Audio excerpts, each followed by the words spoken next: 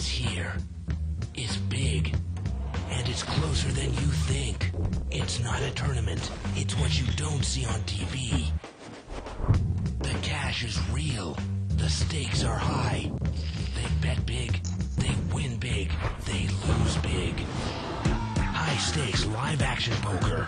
Live at the bike. Watch it live on the web or play it if you dare at the Bicycle Casino right here in Los Angeles. Hello everyone, welcome to Live at the Bike, brought to you by the Bicycle Casino in Los Angeles, California. The first and only webcast of real action cash game poker. My name is Bart Hansen, and I am joined again tonight by Terry Crow. Tonight we are doing our $200 restricted buy-in, no limit hold'em game. The blinds are 3 and 5. The yellow chips are $5 chips, and the blue chips are $1 chips. If we see purples, they're $25 chips. And Terry, tonight we're actually adding a little bit of a twist that we'll tell you about. We're calling this a live action tournament. Now, it is a cash game, but every single pot that is won where you see a flop, the person that wins the pot is going to receive a marker chip. It's a little pink chip. It doesn't have cash value. And the person at the end of the night that has all of those pink chips is going to win an additional $200. So it's a little bit of a twist. We've never done that on this show before. And we're going to go around and introduce the table real quick here. We've got Dan there in seat 1. Russ in seat 2. Seat 3 is Mike. Seat 4 is Tim. Seat 5 is the 2+2 or Garland. Seat 6 is George. Seat 7 is Dan. Seat 8 is George, and Seat 9 is Barry. And Tara, we saw some of these same people on Thursday night for our 3 to 5 game, didn't we? I actually, what day of the week is it? It's Saturday. Right. So I believe the two Georges were in our game last night, the Friday night game. Look at this. Garland's made bottom set here. It got checked around, and he makes bottom set on the river. And seat number 3 there, Mike, he's got a straight. Wow. So, and it's not a one-card straight. You'd have to have precisely, Queen 10 or right. 7-10 to have this. So Garland could get in trouble, and he's going to raise. The bet is 20 from Queen 10 by Mike there in seat 3, and let's see, Garland's going to make it 40 more. So it's back to Mike here in seat 3. So he has the pretty much the stone cold nuts here. There isn't a hand that can beat him. Stone cold. And he's going to move all in. He's going to move back over the top all in, and Garland definitely does not have the nuts. So interesting to see how Garland either gets away from this or not. It's kind of the fact that there was no action until the river, really. And he looks like he only has maybe $85 more here, so... Right. He's already invested 60 or 70 there in the pot. Yeah, he's so short chipped, he's going to make the call. He does make the call. Yeah, and Mike's going to take it down with Queen 10. That's one of those cases where Mike actually slow played the turn. He checked the turn, and he actually let somebody catch up on the river. As Garland made a set there on the river. The reason why I don't necessarily like that slow play there, Terry, is that, as Dave Tuckman and I say all the time, is that you could have a magic card that come on the river and just kill all your action. Any right. 10, any 7, any couple other cards makes a one card straight to the board. Right, or you're either going to chop it or no one's going to pay you off anyways. Or the flush card, right. Right, so I like to get my money in there on the turn in that case. So it looks like she does grab as the dealer change. What I was going to say is it looks like on the left hand side of the rack of the dealer, the pink chips that are being used for the competition tournament. We'll call them mark chips, the marker chips. And again, for those of you just joining us, we're doing a little bit of a twist to our $200 restricted buy-in game. Every time somebody wins a pot where there's a flop, they're going to receive a pink marker chip, and the person with the most marker chips at the end of the night wins an extra $200. And Terry, the way that we're doing it is if somebody gets up, they actually forfeit their chips. There's no chip passing or anything like that, so this is kind of try to keep the lineup steady for tonight. Again, if somebody gets up, that's it. So it'll be returned back to the dealer box. Right, and they're basically no longer in play.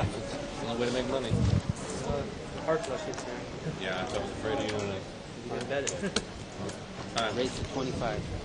Now Russ is going to come in here for a raise. We know Russell Fox. He's going to make it 25 to go. He's got ace 5 suited, but seat number 6, George, he has got a queen king, not pocket kings. He's got king queen offsuit there. He had limped in. And he's flop top pair here, seat 6 with king queen. Let's see how he plays it. Looks like he's going to put out a bet there. Yep. And he actually has the king of diamonds in his hand there too. So he's got backdoor flush possibility. Sir, I'm sorry. I saw. And looks like the action's on Russ Fox now. And he's probably just trying to pick up the limpers and steal the blinds there. Right, And, right. I think he's probably going to be done with it at this point. Right. And he does muck.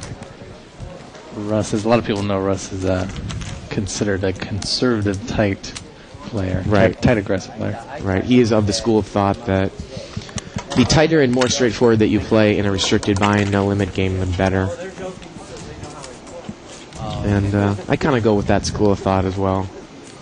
So Because you're dealing with you're usually short stacked.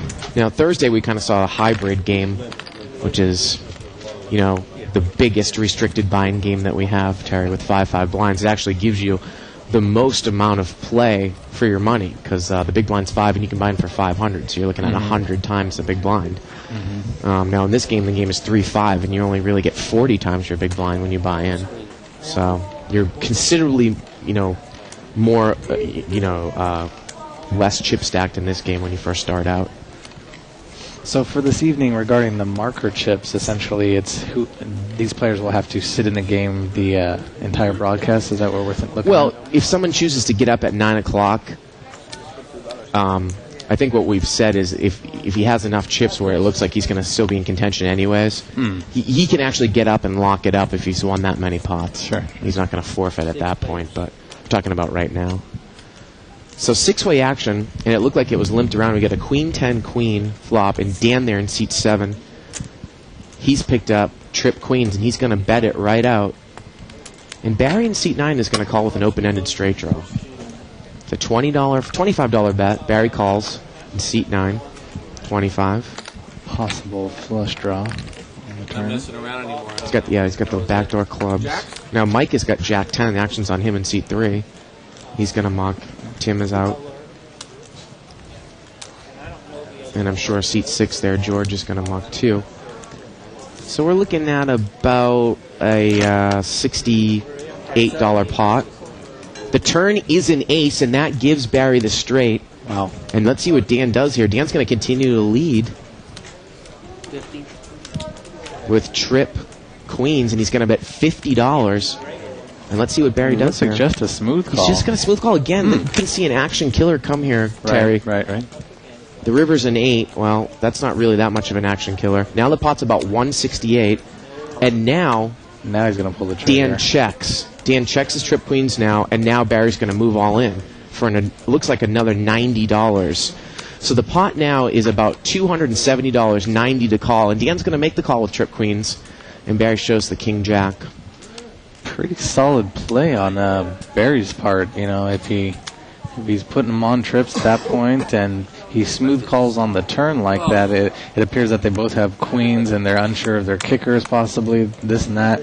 He got to see a free check on the river, so he doesn't have the full house, and then he's able to move all in. That's a pretty skilled play. A little dangerous, but I tend to think it's still a little bit dangerous because if Dan's got trip queens and he's going to bet into you on the turn, even if he moves, again, we're dealing with a short chipped game, so even if Barry moves all in on the turn, I still think you're going to see a call from Dan. All you're going to do by flat calling on the turn is, again, if now a king or a jack comes on the river, and actually a jack would have been really bad because it would have filled seat 7 up, but if one of those cards had come on the river and the guy didn't have the full house kicker, now it brings the one card straight to the board and it makes it easier for him to fold his trip queen. So I still like to get my money in this game in there with the best hand. I think I probably would have pushed all in on the turn. Time to get paid, players. One more time. Cross the cards, please.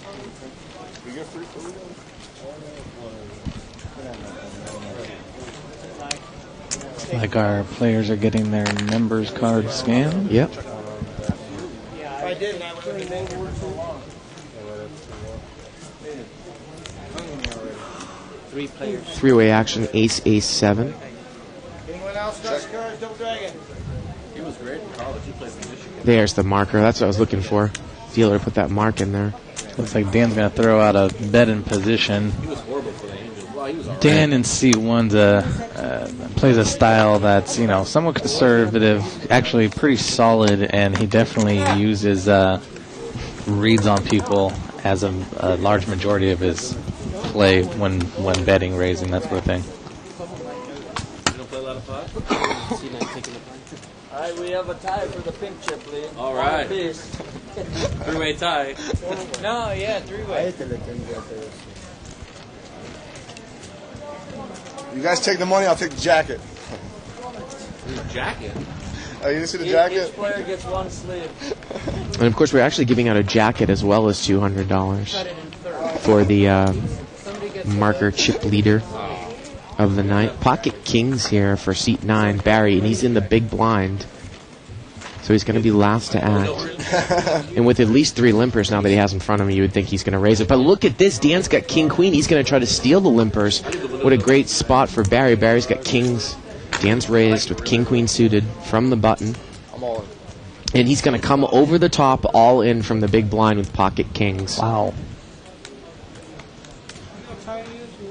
Well, he's not going to screw around with some of the people in there.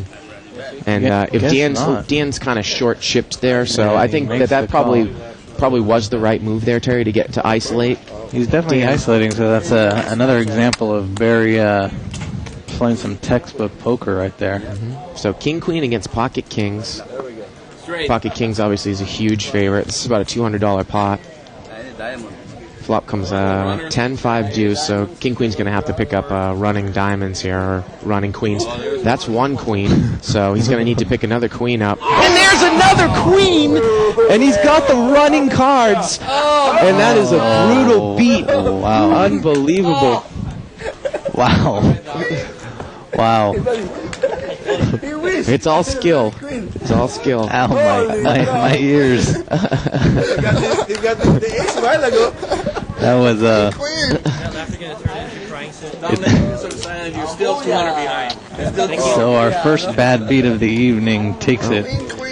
That was He gets a bonus chip for that one. Basically, he had 2 outs to the river, right. and he made one of them.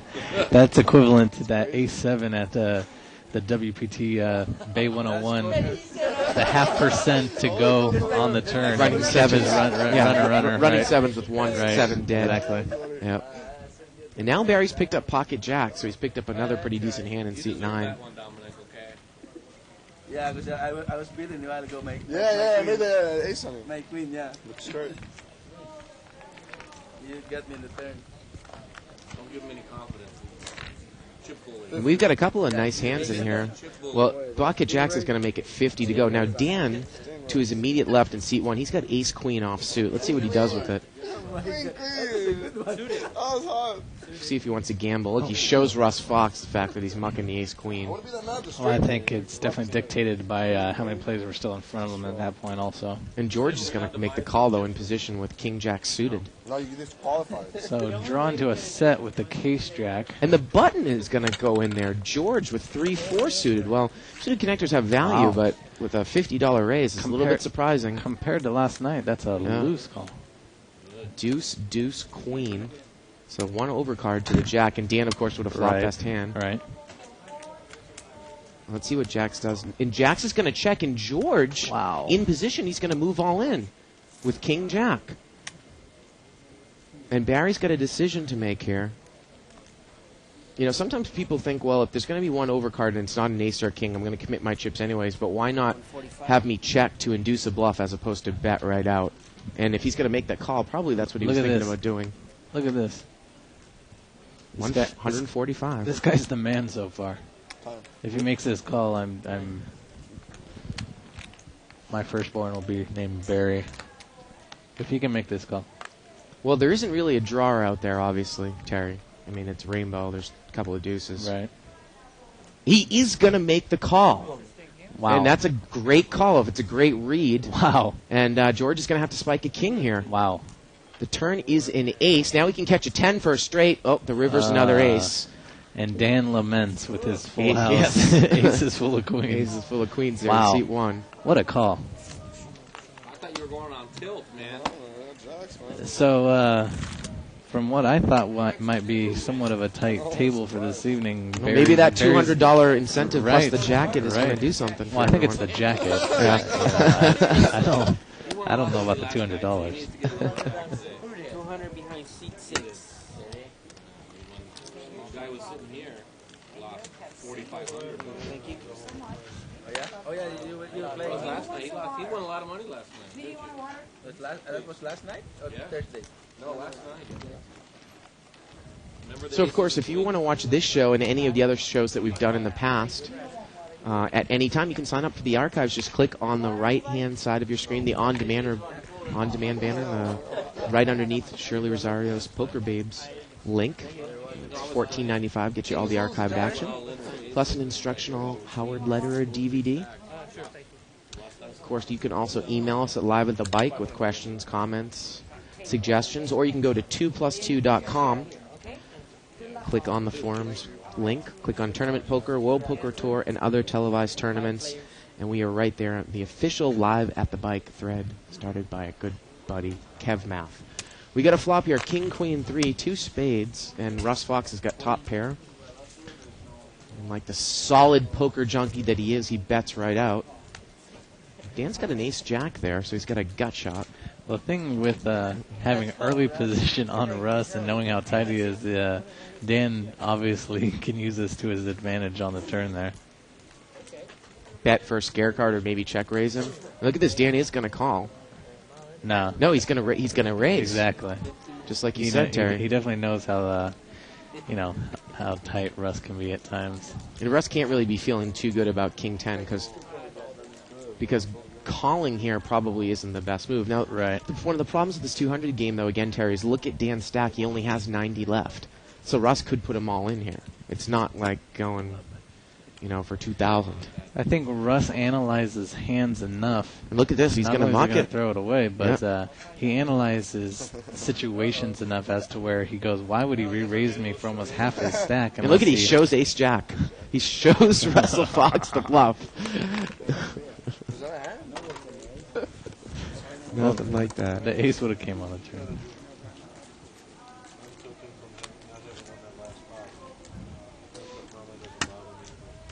So we had an Aussie win the World Series of Poker last night.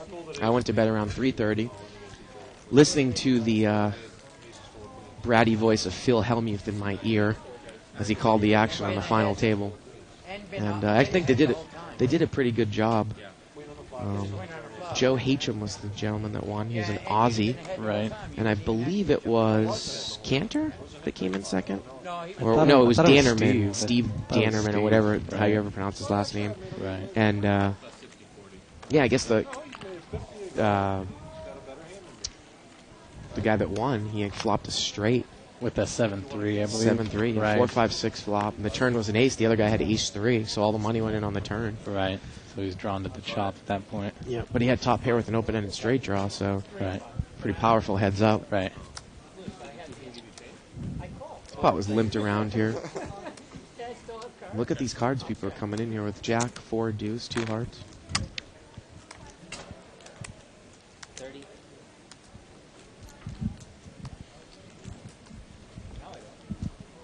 And looks like seat number 7. Seat number 7 with King Jack threw a bet out here for 10. Or excuse me, it was George in seat 8. There we go. George in seat 8 threw a bet out.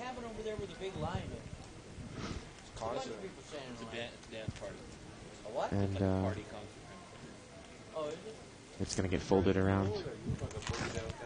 Don't I? Thank you. I'm in. And George takes it down there. That's what I thought Live at the Bike was. Of course, again, I want to welcome everyone who might be watching this show for the first time, who learned about our show in Vegas. I know we had some competition last night, and there was a lot of people online following the World Series, but now that that's over, they can come back to Live at the Bike. I don't know if the technology's up yet, Terry, where you can stream and listen to two different audio tracks at the same time. You probably can, but I don't know how to do it.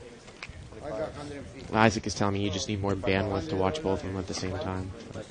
Well, with us on the air, I don't see really why you would want to listen to anyone else personally. I think he lost the yellow and then 5.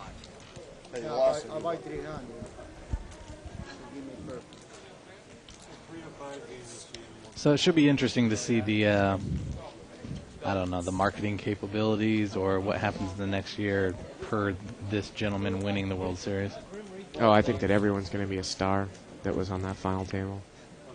Well, ace 3-3 here, and a couple people have aces. It's like Tim puts out a bet.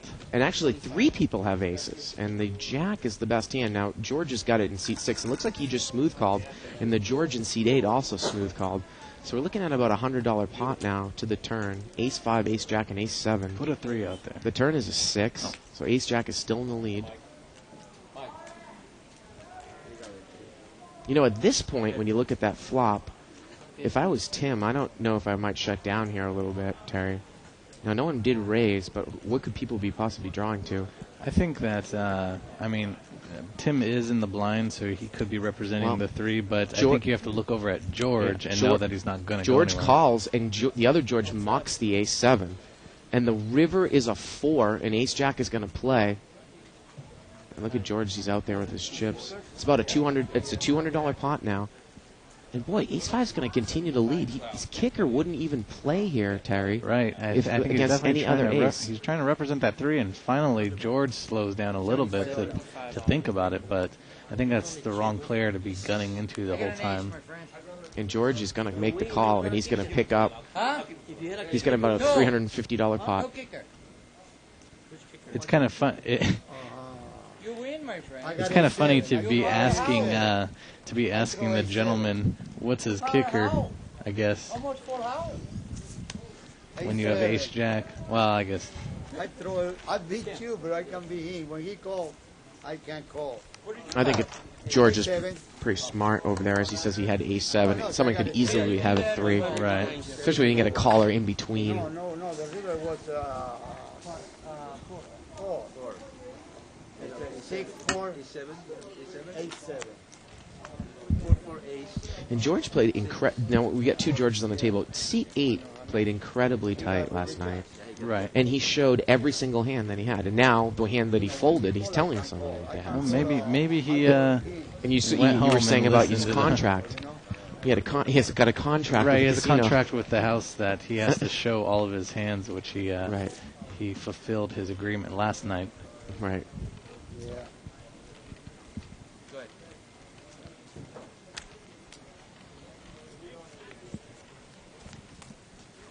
Four players. 4-way action here. We get a deuce 3-4. There's 2 clubs. Looks like Garland's flopped bottom pair, and George has flopped the nuts straight there in seat number 8. But Dan is gonna looks like he put in a bet here with king 7. Kind of a stone cold bluff here. 130. And wow, George, he's gonna check raise to 130. Boy, that's really overdoing it. And of course, he shows the nuts straight. So I guess there was $15 in there, and Dan put out 15 and 130. Wow. Yep, George was a little bit. He was afraid of the club draw, so he decided to check raise. Hey, I got to count it 2 times. I can't believe. I think I did something, but no, well, it's okay, you know. Hey, George is a very nice guy, but he's the type of guy I really would love to play with at the table. I start counting. I said, no, I think so. Now it's flop. Barely had me. Nipped him. Just barely. He had ace 5, you barely got him. I think regarding the king-queen against pocket kings beat that occurred, it kind of shows from our conversation last night regarding internet and live play. You know, it can happen anywhere. It's not just the internet. We're gonna bet. Yeah, he put it all Looked like you there. were gonna Scared me. Just qualify like that. And that's a pretty tight play there by Russ Fox in seat 2. Late position. He's got ace jack suited. He's just going to limp in. Well, he tried to raise a couple times, but he's had his hand slapped, so I think he's going back to his standard play. There's 6 or 7 way action here. 7-way action. Got a 6-4-8 flop, 2 hearts. George has got a flush draw there. 20. And Tim has got 7-8 out of seat 4. George is going to bet here on his flush draw. He bets 20 out of seat 6. I'm not gonna call. And actually, Tim was the original better. Right, He got with top checked to pair him. to the gut Yeah. shot draw. Tim bet to seat 4. Now the turn is a 10 of diamonds. And that actually really doesn't help anyone. Tim continues to have the best hand here. So now he becomes open-ended, essentially, or double-gutted. He's got a double gut, and he's going to continue to push And here. he just moved all in. Looks like for an additional $75. But now Barry, who stayed in the hand, drawing towards that gut shot, just made top pair. So Yeah, Barry's got the best hand now in seat 9. It's a $75 bet, and he's going to make the call. He makes the call. And let's see what the river brings here. It looks like he's The river is a 7, but that gives Barry the Right. straight with 9-10, and it gives Tim 2 pairs. But Barry's going to take it down as he had top pair there with a gut shot. exactly. So he had quite a little hand. And I guess no more marker chips. Actually, I don't think seat 4 ever won a hand anyways, so it didn't matter. His marker chips don't need to go back to the dealer. I folded 5-7 and you wouldn't have been. Again, we are streaming live action, $200 restricted buy-in, no limit games. The blinds are 3 and 5. And we have a little twist tonight. Every time someone wins a pot, we are giving them a pink marker chip. The person who has the most marker chips at the end of the night wins an extra $200 and a nice Bicycle Casino jacket. If you leave, There you go, boss. like if you go broke and get up before the show is ended, you're going to forfeit your chips. With the exception of towards, the very, very late stages of the tournament where you might have enough chips where you're going to win.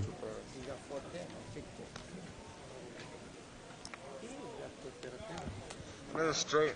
We're going to see three-way action here. It looked like it was limped around. Pocket 7s, King 3, and 4-5. Again, Russ Fox got pocket 7s. He limped in there from mid-position, and he's going to bet now. Well, Dan there in seat 7, action's on him. He's got second pair. And if he makes this call, he's going to be in trouble. I think that position and the fact that it's Russ is going to dictate this next. Well, the turn is a jack, which might make it, both players might think that their hand's even Wow. stronger now. And it gets checked to Russ, and now he's going to bet 30. And if Dan called the flop, maybe he still thinks he's good here on the turn. I think it looks like he's going to throw it away. And he does throw it away. Kind of a aggressive style for Russ coming out in that hand. Good to see him change it up. Well- however. I think the fact that it was deuce 5 dictated that he was able to keep betting with the 7s. Especially when the top pair, pairs on the Right. turn. That guy's not going to have a jack, most likely. So Only if you missed your blind.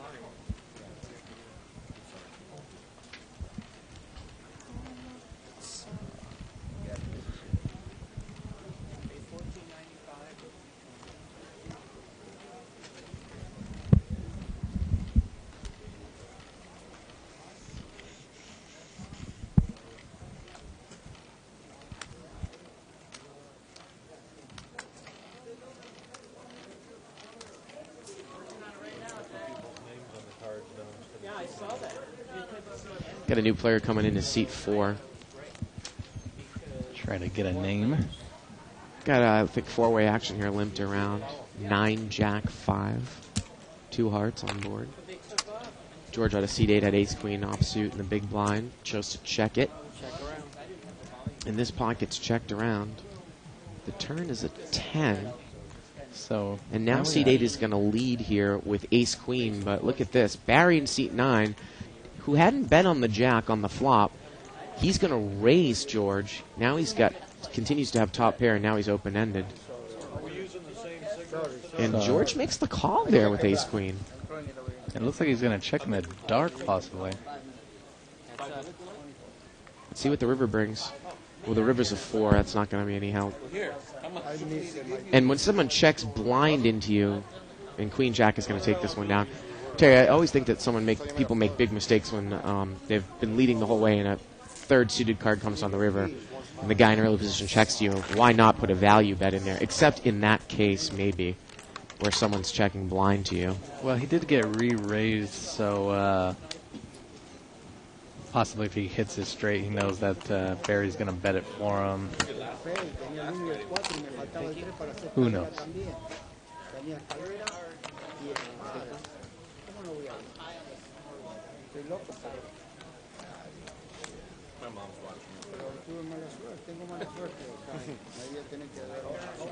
Ironically, if the king end of the open-ended straight had come, we would have seen some fireworks with the ace queen against the queen jack. Yeah, nut straight against straight.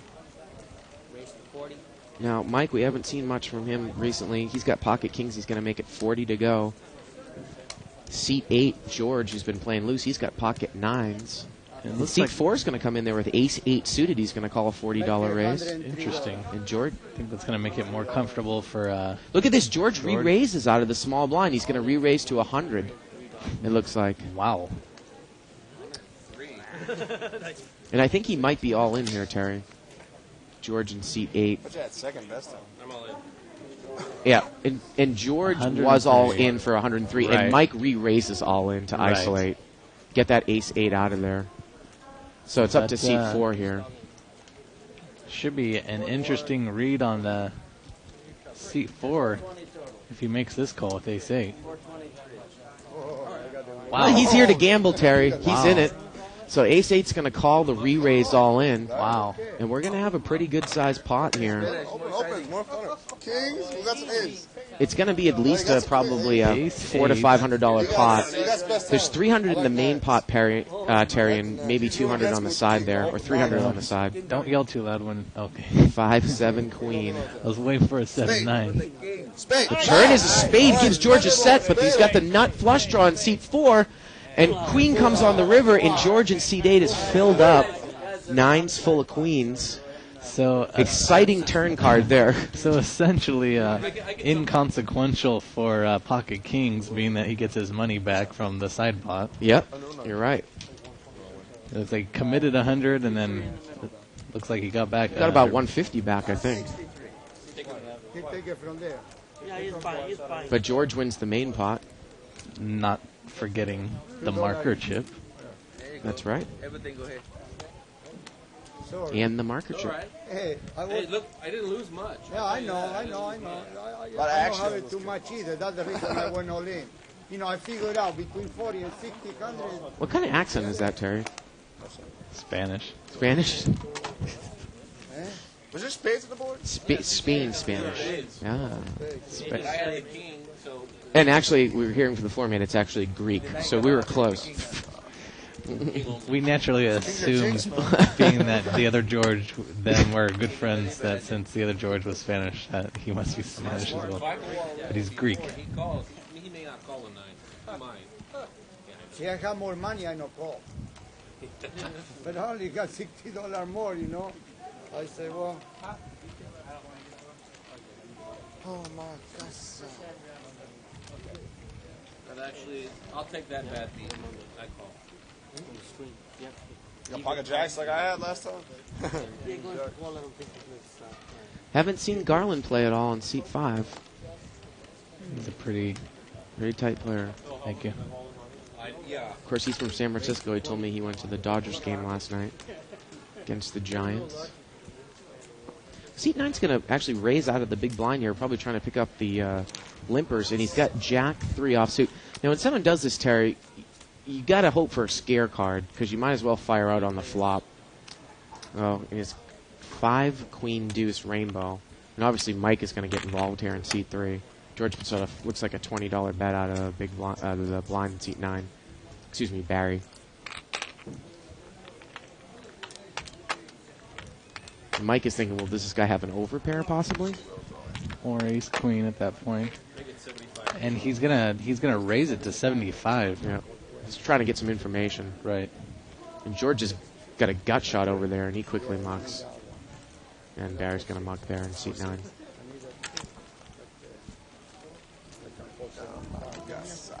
And the new player in seat 4, his name is Richard. Y él tiene al 3. Liga 1, Dominica, allá en el 2, Liga 3 out. Oh, you got 2? Oh, shit. Only got 1, 2 out. Man, what I would do to be with her.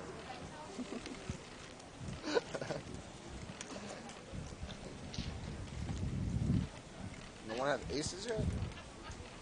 And just like that, when someone asks anyone have aces yet, Russ Fox has got aces in the big blind. They held. No, he didn't.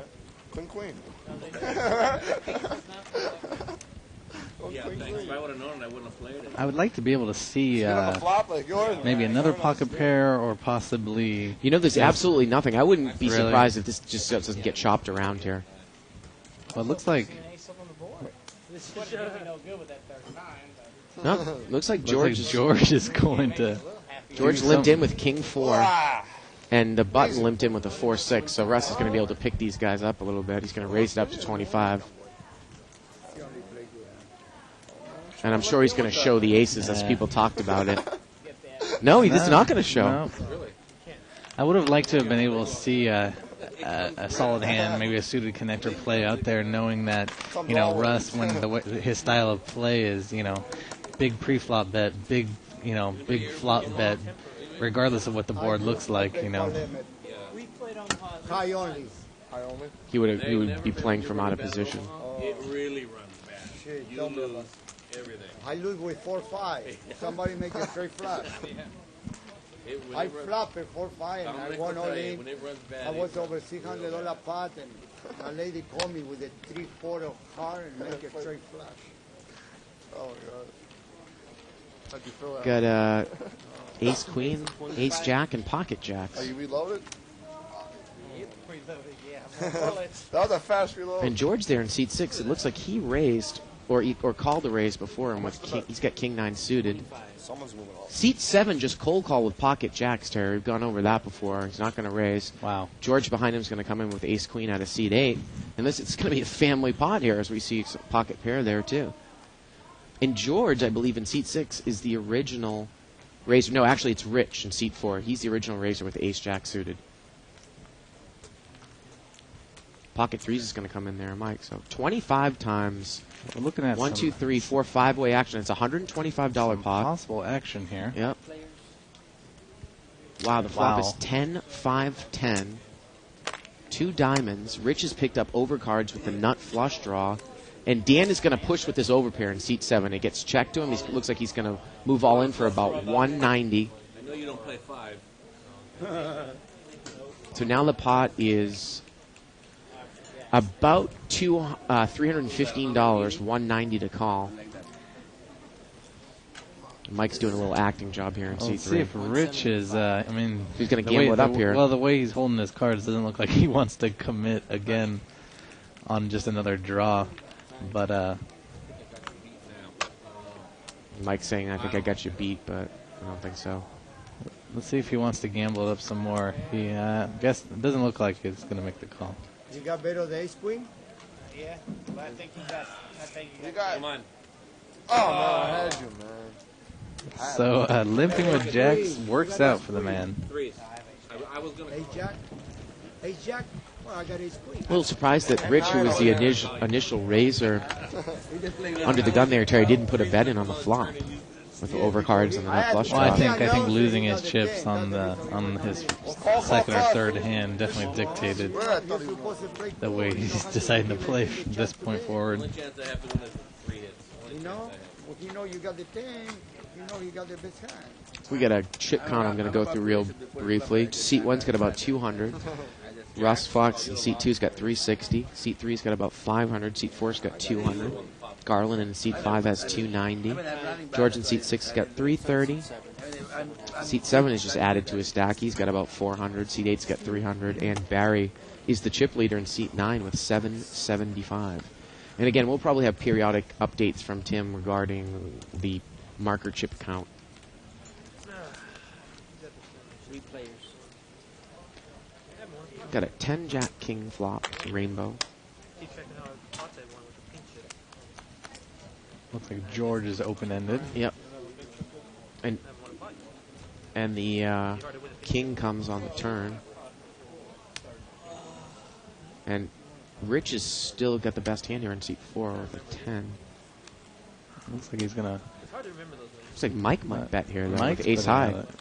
King of hearts on the turn. I'm trying to remember. I would only see George making the call here at this point, with the open-ended. Wow. See, you call, I Rich have is actually call going to too. call in between. Interesting.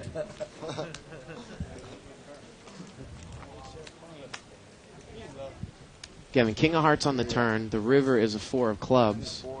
So unless someone's going to gun at it again, it'll probably get checked. But it looks like Mike's going to take another stab at it. Mike had bet 30 on the turn and got 2 calls.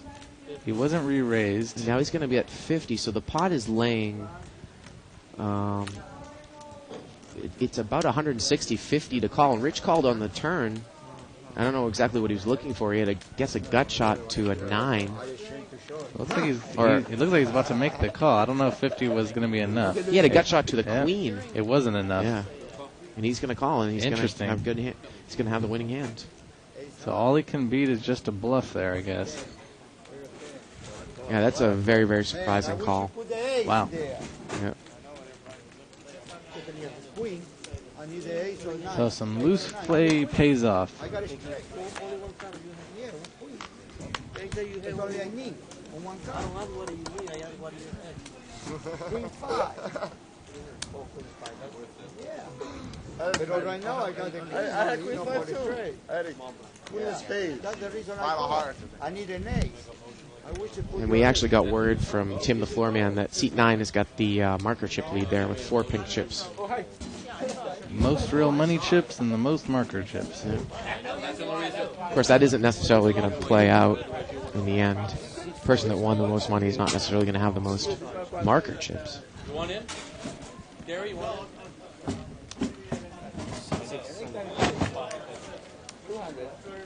No way. 7. My turn. 5. So we got a couple of live ones. George has definitely changed up his style. He's going to limp in seat 8 with 8 deuce suited. Terry, we didn't see him. We saw him muck pocket 8s last night one time to like a $10 raise. 4-way action here. 10-10-5 rainbow. No one really caught any piece of this flop.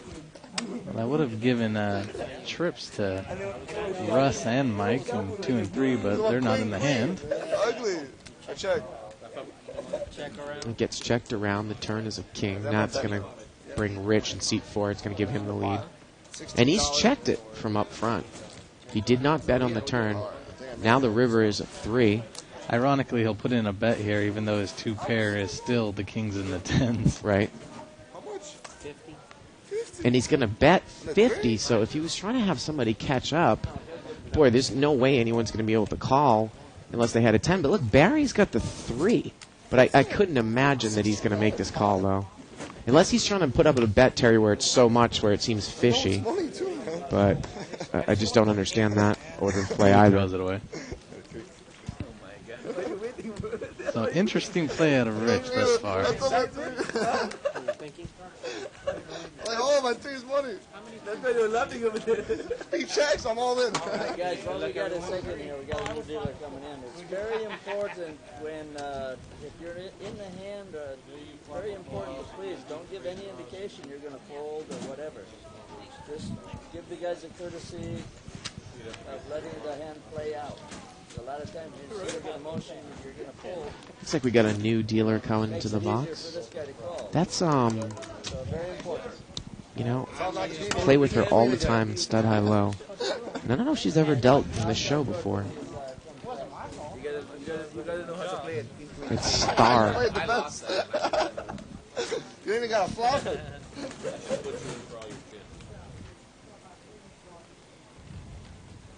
Knowing what you have. That kind of thing is 3, right? 3 and 5? Ah. So it seems like these market chips have actually increased some of the action, Terry. It's coming.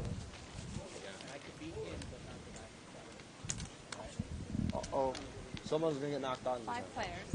Guaranteed. 5-way action. It's been limped around. It's not me, I know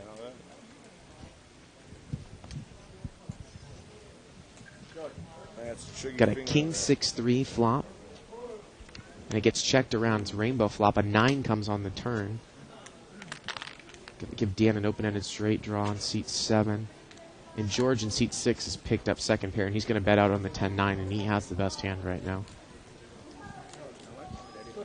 35. First time we'd seen Garland have a hand in a play to flop in a while. How many picks are in the lead right now? Here's another situation where having the open-ended straight draw, but with drawing the hearts at the same time, could dictate him calling or folding. Yeah, what money over here? We all got 2 feet.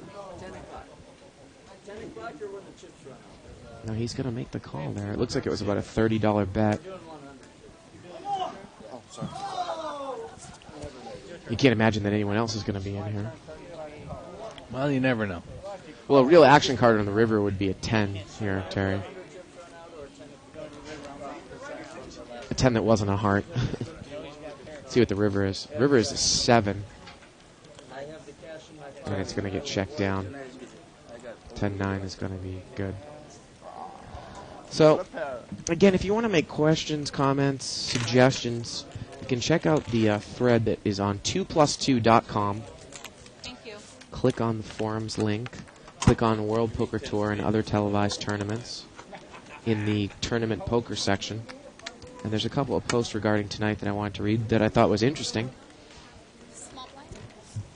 The Big Bad Rook on 2plus2 said, would more action occur if the marker chips were tiered? For example, you know, a $0 to $100 pot, you get 1 pink chip. A $100 to $200 pot, you get 2, and so on and so on. Well, I think that's actually a pretty good idea. Obviously, we can't do it now because we started with rules, but maybe next time we'll take that into consideration. And same person says, could we possibly put the marker chip number that each person has next to their name so somebody could keep a running total? And I think that that's probably going to be a little bit too much for our software to take. But over the next couple of weeks, you guys are going to see some big improvements. And we'll update you every hour with the chip counts, with the marker chip counts as well. I think it would definitely change the. Well, it might affect the style of play or the official outcome being that currently you're going to have people that play, essentially, say Barry, who's, put some moves in, played some really solid pokers, picked up small pots here and there, and he has the most marker chips, as opposed to one gigantic pot where, you pick up one big hand and all of a sudden you're in the lead possibly. I think currently it definitely rewards solid play and, making moves as opposed to one giant pot, but... Also, if you have a tiered system like that, I wonder if it's going to skew it to more the fact that the person that's going to win the most money is going to have the most chips anyways. And that's kind of not the purpose. It's a good suggestion. 4-way action. Looks like it was limped around. King 4 deuce. It's a rainbow flop. And no one really has any bit of this, but seat number 8 there, he's going to bet with the open-ended straight draw. And Barry calls here with deuce 7. Wow. Bottom pair. And George is going to check blind. The turn is a queen. Once again, he checks with... And deuce 7 checks right behind him. And the river's a deuce. It's going to give Barry trip deuces. And seat 9. I think it's definitely one of those situations where Barry calls... And look at this. George throws in a bluff bet, though, at the end. And now, Barry, you got to think he's going to probably want to put a little bit of a value raise in there, unless he thinks... Well, this might be a time also just to flat call, Terry, because if you're out-kicked, you're only going to get called by maybe a hand that can beat you, right? And he raises. It looks like he does raise. Yeah. I think his original... You can hear his laughter. I think his original call on the flop was just so that he could turn over 7 deuce on somebody. Interesting.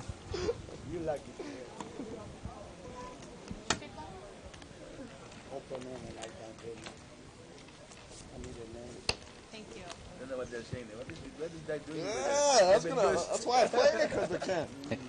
That's why you played Scanning Yeah, High. that's why I play it. And you can hear Barry saying that was the reason why he was playing 7 deuce is because of the camera, and so effectually. Pocket nines here for the George in seat 6. This guy playing 7 deuce. Russ Fox is linked in with 3s. Mike's going to come in seat 3 with 5s. Seat 4's in there with the gap-suited connector, 7-5 of diamonds. Garland's playing a Oh, hand. no, we're one better here. Check it. And wow, seat 6 did not raise with pocket nines in that position with 4 limpers in front of him. Ace 7-6 on the flop. Get this. Go ahead. Can we make like a side bet and put her pinks? George is going to come out betting here with pocket nines in seat 6. And he appears to have the best hand. Let's see if Rich gets involved here with 5-7. It's been He's got second pair. We've seen him do it before. Wow, he's going to call. 2 players. So we're heads up here. The turn is a queen. I actually like this bet by George Can I get a menu too, please? because I really don't necessarily put Rich on an ace here. So it's a $60 bet now. it's a situation. Pot is about $160, 60 to call. One of those situations where, Rich, when you heave and ho about making the first call, you're definitely out of position, then giving away the fact that, you don't have a hand that can call down the big raise. So George bets it and takes it down. Inconsequential 10 of diamonds on the rabbit cam.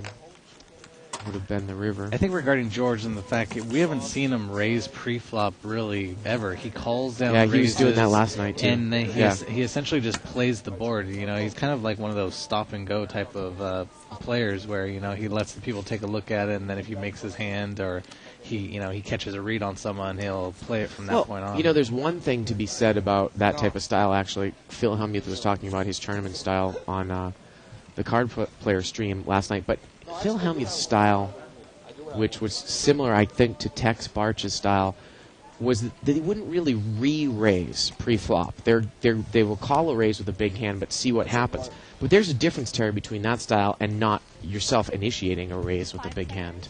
Right. And that's what George needs to really start to do. Jack, 3, Jack. 2 clubs. So Dan with the 3 with the best hand so far. He's going to bet out with the 3. He's going to bet 20. Pocket threes, ace queen clubs. It's kind of a ballsy bet there, Terry. I think I probably would have checked in that position. Well, like I said, Dan definitely he'll bet into boards that are double paired for the fact that who's going to call unless they have trips at that point. So he definitely uses a style of solid play.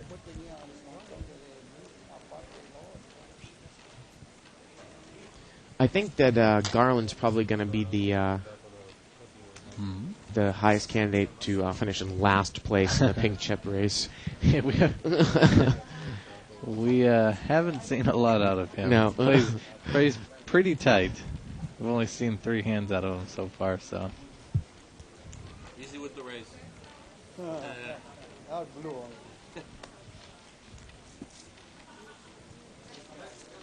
George looks a little bit like James Caan, doesn't he, over there in seat 8? I would give it more to Rich in seat 4. Really? Huh. This pot gets limped around here again. Ace, King, 4, 2 spades. A couple people. Jack 10's got a gut shot, straight draw. Mike in seat 3's got the best hand. Gets checked around. The turn is an 8 of spades. And now Mike with the King 10 with the King of spades. Let's see what he does. He's got the nut flush draw. As well as there's also the Queen and the Jack in play. Mm-hmm. He's going to bet 55. No one bet the flop. Probably thinks that his hand is good anyways with the Right. king. And he's got the best draw. George quickly mucks the 10 Jack with the Jack of spades. The other George mucks Jack 6. And it's back to Dan in seat 1. He's got a pair also with the Queen of spades. So he's got a pair with the second nut. He's going to throw it away, though. Throw it away. Mike had a pretty strong hand there. And the rabbit cam shows a spade on the river. So It's only ace. I think that Dan's actually smart enough where he wouldn't have lost a ton of money had he stayed in. Garland had middle position with an ace-6, so essentially an ace rag, but I think there comes a point where, you know, there's textbook poker in terms of playing premium hands, and if you get re-raised pre-flop, you can get away from, you know, marginal hands, but, you know, there's something to be said for, you know, playing different types of cards that aren't necessarily, you know, always coming in with aces or kings, that sort of thing, and then making moves on your opponents to pick up small pots here and there, you know. You can't always just, you know, hope to flop the nuts or hope that you have a pocket pair that holds up. An example being that, you know, set of threes that Garland had that got cracked by was it a king 10 or a queen 10 offsuit at that point. 5 players. 5-way action here. It's been limped around. King, Jack 7, rainbow board. Looks like Russ Fox has got the best hand here with the 7. Gets checked around. The turn is another Jack.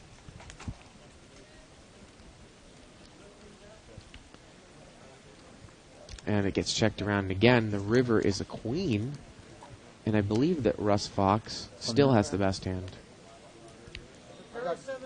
Actually, George in seat 8 with the queen on the river. Oh, the queen. Yeah, the queen. So I'm going to get a pair for us? I didn't have any pair at all. Did your cards amount? But again, what a contrast in style from what we saw of him last night. Right. He's played it pretty much every hand. Maybe it's because of the marker chips.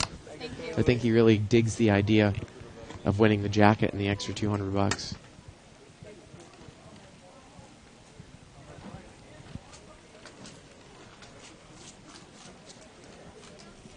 Should be interesting to see if the style towards the last hour tends to change out of the players trying to pick up as many marker chips as they can. Only 3. You know, Phil Hellmuth was pumping his, or plugging his birthday party, which is here in LA tonight. And Oh, it is. our host, Donna, who we've seen many times on the show, is actually doing something over there. That's why we don't see her there tonight. So Hellmuth's having a party in Do you know West where it's Hollywood. Yeah, Do you know where it's I at? do. Well, it's not at a club or a restaurant, Okay. but I know what road it's on. Oh, I get it. You can't say it over there. Ace, Jack 10 on the flop. The turn is a queen. It's going to give Dan in seat 7 a straight. And George in seat 8 a straight. With a rainbow board, nothing to worry about. $10 bet, $10 bet. And why would Barry call there in seat 9, Terry? Queen 8. Don't know. No, you don't have one. That's $10 in the garbage. If you're on a flush draw or a chop pot, 3 you're players. River's an ace. $20 bet. $20 call, and now he mucks. Chop it up. So the marker here is going to go to the closest to the left of the button. What happens to the pink? Really? Yep. Close, Dominic, you get the pink. Close it to the bottom. This is the kicker card. That's what it should be. It should be the kicker card. Should be whoever has the button gets it. I should just let it go and no one gets one. Carry over. Exactly. 2 in the next pot. A show pot with A kill pot. Kill pot. with the tournament chip in the pot. If you go to www.thebike.com, you can play for free on our site. We have 3 weekly free rolls, and they're for hundreds of dollars, powered by Pokertropolis, and it's all for free. You guys are familiar with the Bombshell Mono Babes. You can check their tournament out, too, on Tuesday nights. It's a $25 tournament, and you get to play against them. I believe that starts at 7 o'clock every Tuesday night on Pokertropolis. Played with them. In that tournament? Who's talking about poker? Yeah, no, Live at the Bike, I've played with them a couple times, actually. 6-way action here. 10, Jack 10.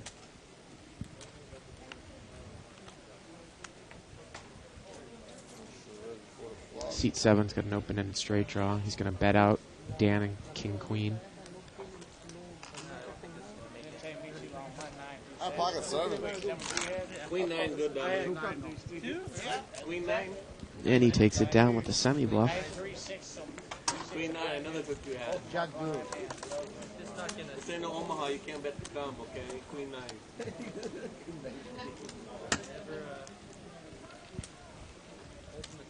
That's what he had. I know now. I got a draw. I'm gonna find out. Okay, watch it. He said I had a draw. He made it to it. So my 7s is good.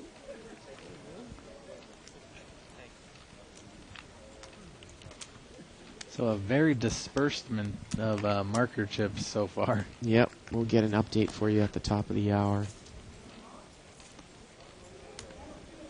You win one yet, man? Doesn't look like there's a lot of big hands.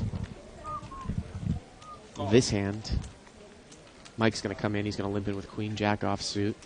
Rich is going to come in with pocket 4s. And Garland completes out of the small blind with 3-6 suited. Whoa. He's picked up an open-ended straight draw. Easy. George in seat 8. 5 means he got some- He's got the King Jack. And Terry, I'll put a little side bet that he shows his cards when everyone folds. And I'll And put look it- at this, though. I'll Rich has got a set of 4s. Oh Wow. my gosh, and Garland makes Garland the call. makes the call. Wow. So we're looking at about a $100 pot to the turn. The turn is at 10 of clubs, no help. Now Rich chose just to smooth And call looks with like his set. George is gonna. He's going to check the King Jack in seat 8. So now it's up to Rich. Rich with a set of 4s. 60. He's going to bet 60, and I think that's probably going to push Garland off the draw. Yeah. Surprised that George checked the turn here. And George is going to make the call. And George is drawing totally dead here. The river is an ace.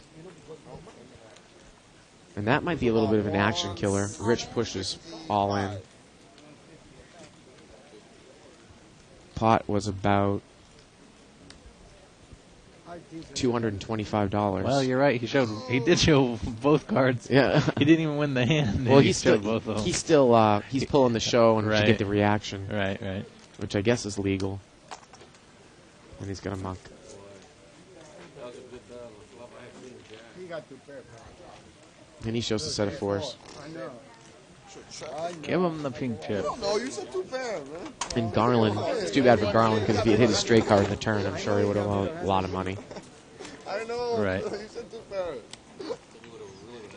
You would have called $25. Garland has not won a pot yet. He does not have a pink chip. I do not believe. Well, like I said, you're going to have to mix it up a little bit. You can't just... That was actually the first hand he's played with something other than big cards.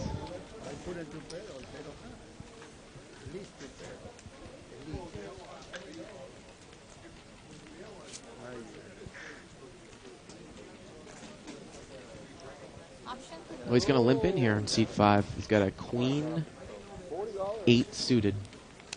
35 more? And Dan in seat 7, he's going to raise with Queen Jack offsuit. Perhaps he senses some weakness, but look at George to his immediate left calling with the Ace 3 offsuit. Garland's going to muck. George is out of there, and we're heads up. Queen Jack against Ace 3. About an $80 pot. Wow. King 3-3. Wow. George has picked up trip 3s. And boy, he hasn't slowed. Let's see if he moves here. 53 all in? Yeah, well, he's only got 53 behind, Okay, so it's a $40 bet and 53. 13 more to call for Yeah. Dan. So it's a $190 pot here. So Dan would have to catch some sort of running combination to need win a this one. 10. And Turns a some. 4, it's over. River is a deuce.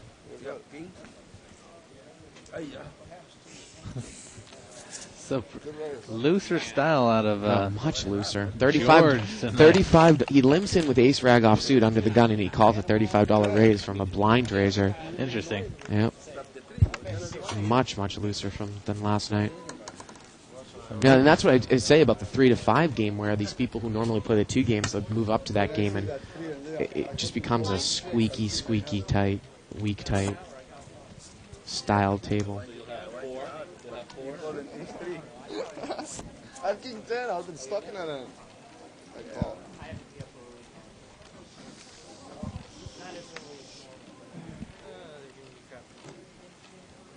I would think it was Omaha. I played my low.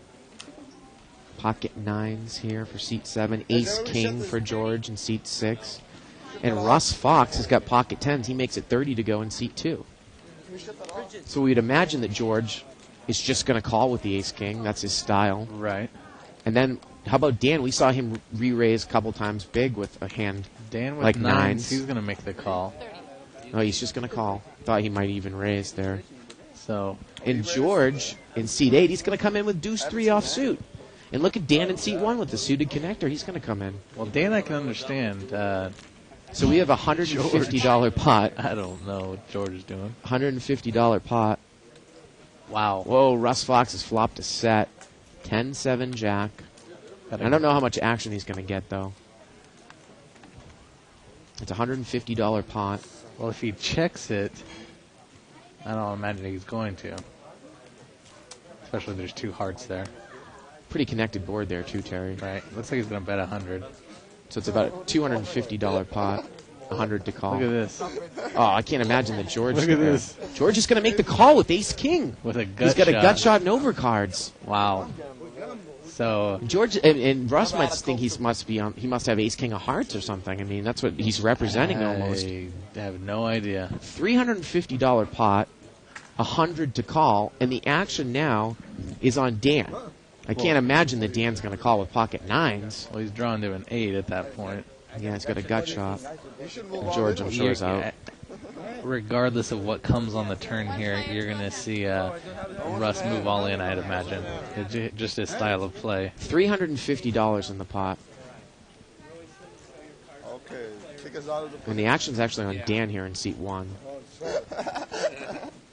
He's trying to figure out, can I call here to try to hit 2 pairs or trips, but he doesn't know what kind of bad shape he's in.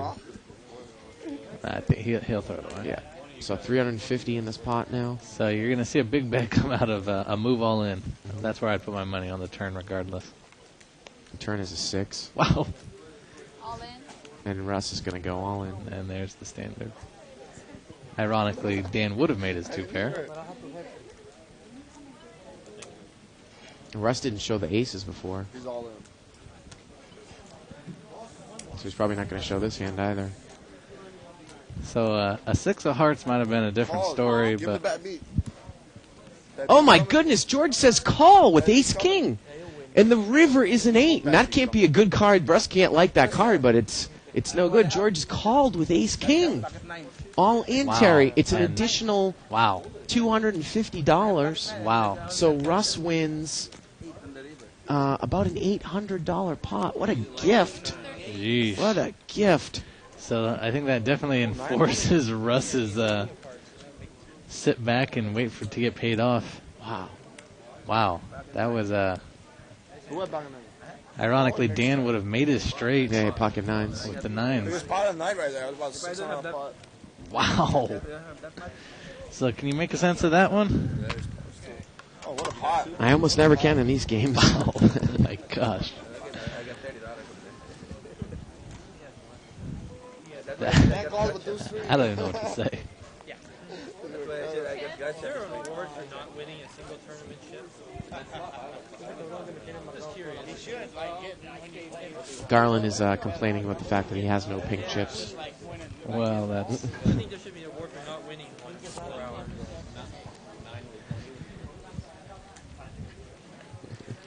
I Says think he- that's he said- Garland's own fault. There was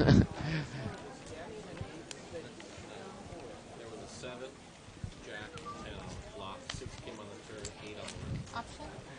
This pot has been limped around. What a gift, Russ McGinley. Excuse me, Russell Fox. Sorry, Russ McGinley. Sorry. King, Queen, 9 on the flop.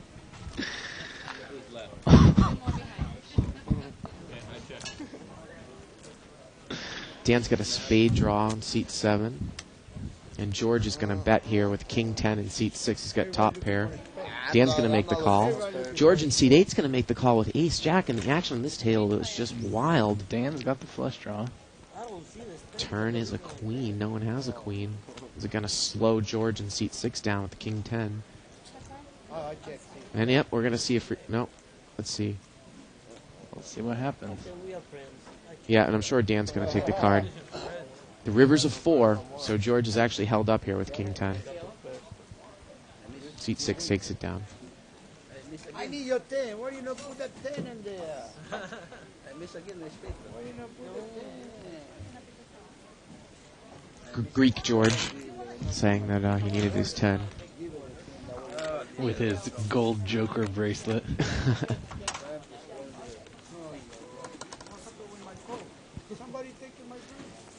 He's a cute little guy. Oh, there. I want to roll him up and smoke him. Little guy. Little George. He looks like someone's uncle, doesn't he? So, more action than we never thought when we first saw the lineup. Beginning, for sure.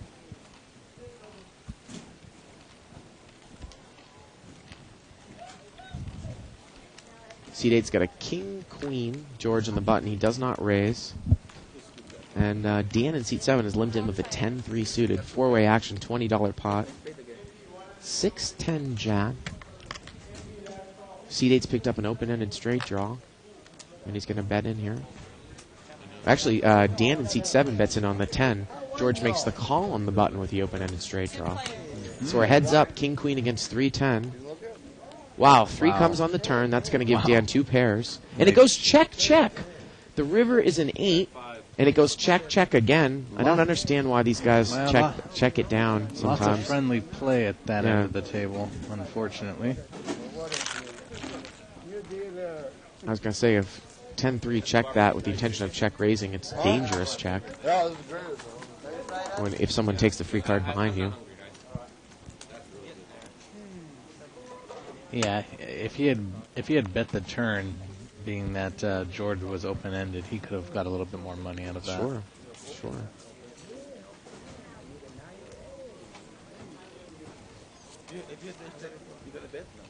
Looks like Barry's eating one of the Bicycle Casino's specialties, the Thai chicken, over there in seat 9.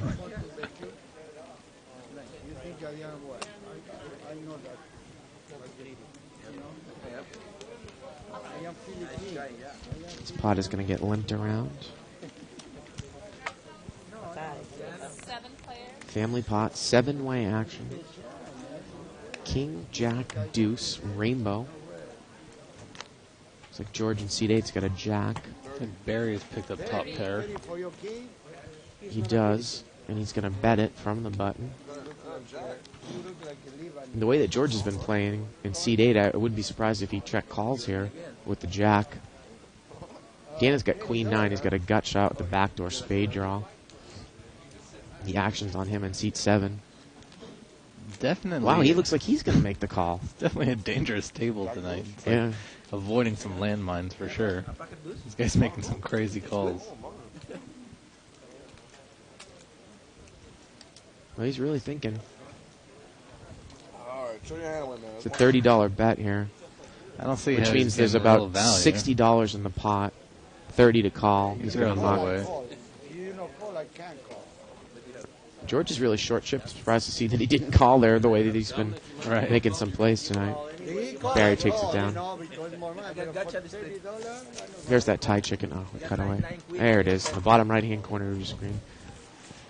Got the sweet and sour sauce on the left, and the green spicy sauce on the right. It's driving me crazy. I'm vegetarian, and that's making me hungry. How did you know?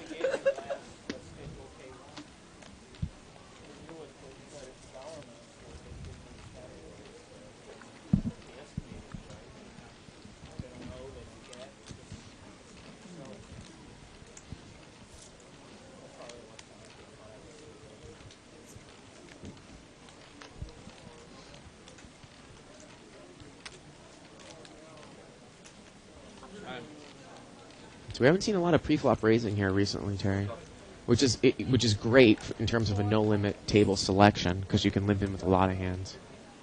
Barry in seat 9 did not raise with pocket 9s in pretty good position on the cutoff. Looks like he's going to allow the flop. jack. Yeah, flop is a queen jack 6, and George picked up top pair. I mean, sometimes, they were playing hands like that to hit a set, but in that position, boy, I think I would have raised it up. And Mike makes the check call with second pair here. He's in big trouble. Well, now he's open-ended with the flush draw. 10 of clubs. And George gives a free card Wow. here on the turn. And the river is the ace of clubs, and Mike has made the flush. He's made the flush. I think he's just praying that someone has a king at this point. And he didn't even need to throw in any chips. George immediately folded. Why would you check there with Queen 7 on the turn? Now, granted, he ended up saving money because he would have got there in the end, but you can't look at it that way, right, Terry? It's one of those situations where you're playing a hand that you probably shouldn't be playing. You make your hand, and then when someone calls your bet, you get concerned that you're beat because you're playing that hand. So right. Why did you play that hand in the first place? Right. You check the turn, you allow some guy to catch up with Jack 9 of clubs.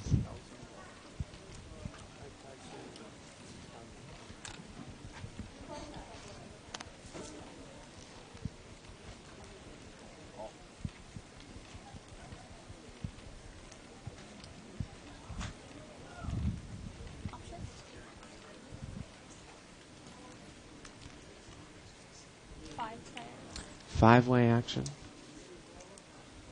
Looks like a set of fives. Yep. Seat number 3 has got a set of fives. The flop is 5, 8, 9. It's been limped around. And Mike is going to immediately bet into it. He's going to bet 30. Now, George in seat 6, I wouldn't be surprised to him make this call with sevens with a gut shot. Especially now that Rich comes Rich is in. called with King 8. Another interesting. And Barry over there in seat 9, he's got Queen 8. And he's going to make the call. So we're looking at about a $120 pot. The turn is a deuce. Deuce of diamonds. There's no flush draw there, so. Again, a $120 pot.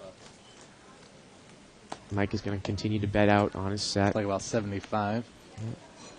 So it's about a $195 pot, 75 to call. And again, I usually preach betting out on your sets and your trips, but normally, a lot of the times you don't see people actually do it from early position. And Barry makes the call with Queen 8. Unbelievable. And the turn is a jack. He checks and the Mike set checks on the river. the set. Well, maybe he thought that he was on some sort of straight draw there. Well, you can hear when he makes when Barry had made the call, he actually said to him, what do you need? Yeah. And that's what he was concerned He was with. put him on some sort of straight draw, possibly.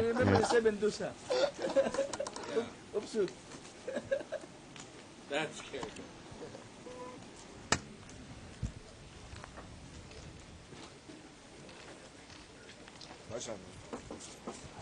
I mean, there's a combination of check. There's a couple of reasons why you actually might want to check the river with that type of hand. If you think I think it's one of those situations. it's a defensive thing, or if you think that you might check to induce a bluff as well, if he was on some sort of draw that he missed somehow. Like he was on a diamond draw and didn't get there on the river. Check and try to get the guy to bet. I think if he's on any sort of draw and you put out a bet on the river and he had gotten there, you're just going to get either raised or, called by someone that's got you beat. So a check call, check. Now, in that case there, though, he probably could have made some more money. But usually you're not going to see somebody call with Queen 8 all the way. Right situation. Exactly. 20 more. Rich is going to raise this one out of the small blind, 20 more with Ace 4 suited. I'm sure George is going to call here with King Jack suited. So and Russ Fox has got a pocket 2s in seat 2, and Barry in seat 9's got pocket 3s. And George in seat 8 is in there with King 5. So essentially a five-way pot action. builder here. 10, 4, 7. Barry in seat 9's got pocket 3s. Pocket 3s is actually the best hand at this point. Wow. Well, actually, Well, Rich is going to bet out with Ace 4. He's got a bottom pair with the Ace 4. Yeah. And he's bet 25. So it's about a $125 pot, 25 to call. And sometimes, And is Barry going to get involved here with the 3s? No, he's not. And I would assume Russ Fox is not going to get involved. Wow. And Rich actually flopped the best hand. He's going to take it down. I think you can see the surprise on his face that he got away with that one. Thank you. Who wanted service? This man right here. Not right now.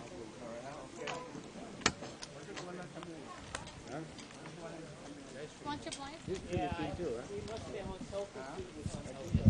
That's healthy right there. I guess so. It's a nice looking dish.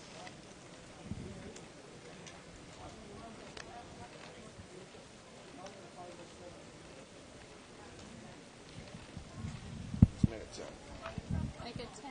I'm just hoping somebody doesn't raise here so we can see Garland play a hand. Well, Barry's made a little mini raise in seat 9 at $10. Oh, you need this one? Okay, this'll. And he throws away his blind. Rich is going to call on the button. He right gets stuck in the throat. Scared him, man. It was his pot. I mean, did that. 5 players. Oh, was that the same flop last time? Queen 4-7, 2 clubs. He's always good for it. Dan is going to immediately bet out with the queen. 50. He's going to bet 50. He's going to bet about the size of the pot. Queen Jack. We might see a call. We do out of George there with the ace 7. Right, middle pair with the Ace kicker. redraw club possibly. And look, they're just going to check it down. It's a $150 pot. Turn is a 10. The river is a king. Queen Jack is going to be good. You give me that, I have you back. Thank you. Thank you. You double up again, Dominic? Not 50 really. players. Yeah, a little bit. Chip. Try to get my money back. Every time. And here comes Brian into the box. I'm sure Brian is aware of the You just heard chip, the last the marker dealer, chip. right? Explain to him regarding it. Blinds, please. Claire, you want the big blind? Pues yo estoy seguro, ¿entiendes? Lo que pasa es que me confié en él ahí, pero después me No. There's a cash game. It's a cash game with a special pink chip every time someone's in a flop. Oh, sorry. Thank you, sir. George is going to limp in here with ace king suited. Dan's going to come in with an ace 4 offsuit. Wow. Seat 3's got ace queen and seat 4's got ace jack. So all the aces are dead. And everyone limps in. Except for Garland. Well, of course not. and Russell Fox. 6-way action to the flop. 9-7-7. And you know what? Ace king is good here. George is going to check it, though, from up front. Seat 8. Dan checks. And it gets checked around. The turn is a jack. That's a good card for Rich in seat 4. I think we'll see a Gives bet out George, of Rich though, at a the flush draw in the small blind. It looks like Mike is reaching. There's a pink chip down there. Yep, Mike reaches and he bets with the ace queen. And Rich calls with ace jack. $40 bet, $40 call, and George mucks the flush draw where the board is paired. And Mike is drawn real slim. He's going to need to catch a queen here. The river is a 9. And it goes check, check, and ace jack's going to take it down. What do you got? I wanted to see what you'd say. Oh, chop. Oh, you got me freaking out. You're getting ready to say, okay, huh? Thank you, sir. I was. Big blind. So, Did he get the pink chip there? Oh, I must have. Garland still waiting for aces. And to our next hand.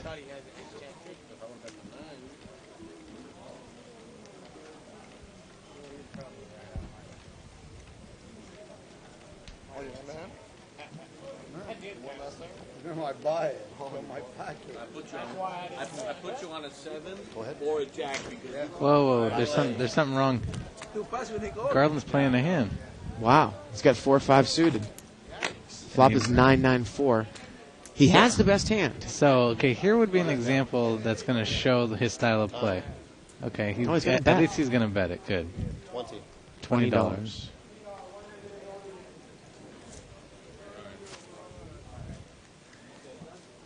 And Mike is going to call with a flush draw.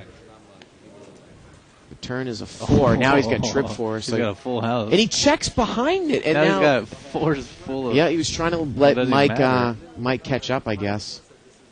So maybe he'll maybe. And he checks the river.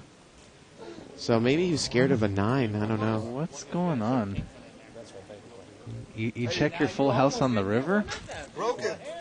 Maybe he was scared that he was going to get check raised? Well, he was just scared that he was scared that Mike had a 9, but you're right. You're going to get check raised. On the river you're yeah, going to get that's check raised? That doesn't make any sense. I can't imagine why he wouldn't put a bet in there.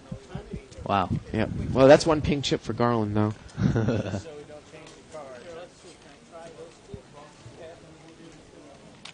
Ultra conservative play.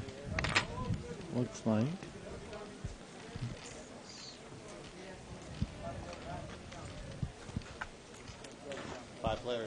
What 5-way action?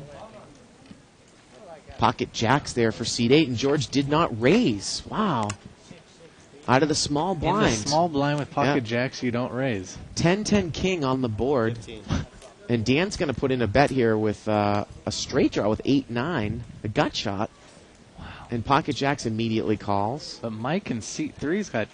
Barry immediately calls with his flush draw on seat 9. But Mike has checked the trip 10s that he flopped. So let's see if he check raises here. He's just going to smooth call. Wow, it's not like that board is not coordinated, Terry. Wow. And the turn is a 6 of hearts. And that's going to give Barry a flush on seat 9. And Barry checks the flush. He checks a low flush, Terry. I see. So if another heart comes on, and it goes checked around, if another heart comes on, which it does, George has the best hand now with pocket jacks with the jack of hearts. Actually, no, Mike with the queen of hearts. Mike with the queen of hearts. So not only does he have trip 10s, but he's also got the queen. That is just weird play. Everybody checks again on the river. I do not understand this game. Some of the craziest hand I've ever seen here on Live the Bike.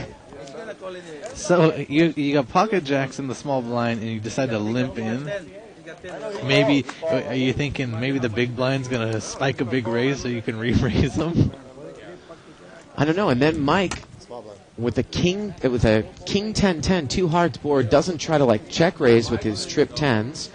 A guy gets a small flush on the turn. He doesn't bet, and it goes check around. He lets a free card, and then another heart comes on the river. So essentially, if George with pocket jacks had just raised a good size, all those hands would have been out there, and he would have picked up a $25 profit. That was weird, to say the least. 40. Wow. Oh, Dan's going to raise to 40 here with pocket 9s, and Russell Fox in the big blind has got queens. Now, let's see if he smooth calls here. Or if he's going to he's going to smooth call. So he's going to play a trap, and he's going to check blind. Oh, that can't be a good card for him, though. 5-5 ace. And look at this. He quickly mucks. He checks the queens, and he quickly mucks to Dan. He checked in the dark. Yeah, he checked in the dark. Yep. Quickly mucks. Wow. That's some tight play there, too. I was hoping he missed it, actually. What's even more strange is the fact that Dan only has like $100 on the table. Perfect. Dan in seat 7. Right. Yeah. He raises with 9s. He's only got about $100. So why not re-raise for his entire stack at that point with pocket queens? It doesn't even make any sense. Right. Why not just say you're going to check blind, and regardless of what comes on the flop, you're going to call anyways? No, it just doesn't make any sense, though. I mean, he raises. He's only, you got pocket queens. You're talking about pre-flop. Yeah, he's got, $60 behind, and you're not going to raise him for his entire stack at that point? Yeah. I agree with you. Ace 3, 2 spades. 15. Rich has got an ace in seat 4. Looks like Barry and George have flush draws. George has got Looks like a 6 high, 6 deuce spade draw along with Barry's King 9, yeah. nut draw. Three-way action. The turn is the deuce of clubs. It's going to give George a pair with his flush draw in seat 6. Rich still has the best hand, though, with ace 9. And now Barry's going to bet 20. He's going to continue to bet the draw. Build the pot there. Rich calls.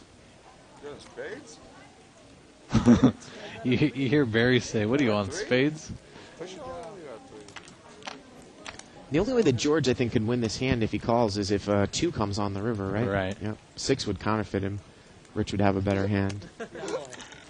George makes the call. So he's going to need to see a red deuce, queen on the river.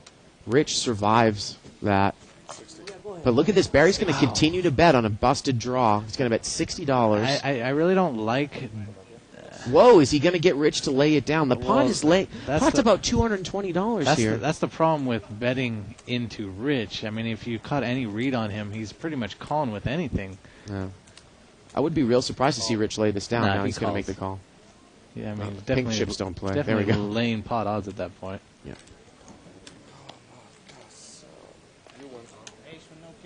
Wow. And the Send ace, the pot, send the pink chip. Ace is good. Yeah, I definitely think he made a mistake trying to get Mr. Rich off the hand.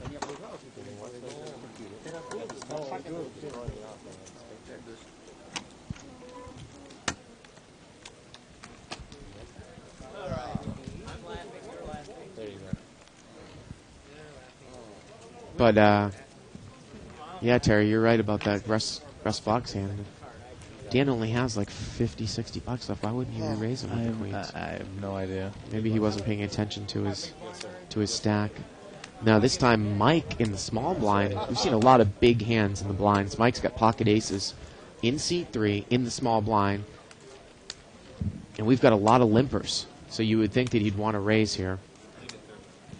He's going to raise it up to 30. It's not a bad raise. Get some of these people out. Maybe get one person in there. It's not a huge raise for that many people already in the hand, however. And Barry in seat 9, we can't quite see what he has. He's going to have to show us his cards. Seat 9. Queen 10 deuce. Queen 10 deuce on the flop. He's got a 4-6 offsuit. Wow. For $30. Wow. Okay. So it And, looks like $80. Mike's going to continue to bet here. He's going to bet 80. Bet 80 with his aces. He shows him. Well, Barry had been playing pretty well. Maybe he was frustrated about how he tried to bluff off I think his Barry. busted draw. I think Barry definitely, plays the flop, plays the board, makes moves on people. It's not all about necessarily having premium cards down all the time. He definitely tries to catch reads on players.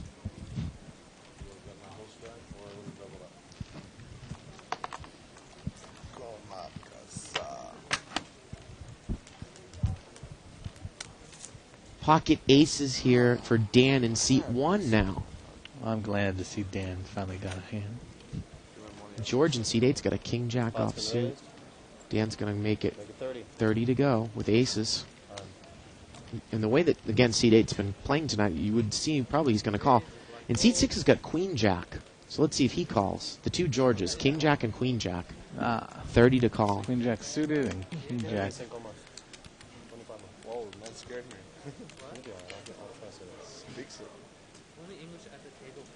George really wants to play this hand. And he is going to make the call. And the other George makes the call. And Barry makes the call with ace-9 offsuit. So we're going to see about $130 pot here to the flop. The fact that... Whoa, queen 10-3. So George has hit top pair here in seat 6. The other George has open-ended. Yep, with king jack. And Dan is last to act here with aces. I would imagine Dan's going to be moving all in. He doesn't have that many chips. He's only got about 100 behind. He's also got the ace of hearts, just in case. Well, first to act is seat 6 here. And he's been pretty much betting out on top pair all the time. And it looks like he's going to do it again. There He's probably going to push all in, if he's going to bet. Here he comes. Well, now the question is, if you're Dan, do you call? Players all in. Well, I don't think there's any concern about Well, it calling depends. with aces. Yeah. Especially, you only got 100 behind. Yeah. Well, George in seat 8's got the open-ended straight draw. He's going to muck. I would think that, Dan's going to call. I mean, this isn't a huge decision. Not a lot of money. And ironically, the more dangerous of the cards, the open-ended draw. Turn is a 4 of diamonds. And the river's an 8 of clubs. Dan's going to take it down there with the overpair. So aces holds up. Green Jack, no good for you. The move in on George's part with top pair Jack kicker, actually, what I was saying, got the more dangerous of the hand, the open-ended draw out of the way by moving in. So. It's okay, we got it. Okay. So the first good-sized pot picked up by Dan for the evening.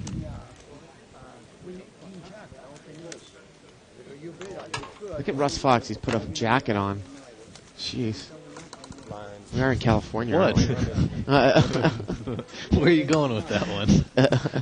Chips.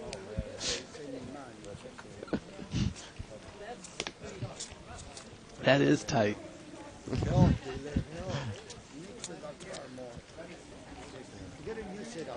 Okay. Set up, please. Pocket kings for Russ Fox in seat 2. And Rich on the button has ace queen offsuit. Check this out. Garland's got He's got 6-7 offs. Oh, he's got pocket sixes. Right. Wow. So let's see how much Russ makes this. I don't like this raise. How much did he raise it to? It just doesn't look like it's enough. 25. Yeah, there's already 3 limpers. With kings? Yep. Interesting. And now Actually, I think it was $35 raise. Rich comes in with ace queen. Did Garland call or did he muck? No, he did. Garland better called. If he has enough in front of him, yeah. Well, the fact that Rich called, made it pot odds for him. And George is in there in seat 8 with deuce 10. Oh, deuce 3. George has hit an incredible flop. Let's see how he plays it in seat 8. He checks it. Checks it. Uh-oh. This is one of those situations where... and now Russ Fox is going to bet 125. He's going to bet 125 into about a pot-sized bet, so the pot is now 250. Now Garland, he's smart enough to get away from this little overpair. This should be an instant muck. Right. Come on, buddy. Well, he's thinking about it. Yeah.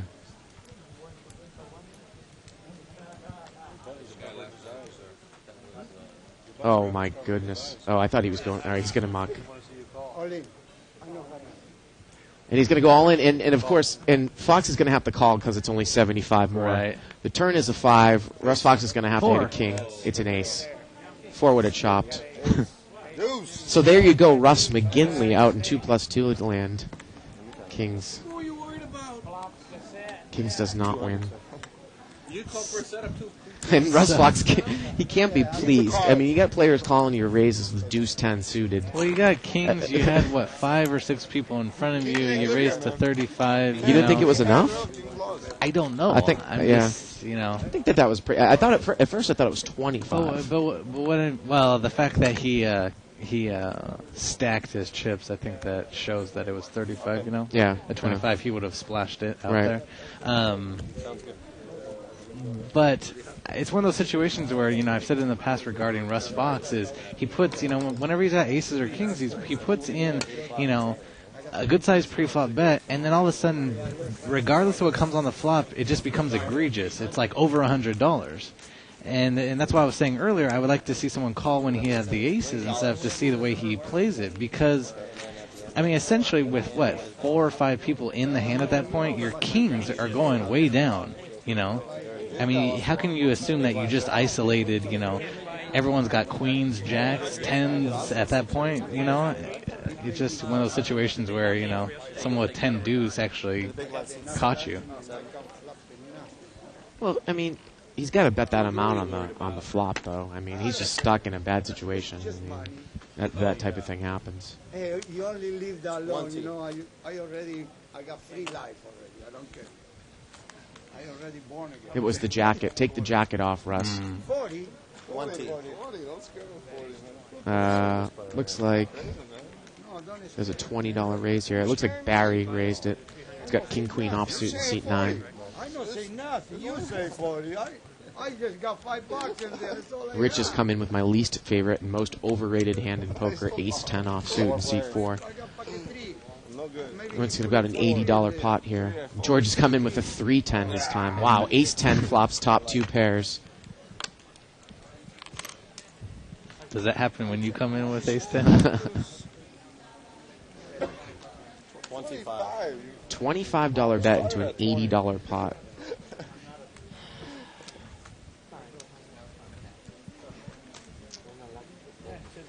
George has got a gut shot to the king jack. And George is going to make the call with 3-10, Terry. And Barry's in there with the gut shot to the jack. The turn is a 3, and boy, George is going to be in big trouble here. He's got 10s up, and he pushes. He pushes 100. He's going to bet $100. Oh my and what is Rich going to gosh. do now? Well, And now it's now Rich says, "Did you play the 4-5?" No, you know what just happened?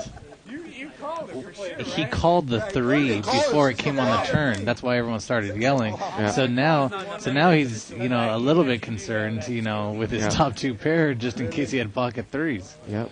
So the pot now is somewhere around between 400 and 500. So The river is a 6, and let's see how much George bets. And he checks down. It gets checked down, and George's hand is no good there in seat 8. Nope. 10-3. Wow. That's why he called for 3. He makes 2 pairs. Some interesting play. No, I don't think so. He called me. Blinds, please. George, big blind. It was definitely. I definitely think that by calling the 3 and then betting 100 on the river, if he had moved all in, I don't know if Rich would have called.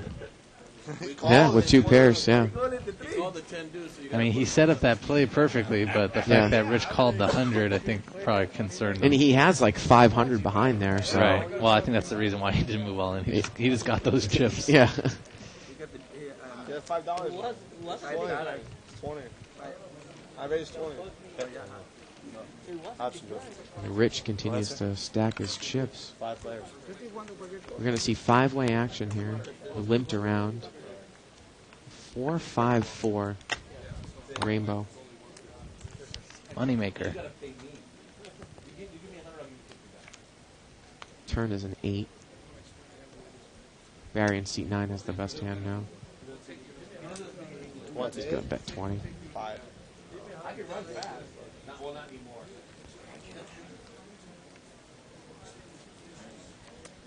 And Garland was in there with ace 6 offsuit. You see that? Seat 5 from the cutoff. It's interesting that he... Rabbit Cam shows an ace on the river. So he decided to come in this time with ace 6, but an hour ago he wouldn't come in with ace 6. About 10 of them. Oh, I'm at 7, baby. How many? 7. I think 7's cool. All right, we got 7 pieces, but we lost all our money. So who do we give the pink chip lead to at this point? I think it might be Rich in seat 4. Possibly Rich. Texas. Overhead. Who actually had a half an hour. He was half an hour behind, right? Didn't come into the game until afterwards. Correct. Give me a free flop of that. King 9-5. George in seat 8 gets the best hand. And he's checked it. He's checked the king. The turn is a 5. And he's checked the king again. Look at this. And now Garland's going to make a little bluff bet. And he's in trouble. He starts shaking his head as soon as... Yeah, you can see the back of his head he's shaking his head. Just like, why do I even bother? And Rich is showing him the ace 10, which he shouldn't be doing. Because Garland saw that. No, it's the player over here. Right, he saw your cards. The river is a 6. I have a 6. A 6, sir. No, I don't. And Garland says he has a 6, but he doesn't have a 6. He's got ace high. So George changed it up a little bit there, checking the top pair. Got Garland to bite behind. 9? When he bid, I I call him. Caught him the cast.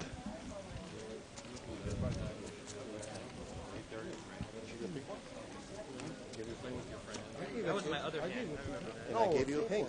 Yeah, it's right over there. No, I'm just asking. No, I'm just asking. No. Nothing against you. Nothing against you. Yeah, I know supposed to have it. I just didn't see that pink.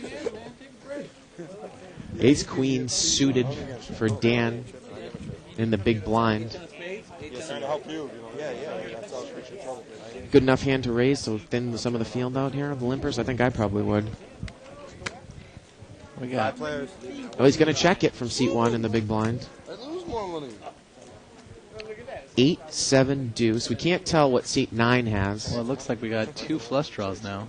Wow, look at George in seat 6. Seat 9's got an ace-5. George's got an open-ended straight flush draw. And Dan's going to bet 25. And George is just going to call in seat 6. That's one of those times where, you might want to raise and just take down the pot right now, Terry. But George is like the calling type. Right, exactly. You don't see a lot Got of about a raises $70 out of them. pot. And the turn is an 8. And ace-queen is still out in the lead. 100. He's going to bet 100. And Dan's going to bet 100, but there's nothing you can do now if you're George because you're probably not going to be able to bet him off the hand. And George just calls. He's Right. got like $30 left. Right. He's going to need to catch a straight card that is not a heart or a 9 or a 10. Wow. And there's a 9 on the river. And the 9 is going to be good. 9-10 is going to be good. Wow, that's a beautiful 9s and 8s. nice river. And you hear Dan say, nice river. So Dan's having some trouble getting something started this evening. Specifically 2. Take 2 flush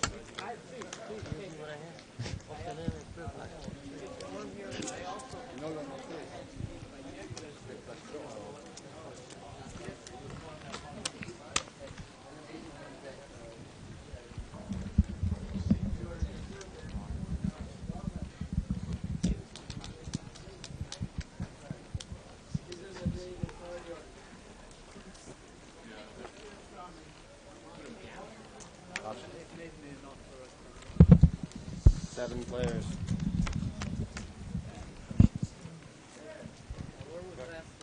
Seven-way action. King, 8. George in seat 6 has got trip kings. 20. And it looks like he checked him. And the George in seat 8, he's going to bet with queen 8. Looking for an 8 or a king? Which one are you looking for under there? Whatever you So George? whatever it you looks like George in seat 6 will throw in the $20 and then immediately turn Check over it his down. cards. Yeah. He'll immediately turn over his cards. No, he called anyway. How did we know that? Jeez Louise. Show me a 9. Show me a 9 over here. 9 king. Check, 4 on the turn. Check, all the way to the river. They turn over their cards. You know? Gotta make it look cool. Exactly. Making deals at the table. George did that nothing. Hey, everybody check. That's just enough. You know, it's only $25. $25 gas, cigarettes. Well, actually, I remember we were discussing this a little bit yesterday. I don't like people checking the stuff down. But if they both turn their cards up when they do it, it's not too bad because then at least they're not colluding. Whereas I've seen people, where I think they're working in teams, squeeze people out and then they'll just check it down on the river. Right. And then you obviously see that someone had a much, much weaker hand that had no business being in there. Well, essentially It's almost like the tournament rule, Seat 9 there, Barry's got pocket 9s, and he's raised it up to 40. Mike in C3 has got a suited connector, and they're both pretty deep with chips there, Terry, so he's thinking about making the call. Well, he's not going to do it. Garland with a queen jack suited. But Garland doesn't really have any aces chips. for anyone else. Rich is going to make the call with ace 8. 2 players. So we're heads up, pocket 9s against ace 8, about an $85 pot. King 10-6. Garland had queen jack suited, remember, of hearts, and he's shaking his head again. Goes check. The turn is a queen. So now he has middle pair with the flush draw and the open and straight draw. Boy, that's and the royal flush draw That's just and the straight flush draw. That's a horrible card for 9s. 10 comes on the river, and 9s actually holds up. I got a 9. Nine, sir. So that's a classic case, Terry, of ace-8 calls a pretty big raise in position and doesn't use his position to Right. win the pot. He just checks it. Interesting plays tonight for sure.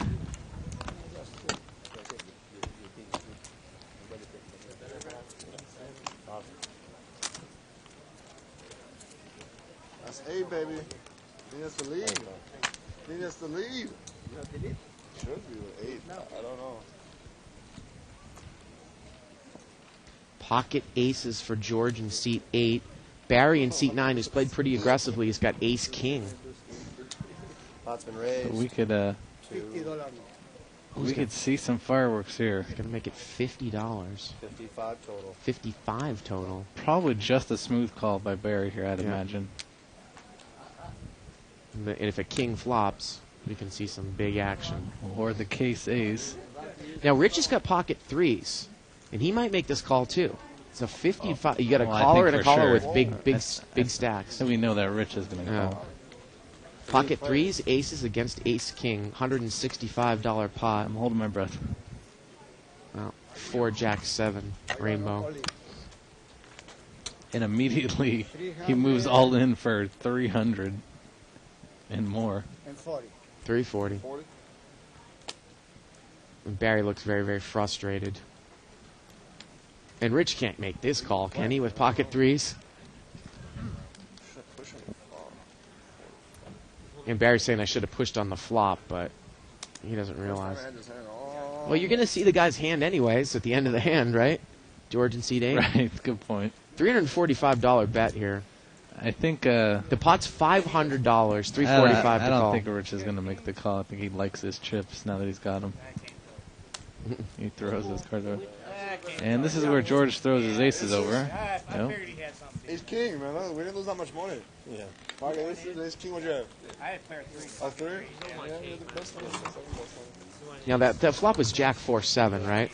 So that's a great example of why you would play a hand like pocket 4s. Now, in this case, he had pocket 3s, Right. but if you're sitting there with pocket 4s, now you just won all of George and seat 8's money, right? Well, I don't know about the. I mean, what do you think about the fact that he only raises he raises to 50 with aces and then pushes all in, regardless of what the board was for 350? I don't know.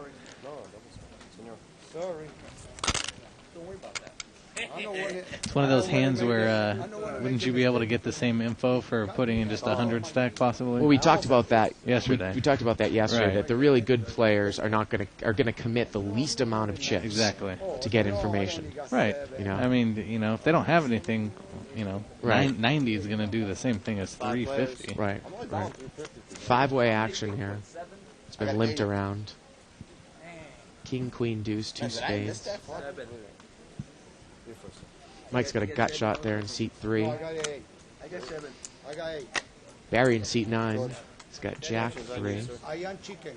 I don't think anyone has a pair here. I think ace high is actually good here in seat 3. And he's going to bet with the ace high at the gut shot. 35. $35 bet.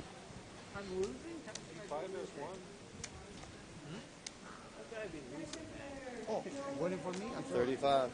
Two of us. No comment. Hey, hey, hey, hey, We hey. have a tie. There's someone tighter than you. You're not a big blind. So honestly, I mean, Number 8. Number 3. I might give the trophy so far to C3 there, to Mike and C3 for consistent, solid play. Picking up the pots that he's involved in. Hasn't really put anything at risk. Looks like he's got at least 10 chips there. I mean, pretty solid player so far. Even I realize other players have more chips on the table than he does, but George is raised to 30 here. He's got ace-king suited in seat 8. And Barry's going to make the call with 6-7 offsuit to his immediate left. I think Barry's getting a little frustrated. Hasn't seen a lot of hands. 2 players. And we're heads up. Ace-king against 6-7. 3, 4, 8. Let's see how George plays this. Ah, you don't got nothing on that. You be nice to me. Okay, I'll be nice. I check it. Oh, man. Well, why not try to bet him off before it comes on the turn? Free card. More free cards. Free cards. And now a 7 comes on the Wow. river, and the George has given Barry the free cards to take it down. Why you do that to me? You let him. You let him, George. What's up? Drop the hammer. Blind, please. The hammer's any hand that wins. Exactly. Small blind. Thank you very much. Big blind. You put $3 in the flop. That's so wrong. We'll search on the internet. No more nice. Eh? No. I'll be nice with you on the hand. I'll check in with you. They have to stack them on the side. They have to stack them in 5-chip denominations so that everyone knows. You see what I mean? So everyone Yeah, knows. but just 9, fellas? Yeah. We're just 9? Yeah, no, You think I just took the lead? Now you take Make the sure I lead. jack it. Give me 50% of your 200. I'll give you that chip. Good luck.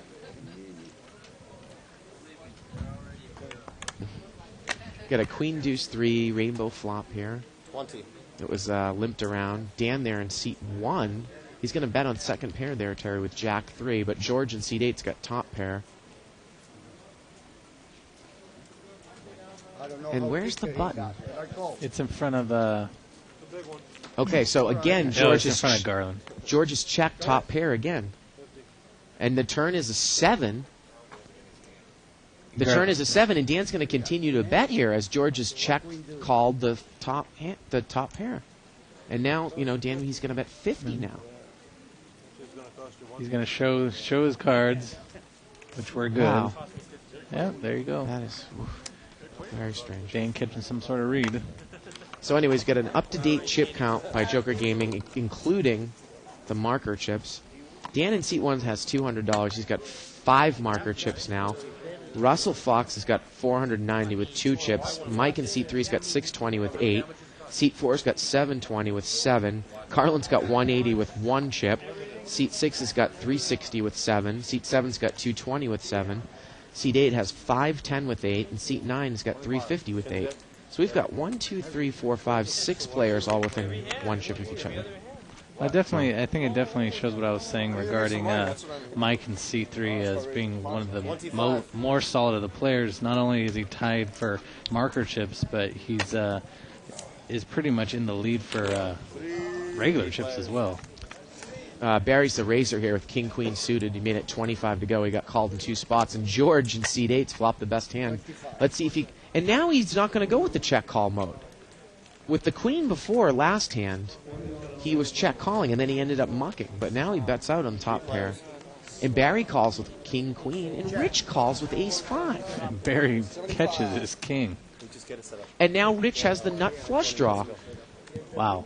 Barry's gonna bet 75. Rich has got the nut flush draw. And his ace would be good if he hit it.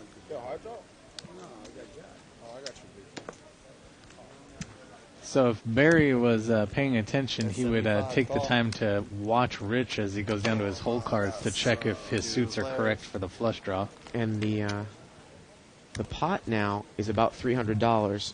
The river is a 9. King Queen is still good. Being that it's a spade, it's going to make King Queen a lot more comfortable. So. And he's going to bet it. About $60 there.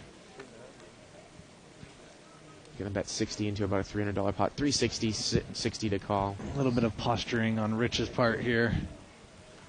Oh He's going to call with ace high. He's going to call him down with ace high. Oh my gosh. Well, nothing like that pink chip there, Terry.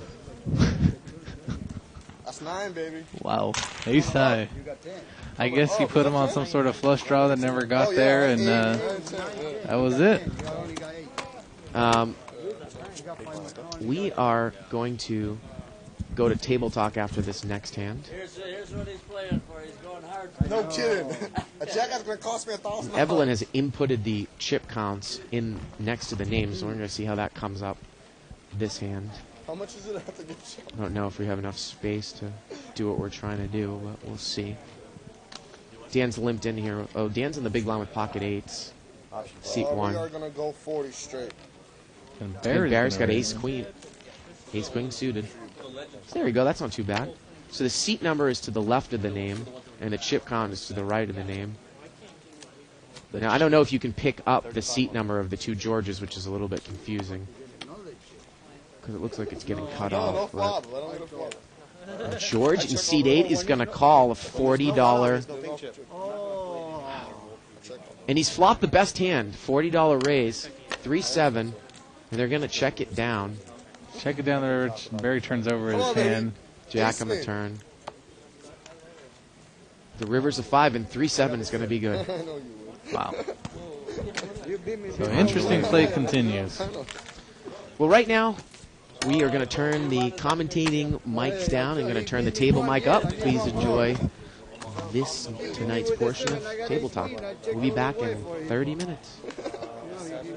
Did I give you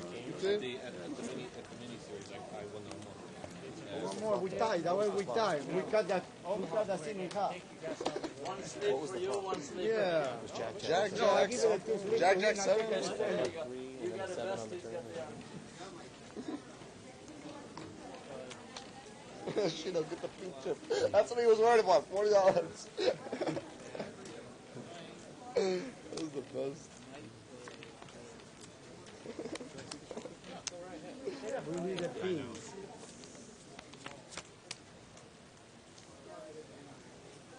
How many players are in this? 1, 2, 4 players? I checked. George? I put 50. 50. Oh no. He knows my hand now. Did you get it yet? Did you report it? I need Did some you more pink report it chips. yet? That looks like 60.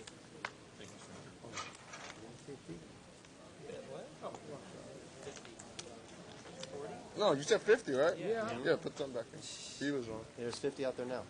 Oh, yeah. Usually always does, actually. This year. Good right now, honestly. Honestly. They're not running over Labor Day. I show you. I know I had a bluff. 7. I had a 7. I know bluff. 9's always. I had 7 now. Future mini. I know, but this is the end of it. Okay. I just don't want to. Yeah, I'm okay with that. I'm going to leave right now. I just don't want to knock them over. Is your last of the chips? No, this is the last one. Right here? I'll leave them there so you guys can worry. Yeah, but isn't that what you said? You give out a total of 100 chips? I'll do an auction for these two. There's 9, so 11. Sir, you're not the Whoever big gets one. to 11 person's got to put a good shot. I got 10, baby. I know you got a pretty good shot. You should be able to sell them. Yeah, that's what I was Create thinking. some action, you know? Yeah, you should play him. Like, you could, like, raise Yeah, that's and what bet I him. was thinking. I've been hot. Hey, I made you 3,000. Oh, 2 pinks. They're not going to win it.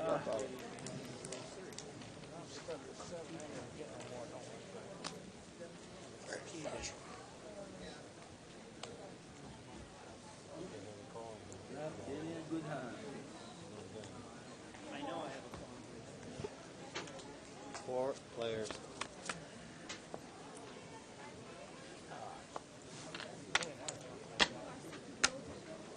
I'll turn it off for you. 40.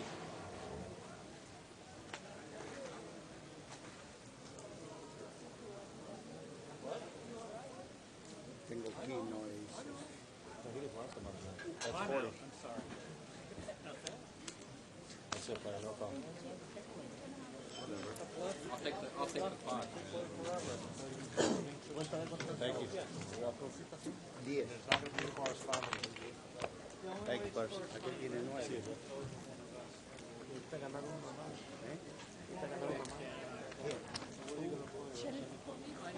No, yo tengo 10. Dominic, are you going to play in the Legends? Guys, they are going till 10 o'clock with the chips, so. Okay. 10 o'clock? So I'm going to take a few out of here just so we don't knock them over, and I'll bring them back. The Legends? I'm gonna select one. I'm gonna play. I'll play some. Oh, faltan 2. Not everything I may some. It'll be a lot of money if you win. I know. All the pros will be here. Oh, yo me All the estaba heavy hitters. apurando. Yeah, you should. So kasi igual. There's going to be Yesterday. a 2040 Omaha with a kill. That's what I never played that much. Only played maximum 6-12. That's the one I want to play. That's big. I've been playing Rio. And Rio then play that hand, you know. I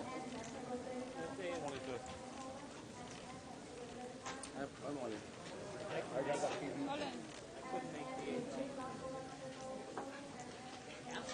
You're going to be Yep.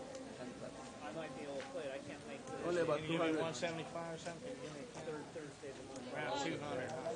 25. Carlos work today? One,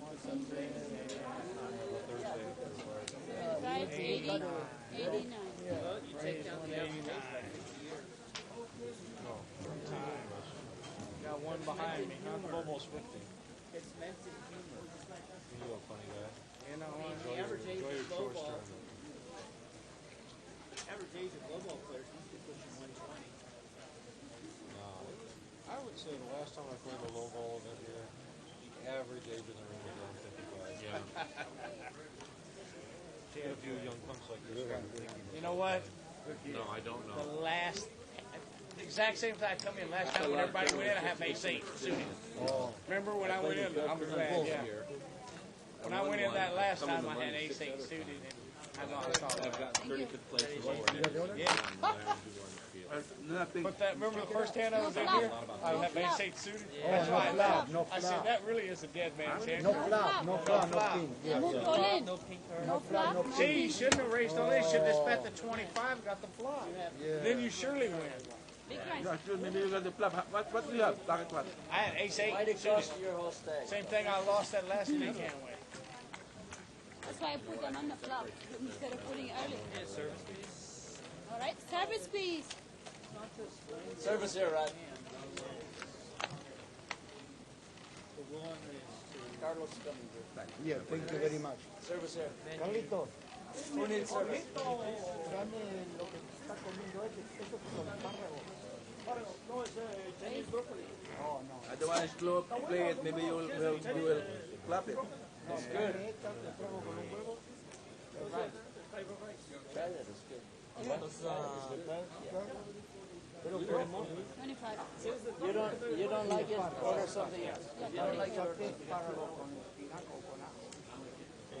No, it's 30 total. you have one extra. One extra.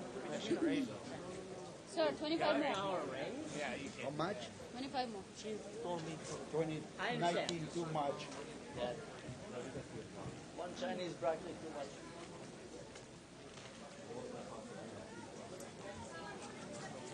We'll see. Don't worry, Mike. Check. A good decision. Check Tuesday. I've been playing crazy because I was thinking the pink is only to 8 o'clock. You know, I want to get it more, you know. Right. I play any hand just to win. Got it. Now I haven't pulled a hand all night. 9 o'clock. 9 o'clock. We can do the countdown. Then it's going to get close. All right. Well, how many you got on? I got 10 like you. 10? Oh. Carlos has my card, okay?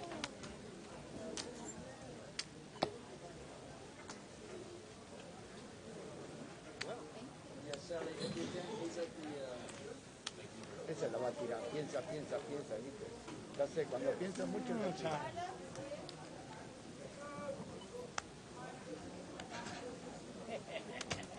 I don't think I can play with you. Don't need much time with that hand, huh? You need a pocket 3 in the race time. Yeah, I need a pocket threes. I can play. Man, I was lucky that you know flat the 3. When I got my age, the other way I really got to you. the New York State. Little tray right here. Okay, we'll lay it down. The chicken fly away. That's good, isn't it? The barbecue type chicken. Baked potato, mashed potato, French fries. You like that barbecue chicken? It's good. Yeah, it was good. I always eat it when I Dressing come of in. your salad. I always forget the name of it. Barbecue type chicken? Fried chicken. I always forget the fried. And then for desserts,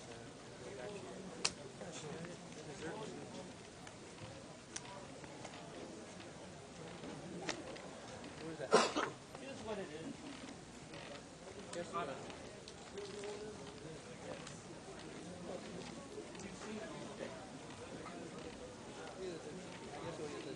chocolate ice cream. Go.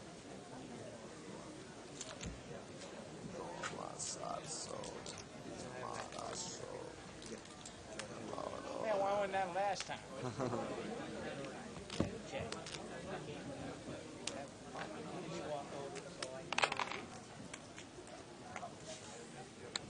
We leave it to the rookie.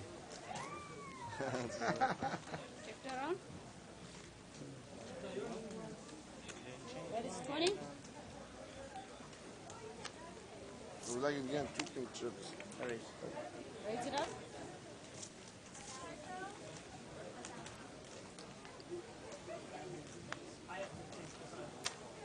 How much? 35 more. It's a total 55. For you. Oh.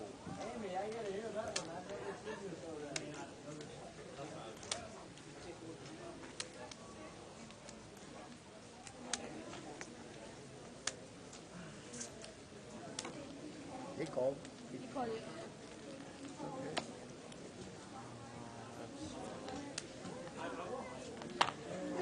Very nice. You guys check? No, he got the job. I was gonna bet it with the jack. I got the Yes. job. Okay, go on. Early. No, early. Church में का shot? Early no. Number of yellow chips divided by number of Seven limit smoker. 9:30 आवेगा.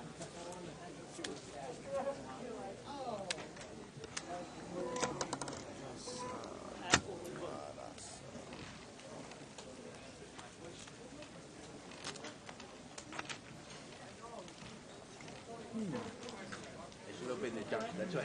Huh? Yeah, you bet the jack ain't gonna fold. I know. I was gonna bet it for you. I should have bet it in the flop. Yeah. He never checked. Maybe it's 25.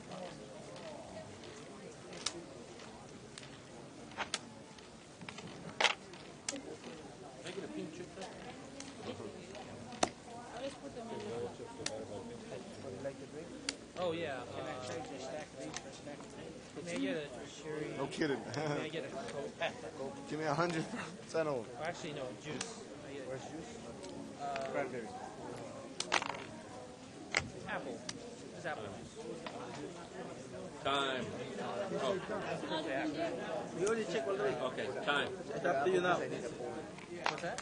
All right, go ahead. Okay, orange juice then. I didn't know. I checked. Go ahead. 40. Bet is 40. Exactly, I knew you were gonna call. I was gonna bet. I call. You guys got clubs? No kidding. Queen. Who got the Jack 9? That's what I want. Jack 9 and clubs. Oh, no good no more. Who is the liar? Go ahead. Go ahead, boss. I got full house of fours. Come on, you gotta be fours. I need to go open Jack there. 9. Fours are money? Send it. Oh my god. Yeah. Well, yeah, of course. Believe me, I wasn't trying to front on the queen. I was hoping you guys would believe I had a stand. Thank you. Anybody here need cocktails? Besides me. Man, some chips aren't going nowhere. I need some pink badly. I need some pink ones. This one's gonna go right down to the wire. My yellow ones are going down and my pink ones are going nowhere. That's not good. That's funny. Sometimes trying to get them pink ones, you lose a lot of yellow.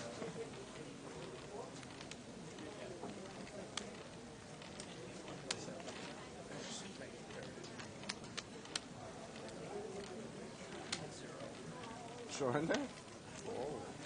Junk card, you only got one good card. Was it raised? Yeah, How does it tutor? So I was gonna $5. Enjoying my dinner. You do it right. Million dealer. Right. Two pairs. 25 or 30? 30 total. You and me are chicken blind.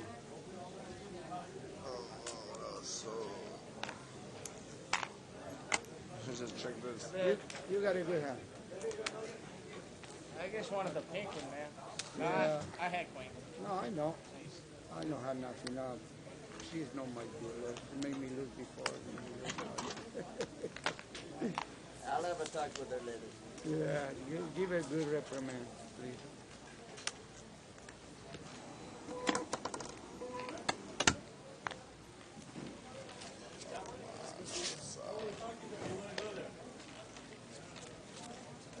After that one?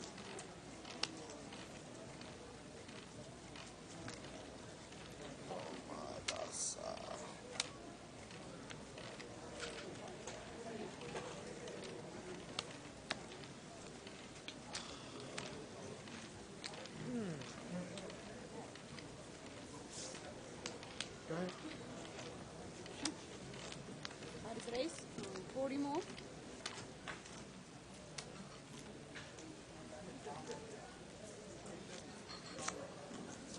Not that easily.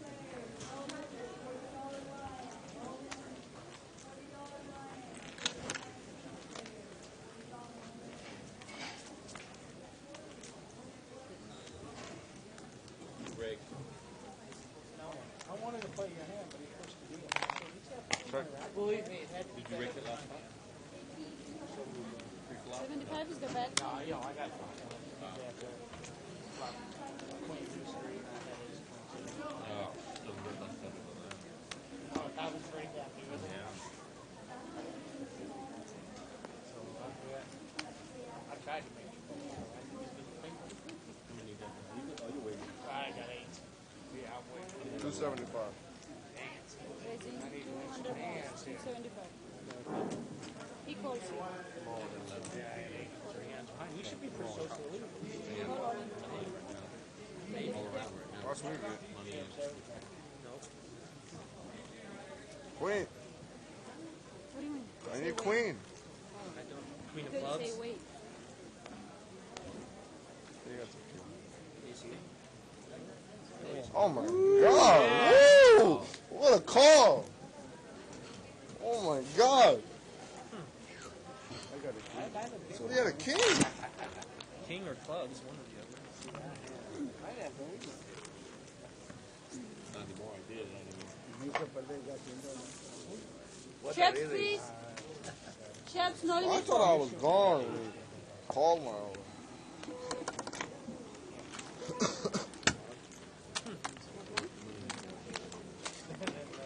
Rolling away now. 11. Yeah, you got more than me. $8 nada más.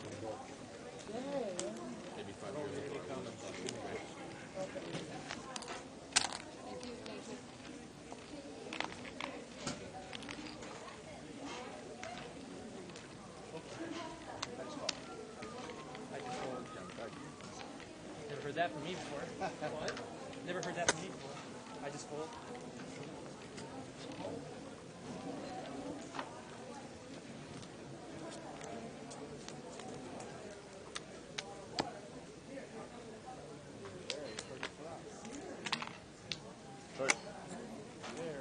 Check.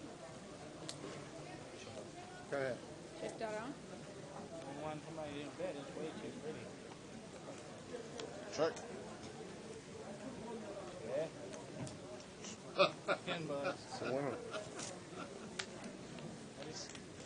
Hey, Paul. $10 bet. Because everybody wants to. Donation. Oh, lovely, lovely, lovely. Now it's a different story. Check. No. Okay, I check. 25. That is 25. Oh, he called him. He close. Different story. I got 2 pairs. What do you know golf? Good Got an night. ace, no zero Ace. kicker, but Ace. think But he's he gonna called play that up the there. reason I need a call. spade. Oh. To you I call. Another pink one. No, I know. Me too. As long as the things are Hey, no, yeah, it's simple, yeah, but how I can call it, he call you? You have to call with something. Yeah. I need a spade. She never put it.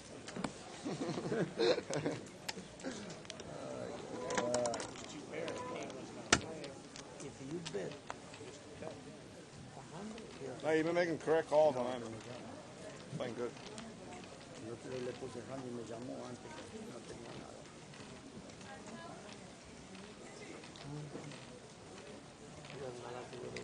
But you're in this game, what, 400? Yeah. Yeah, I'm not winning much.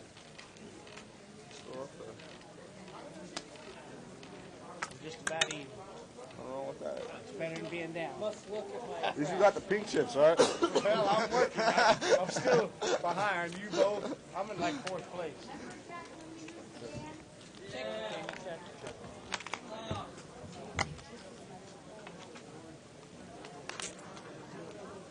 That is 25.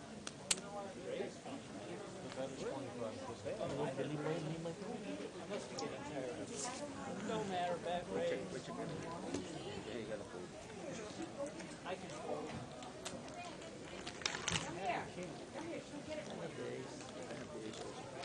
Yeah, I don't have ticket.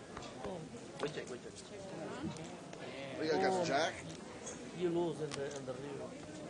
Aces, 5. Good cut, I had a queen. I didn't even go in there. I had a queen 3. Thank you. Alright, that's second buy.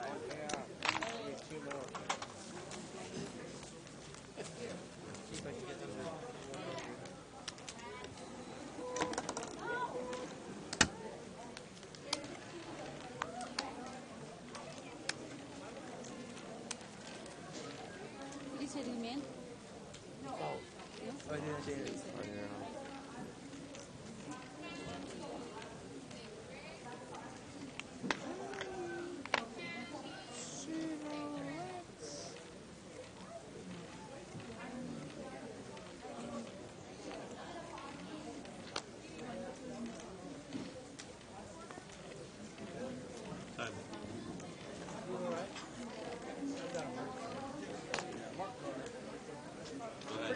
Pretty big mark.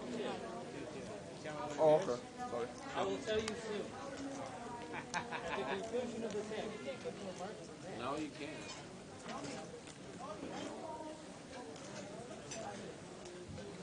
But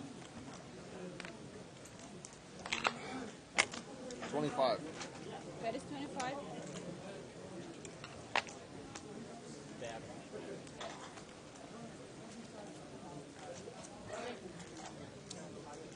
That's your salad right here. Thank you. Oh. Hey, it's really marked now. 25 to 4. Let me have it, man. You have that? Let me have it, man. I got you. Don't chase me. I don't want to get you. I'll show you after. Yeah, show me. I'll show you. You keep begging too much.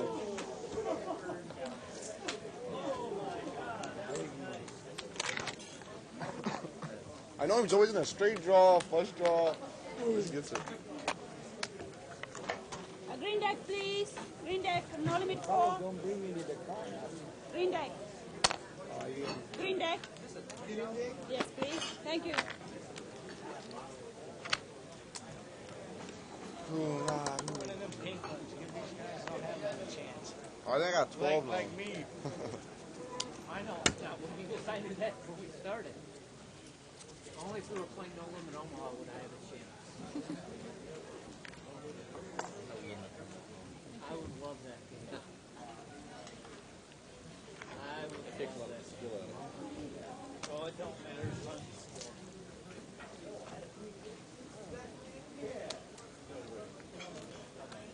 Because so many, especially No Limit Omaha, I would love that.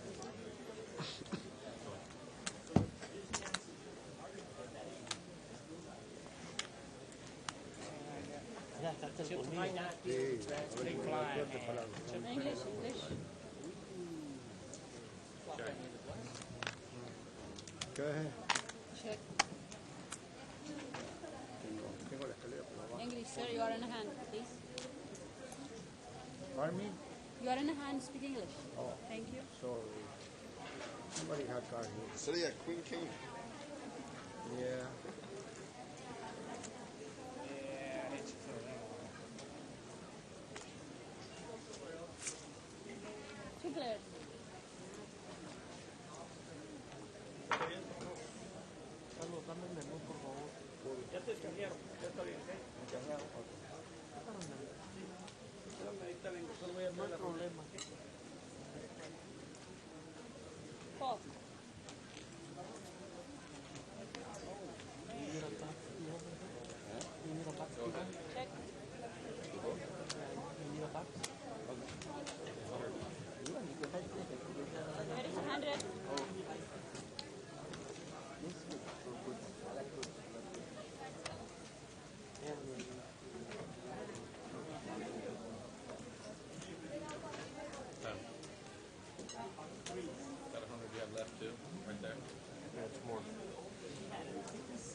trata, mira. El COVID cabún, cosa que comiste.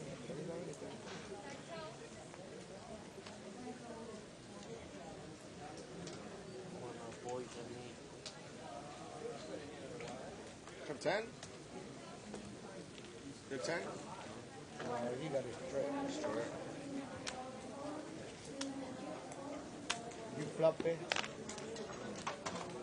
Wow.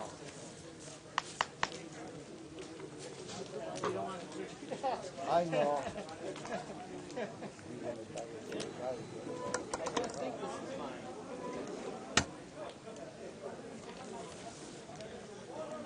Oh, you get a new setup? You had a bad card. Oh, okay.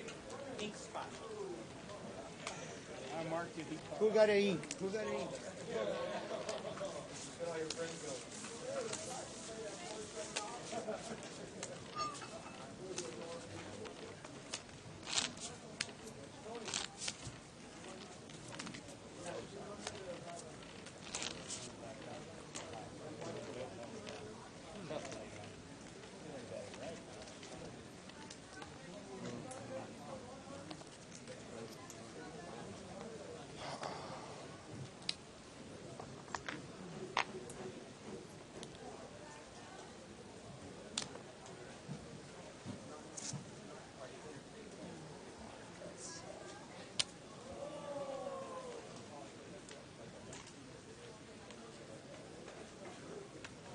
Alright, man, we'll just fight all night.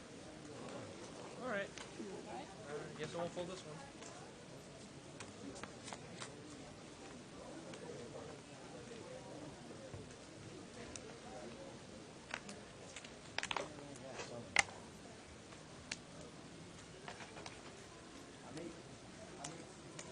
That is 10.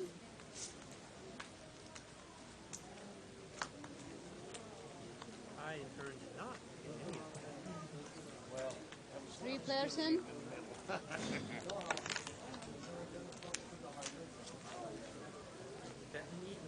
one more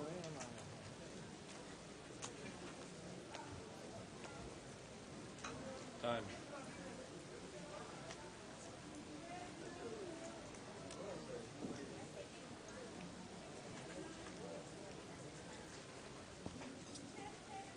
Flip that one. Take it home.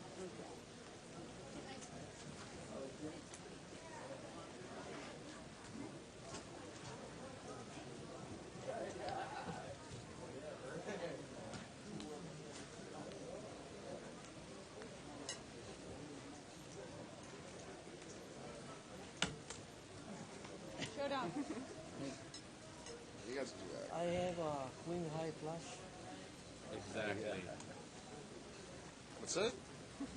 Smelt that right out. He was gonna bet it, dude. Almost bet it, He huh? almost fell out of his hands. Bad people, man. Hey, you got 2 free cards out of it. And I had the hammer.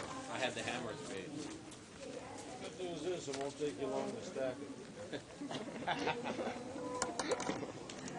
I told you that shit earlier. Call me. Thank you. I don't call Big you. blind. Just call me. See, she didn't call you. What you have, 15 bucks in that pot? Yeah. That's it. Not worth it.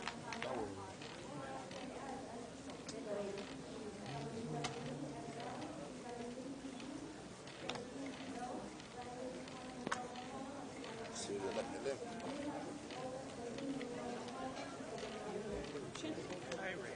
No kidding. 25. Card is raised. Yeah, get right. 40 total. 40 total. 35 more. My card's only worth $5. That's what I'm looking to do. Why don't you flop maybe, huh? My card wasn't even worth $5. Yeah, but you got a lot of chips and gamble. Oh man, real money, not tournament chips. Gamble. These gamble. You got gamble 40 total. If you, I'm looking if for you one of make them. it, I'm not gonna play against them. All right. We got 4 pairs in. Go away action. I mean, actually, I flop. I flush or something like that.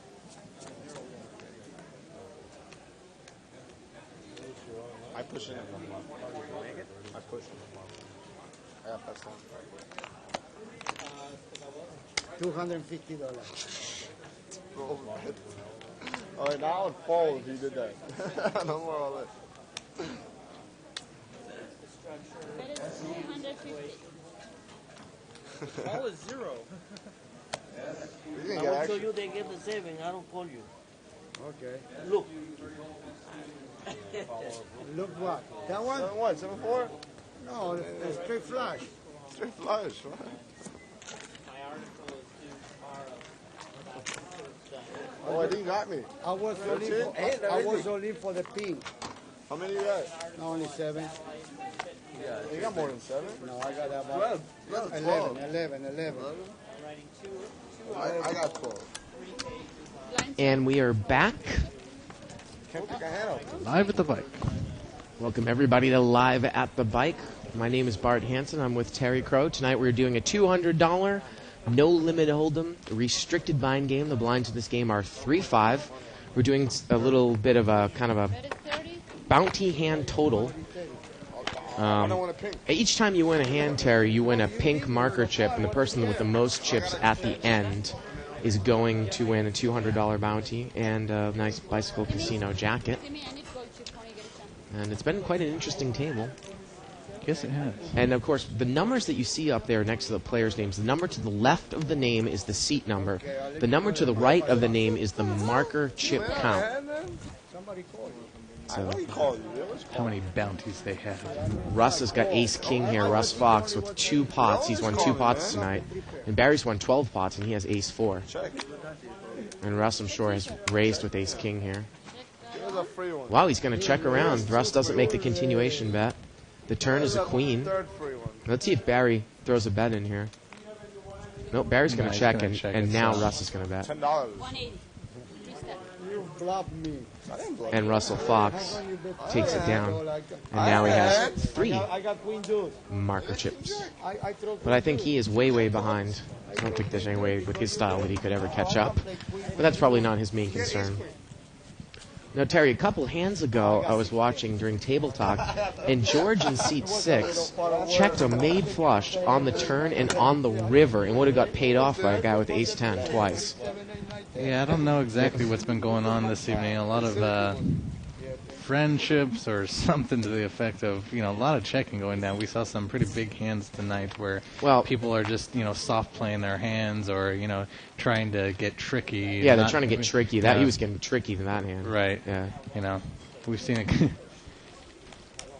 Garland's got pocket 4s, and he's going to raise pre-flop for the first time of the night. He's going to make it 20 to go. He's going to get called by everyone. And he gets called by Dan with ace-5 and George with ace-6. And the flop is a deuce-8 deuce. That's not a bad flop for pocket 4s. No. The only thing is, if I'm in early position against Garland, I'll just check call the flop and check raise him on the turn, or move in and bet right here. And that's what George has done here in seat 8. I mean, it's pretty easy to get Garland off this hand if he doesn't have a deuce. I think George. Well, you know what he's doing. Can you decipher why he just bet that? Is he going to show his cards now? He's showed his cards every single hand, and this time he doesn't show them. I guarantee you the reason why he gunned it in there, not so much that Garland is really tight as the original raiser and he didn't hit it, is the fact that he took down a massive pot against Russ Fox with pocket kings when the board was deuce blank and he had the Brunson and it had flop tripped. I guarantee you that's why he put that bet in there.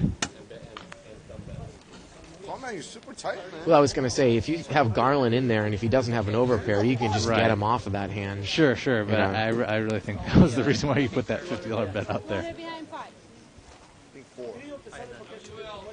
2 of them I lost. Well, Russell Fox is coming in with pocket aces in seat 2. He makes it 25 to go. Now, George in seat 8 has pretty much played every single hand, whereas last night he played extremely tight in the 500 game. When it was higher stakes. Honestly, with pocket aces, for only 25 in early position, I really think that you might as well just limp and try to re-raise and give yourself the opportunity to re-raise at that point. Because what's the point of raising 25? You're just going to get called by a lot of weird stuff. Well, like you see, the different hands that are in there. So it's a $100 pot, four-way. Oh, $75 pot, three-way action. Oh, look at this, 6-3-3. Russ Fox is going to get creamed again. Well, there's a perfect. Rich has got trip threes in seat 4. You know, there's a perfect example of what I was just talking about. Now he's going to bet the size of the pot. Let's see if Rich gets tricky and just smooth calls here. But the thing is, Russ Fox, he's smart enough where if this guy smooth calls, it's a situation where he's probably going to get away from. What I was saying last time is, when he had pocket kings and he bet 125 on the flop. This time I think he learned his lesson a little bit, but he's betting the size of the pot now. So now the pot is 225, and let's see what Russ Fox does here on the turn. The turn is a 7. That seems to be a blank unless the guy had 4-5. Let's see what Russ Fox does. He's not going to give up a free card here. There's no way. He's too smart for that. And he's going to move all in, and he's got caught. He's got caught again with the overpair against a flop garbage tripped hand. That's twice again tonight. Yep. And he's going to have to catch an ace here, and it doesn't come. Oh, that is just unbelievable. That's twice again tonight that, he doesn't raise enough, and then he just commits all of his chips for no reason. I mean, that's twice again tonight. I've already mentioned the fact that, he puts in a huge bet and he doesn't check the board or he doesn't decide, the fact that just because I have aces or kings doesn't mean I can't get beat with some random hand like king 3 or 10 deuce. And I think he's got up and he's gone. Yeah, I don't see how you're able to play like that. Well, we were talking about, the theory, and it's true that you want to put up information. It looked like he had 400 there. If he put up a $100 bet, he could almost save the money if Rich went over the top of them all in. But now the other thing, though, too, is I'm Russell Fox, and someone's going to try to bluff me out of a pot. So it works both ways, it's... But, I mean, essentially you get called for, 55 on the flop, behind you, and then you move all in for, 400? I mean, you didn't get your information by putting the 55 out there? I don't know. Well, it's tricky. I mean, it's tough. I don't fault Russ for the way that he played it. I mean, he's usually won in this show, but tonight was a pretty bad night for him.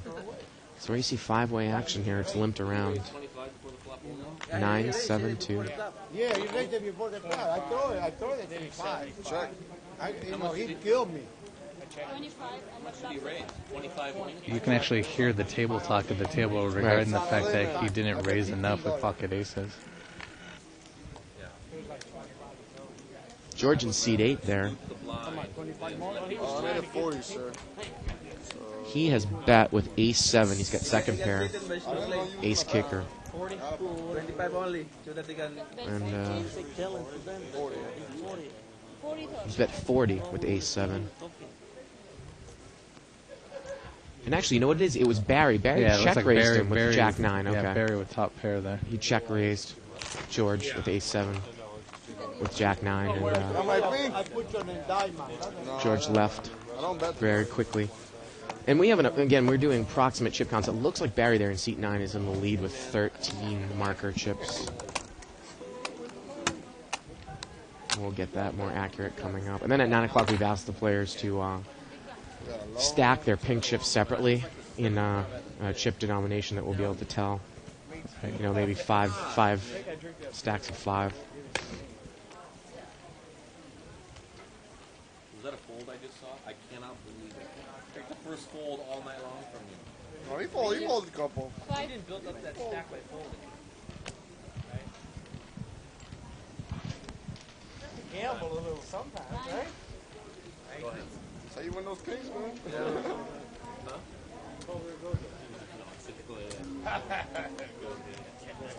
You can see this pot limped around. 10-5-4 rainbow. George there in seat 6, he's got 8-10. He's going to lead here. And he's pretty much led every single time he's had top pair, right, Terry? Yeah, he tends, like we said before, he tends not to raise pre-flop.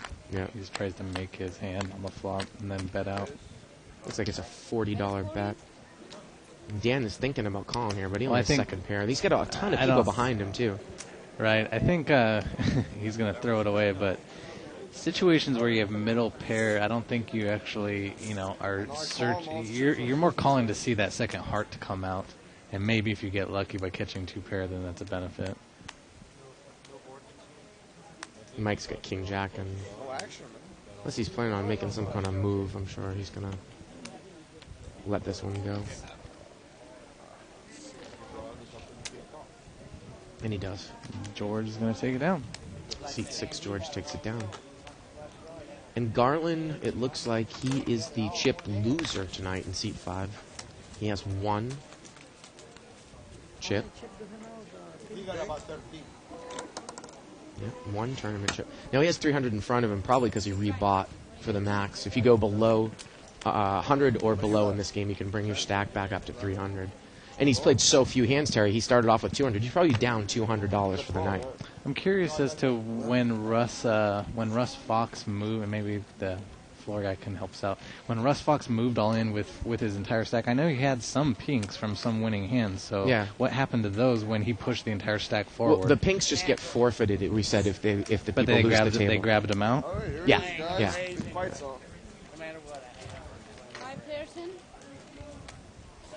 9, 5, deuce, 2 spades. And a set of 5s there for Dan in seat 7. And he bets $5, Terry.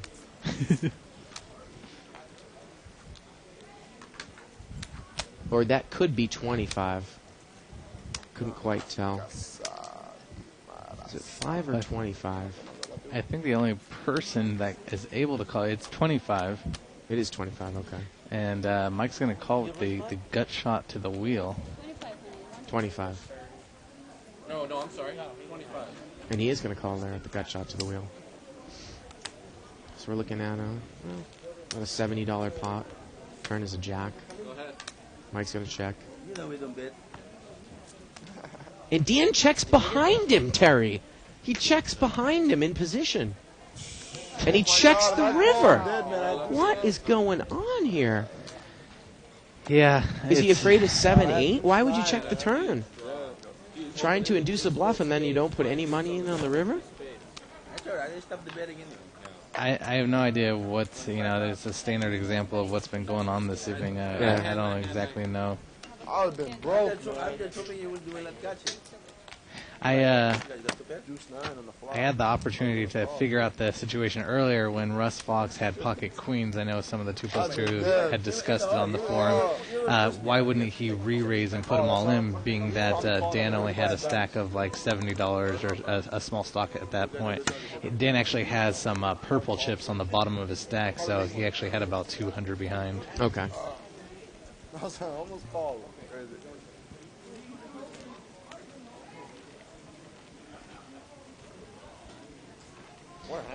And Tim there, the floor guy, as you can see in the background. Again, we were kind of looking for confirmation to make sure that those pink chips that Russ Fox left with got forfeited over. Yeah, I'm not sure if they did or not. Yep, and Tim says he got him. He only had 3 chips because he hadn't won many pots. No kidding. And Tim is reminding us that they get a jacket, too. There you go. There's the bike jacket. Vanna White. 7, queen, 8. So it looks like open-ended for Barry there.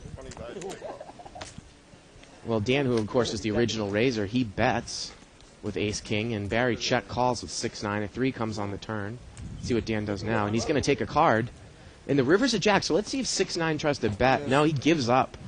Well, that's a situation where there's the only way you're going to win is bet there from first position. Other than Dan this evening, we don't see too much aggressive, betting their hands, even though they don't have a pair, playing position, that sort of thing. I mean, a lot of soft play tonight.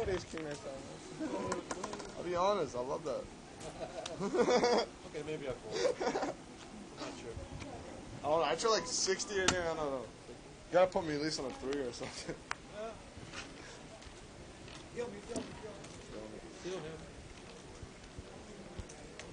Well, Russ Fox did kind of get a big gift pot, remember, in the beginning of the night from George in seat 6 when he pushed again with like kings or an overpair. Whoa, and he made his hand. And George in seat 6 called with ace-king. Oh, he actually had a set of 10s. Right, yeah. He had a set of 10s, but I mean, It's definitely one of those situations where you play only premium hands, and eventually people are going to pick up on that. They know that if they can catch a flop and they're going to bust you. Not only that, it's just it's so expected out of Russ a lot of times that it goes from a small minimum raise to like this huge egregious raise, regardless of what's on the board, and like we've seen tonight, a lot of trips with ragged hands of King, Queen, 6, 2 diamonds.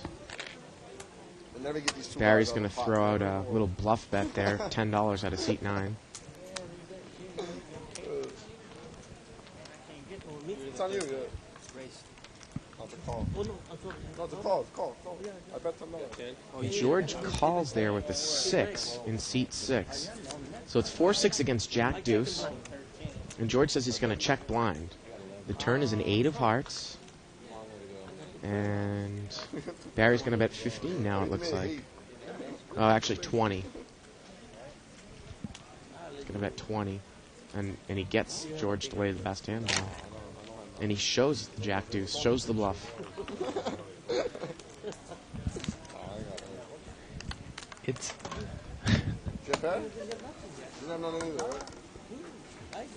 ironic. Well, I don't know how it's ironic, but well, now you might start seeing you might start seeing Barry play a little bit more aggressive and pick up small pots because he's at 14 marker chips. I think what someone needs to figure out is if they can throw in small little bets and make it appear like they might have top pair and someone will get called to the turn and then put in like another small bet and play really friendly and then they'll go, okay, I'll just give it to you. What it's going to end up occurring without someone realizing it is you're going to start to accumulate a lot of those pink chips by playing these small little $5 pots and stuff. Yeah. Which will pay out in the end. So maybe that's the approach Barry's is going to take here. Oh, Dan is going to raise out of the big blind to 30. George, who's limped in under the gun with ace-10 suited, calls to his immediate left. Dan's raised with ace-jack. And Barry's in there with 10-jack off suit. So we've got about a $100 pot here. Three-way action. Like Barry's drawn pretty thin. 5, Queen, 7. George has picked up the nut flush draw on seat 8. Let's see what happens here. Action's on Dan there in seat 7. He checks, and George is going to throw in a bet. First time we've seen him really kind of bet on a draw like this. Bet about $50. And look at this. Dan shows the ace-jack, and he mucks. This is where George shows his cards. Contracted by the casino, he must show every hand that he plays. So as we've seen it right now is that Barry's in the lead there with about 14 chips. George to his right's got 12. And the George in seat 6 has about 11. And Mike in seat 3 has 11. Rich has 10 in seat 4. So kind of clumped around. Barry's definitely the chip leader there in seat 9. And like I said, Barry hasn't gotten involved with any huge hands, any huge pots. He's essentially just picking up, small little hands here and there, but has built his marker chips up by doing that. Going to see a limp here by seat 3, limp by seat 4. And Garland is in there with 3-5 of diamonds. He's limped in. Seat 5, this probably is, we can count the number of hands he's played tonight on one hand. Right. Now we're going to see, a family pot here, 7-way action. Wow. So Rich flops the nut straight. Yep. Seat number 4 has got 8-9. Now, he seems to like to slow play a lot of hands. And Mike, look at Mike. He's open-ended with top pair, and he's going to fire out. He's going to look like he's going to bet about 20. The board really, it's a 3. It's a rainbow board. So let's see if Rich just flat calls. I think his $25 bet. His style is just a smooth call, right, and let the other people do the betting for him. So and Barry's got the upper end of an open-ended straight draw. So, well, I mean, if a 9 comes, it's going to get chopped. So now it's giving the gut shot straight flush to Mike. Yep. Mike's made the bottom. Just made the bottom. Right. Mike's made the bottom end of the straight draw on seat 3, and he's got a flush draw too. So this is going to be crazy. This is definitely a situation where Rich is going to need to pump it. So the bet looks like it's about $40 or $50, and Rich is going to raise, which is a good move here. And the issue there is that Barry Calls too? He's going to act out of turn. And Mike doesn't realize, he thinks he might be free rolling with a straight and a spade draw, but he's going to have to catch a spade here to win. And he's going to call. And we're looking at a pot that's approaching about $500 here. This one's going to get loud on the river. Let's see what the river is. And they both have more chips. It's a deuce. How much can Rich extract? Oh, my gosh. How much can Rich extract? He should bet more than that. What? Wow, he only bets 100 there on the river. Boy. He probably could have gone all in there, Terry. Do you understand the point when you have the absolute nuts and all you do is smooth call on the river? Do you understand the point of that? No. It got checked to him and he bet. He bet 100 on the river. Was Rich? Mike checked it, and Rich bet 100. Okay. Yeah. But I'm saying maybe he could have bet a little more than that. Obviously, we can see the cards, but the pot was about 500 or 600. He only bet 100. Okay. Now I'm sitting there with it looked the like nut it looked like Mike had put out the original 100. No. I can't even imagine. But yeah, I'm pretty sure Mike checked in seat 3. Wow. So because remember, Rich raised the turn, and then Mike checked to him on the river. Well, that would make sense. Yeah. Then. Yeah. So some lucky hands for Rich tonight. It's not my day, but your day. Got me good on that.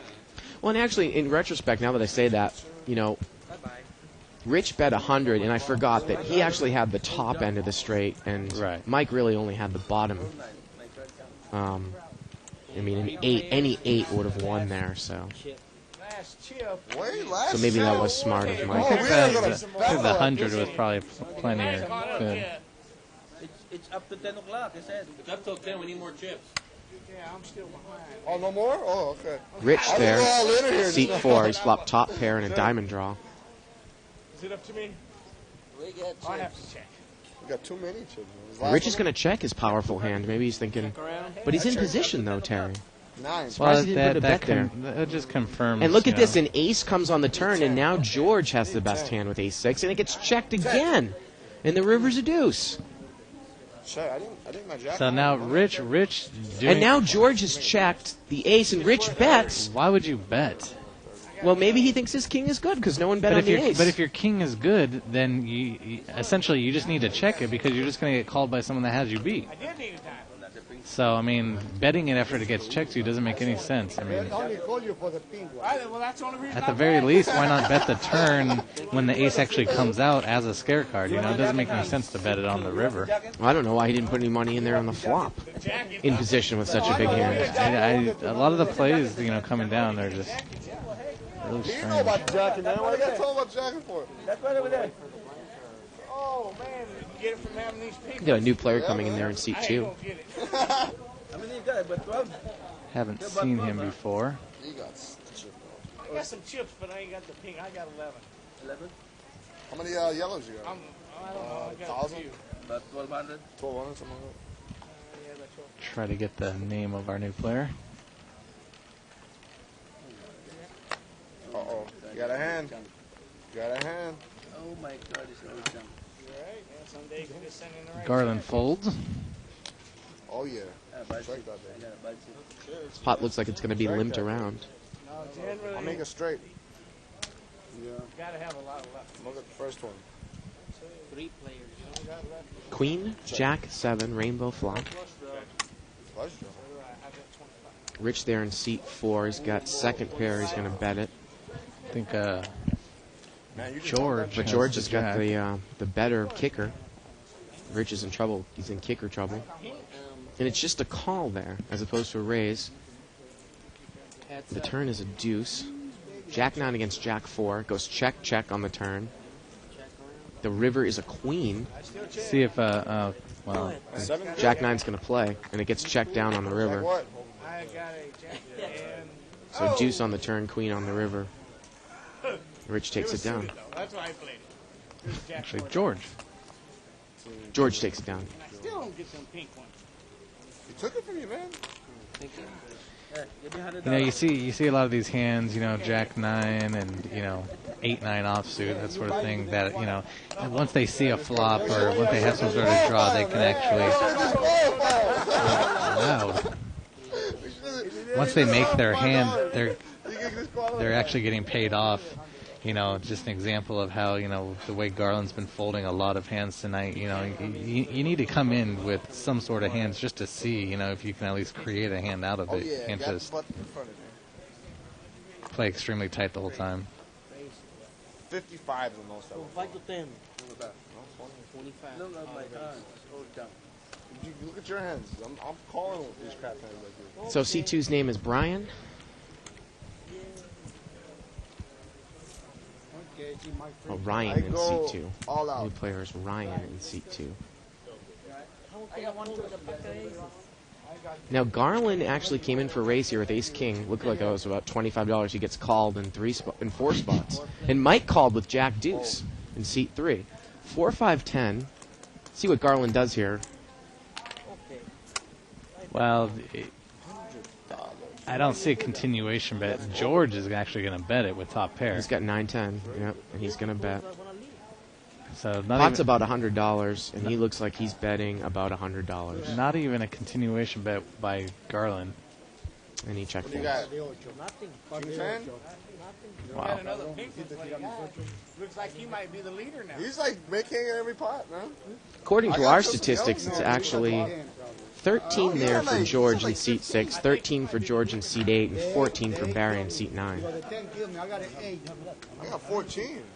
He got like 15. When you go down to the wire. 13. Yeah. You know what I was saying regarding like Garland's play. I mean, Ace King's obviously a big hand and stuff, but when you're waiting just to play those kind of hands the whole time, you know, we've seen him bleed off, you know, 25 bet, and if he doesn't connect, he ends up folding. So I mean, you end up losing a lot of money in the long She won't run. be happy if I bring $1,000 home. Holy cow, look at that guy. So I can't, you don't win one before the flop, right? This pot looks like it's going to get limped right there. around here. One higher. So 4-way action. 4 players. Jack, Deuce, 10, 2 spades. Check around. George there picked Ace Deuce is in the lead. Now he's got aces up with his. Yep, seat 8. There must be, well, A couple of gut shot draws out there, and he's going to bet. 40. He's going to bet $40 into about a $20 pot.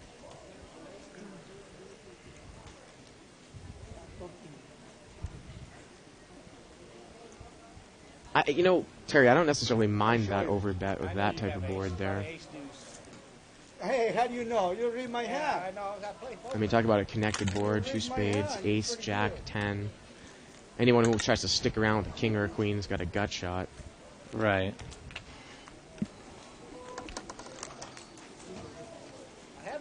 Get yourself into a situation where maybe you only bet 20 and then one guy calls and then another guy calls with a queen and then the third guy's got a king, so I'm going to call too. Yeah, we've, you know, like in that situation, it's valid, but, you know, we've seen those over bets and Oh, those yeah, weird for plays sure. all night long in situations that just, you know, essentially they continued with their weird plays. Well, let's see how much he's going to raise it up here. Seat 8, pocket aces. His standard raise is about, 125 with aces pre-flop. And Dan's going to raise here first. Look at that. And he's re-raised to 150. Here's a perfect example of what you're just talking about, you know. It's just like some of the plays just make no sense. So ace jack raised. And he's made it 145 to go. I need somebody to call me to win the pink one. And actually, ace jack is going to make the call because he's short chipped there. So maybe George wanted to isolate, but I don't know if that's what he was thinking. And looks like Dan in seat 1 threw away his pocket sevens. Pocket sevens. From 145. So we're going to see the flop, and it's going to run out. Queen 9-4. So we're looking for a... The turn is a 4 of hearts, so we can see a heart here, and Dan's Flush going to draw. win. The river's a jack. Got a chance in the river. George is going to take it down there in seat 8. Well, I mean, I think sometimes we've again, we tend to second-guess some of the moves here, but, again, a case could be made in that spot. Well, I'm just going to isolate and take this guy out, so I'm going to make a gross re-raise so that he'll go all in and just isolate, so I'm up heads up with 5 cards out. No play. You know, you don't have to play it all. You see all 5 cards. Yeah, I don't know what the meaning behind some of the plays are, though. Some of them just don't make sense. Well, we've got a chip count here brought to us by Joker Gaming. 200 behind C7.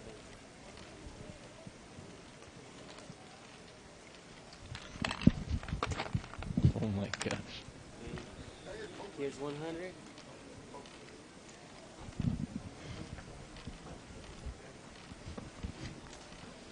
An interesting avatar by Russ McGinley on 2+2. That's great. Gonna go through the chips after this hand. Looks like this pot's been limped around. 5 players. 5-way action.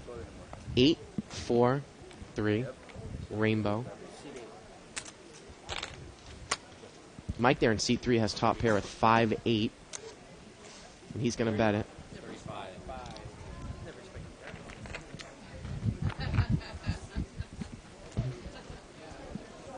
He's going to bet $35 here. In a steal position. And George, he's thinking about calling with 6-5. He's open-ended here. And ace-3 is in there too, Terry. So the 2 Georges call, and Mike is in there. So now we've got about a $130 pot. A 7 comes on the turn, and the George in seat 6 has a straight, and he checks. He checks again. What? What? Well, seat 8's got the 5-6. I'm sorry. And this was kind of the problem. Oh, sometimes okay. you can't quite tell which George it is. Okay. So 5, and he's moved all in with the straight. Right. He's moved all in. He just moves all in immediately. Yeah. And he shows. Of course he shows. And he shows. I got 2 players. So, pink chip count, I believe, is at seat 1 has got 7. Dan. Seat 3's got 11. Seat 4's got 11. Seat 5 has 1. Seat 6 has 13. Seat 7 has 8. And then seat 8 has 16. And seat 9 has 14. Bet on the turn, though. He didn't let him drop one.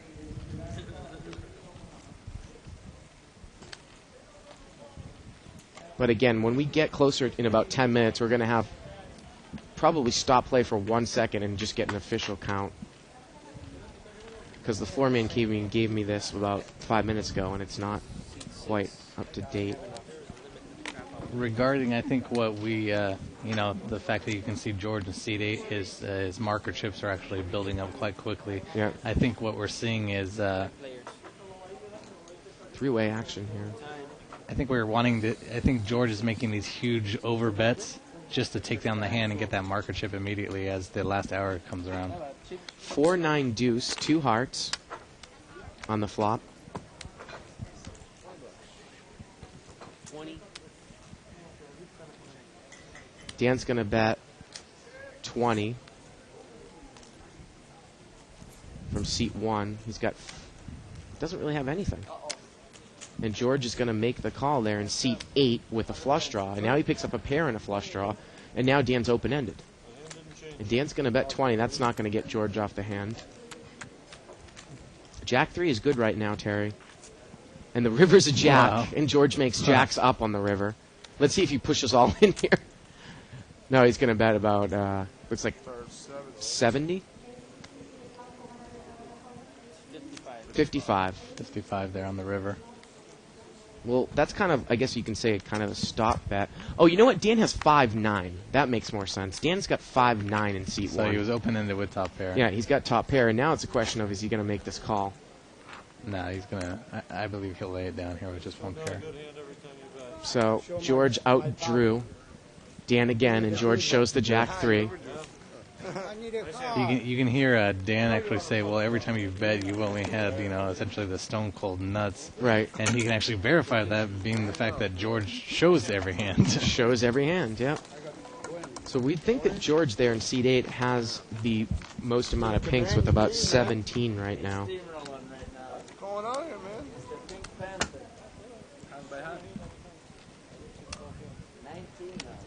Seat 8. Taking How many?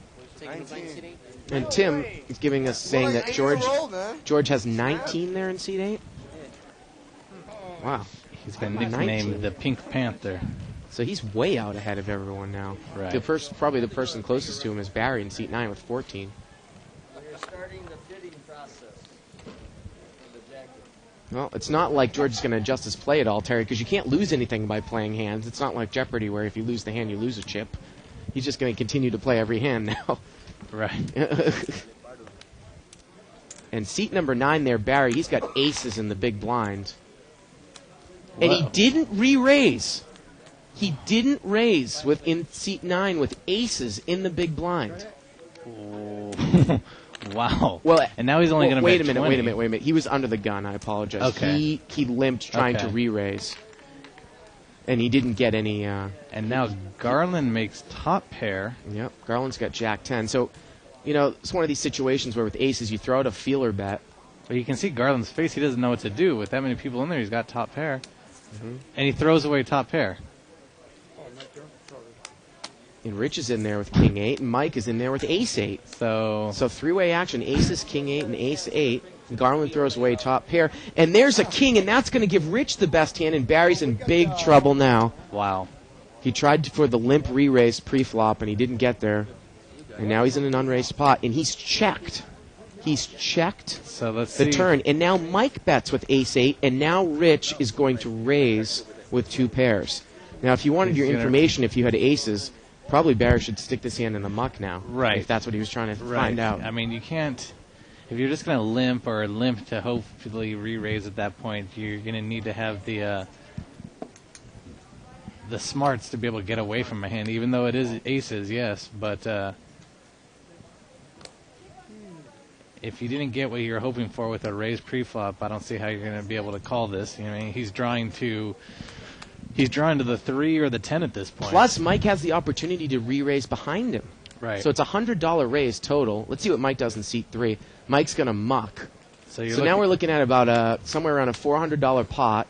And let's see the river. Aces still's got a chance if the board pairs. And the board pairs kings, but it gives Rich a full house. And Barry checks. And you can see. Yeah, well, that's pretty obvious now with the king. Right.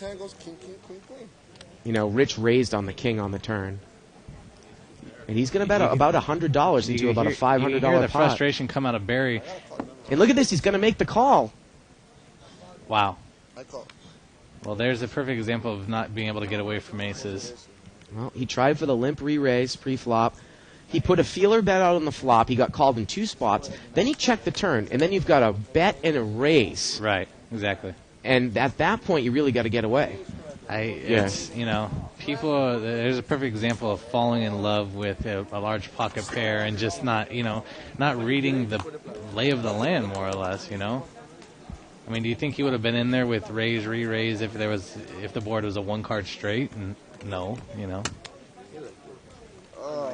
So. I had the worst hand on the turn. River. It's got worse. Right? Time Canada got worse.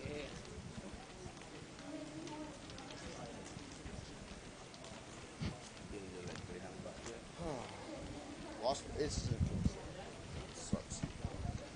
Nice hand, man.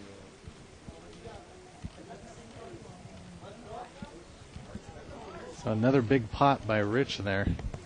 Yep. And boy, Rich it's amazing. And seat 7, Dan's got pocket aces, and he's going to make it 20 to go. Boy, we've seen a lot of overpairs tonight. A lot of overpairs. Rich had 1150 when we did the last chip count. And, man, he just won like $700 or $800. He's probably up to 2,000 now in seat 4. Right. Goodness. Well, aces gets called in 2 spots. Barry flops top pair. But he actually flops up and down. It looks like he has 2 pairs. And he checks it. Yeah, he flops up and down. And Barry check raises Dan all in, and Dan quickly calls. Dan's on the short chip, so we're going to see a turn. We're looking for the turn's a jack, and that's a full house. Dan's going to have to catch an ace on the river, and it doesn't come. And Barry's going to take it down there. Well, once again, you see aces betting the minimum pre-flop and getting called by Jack 3 offsuit, by King 9 offsuit, and once again, aces gets cracked for this evening. And, you know, Dan, he didn't have a lot of chips in front of him. He had to make that call. Right. Barry check raised him all in pre-flop, or on the flop.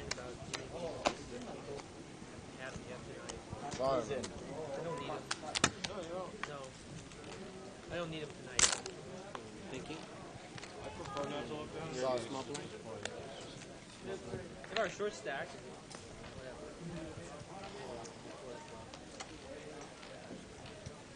Who wins his hand? Oh, you? You're the guy that wears the beat of his life. I had aces and lost the other.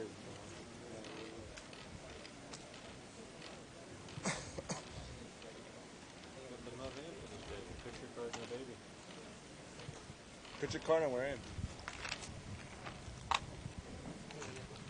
Got a king jack suited there for Mike in seat 3. Is there more behind? 50. But someone from up back, I think it was either button or seat 7, raised to 10, a mini raise. And now the small blind re-raises to 50. Barry's got ace jack suited. Of course, Mike's got king jack suited. Mike looks like he's going to make the call. Now, Mike had a lot of chips, but his stack has been dwindling. And that's a big raise to call. Right. Someone, you know, raises out of the blinds. There must have been some sort of occurrence while we were at table talk. So 30, what is in the main pot? And Dan is all in here for 10. And that's why it was a $10 raise. So we're going to get a main pot of $30, and then we're building a side pot now. King Jack against Ace Jack for the side pot. Barry's in good shape in seat 9.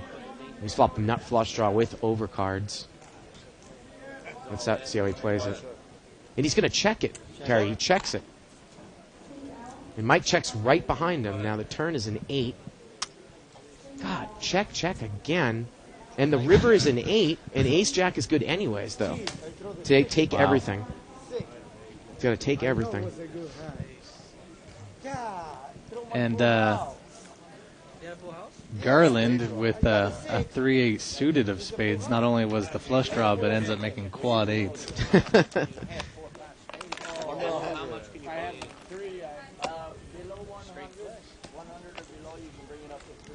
Well, Garland did make a good lay down there, though, with Jack 10 there, that hand. Right. I want to call. $40. I supposed to call it.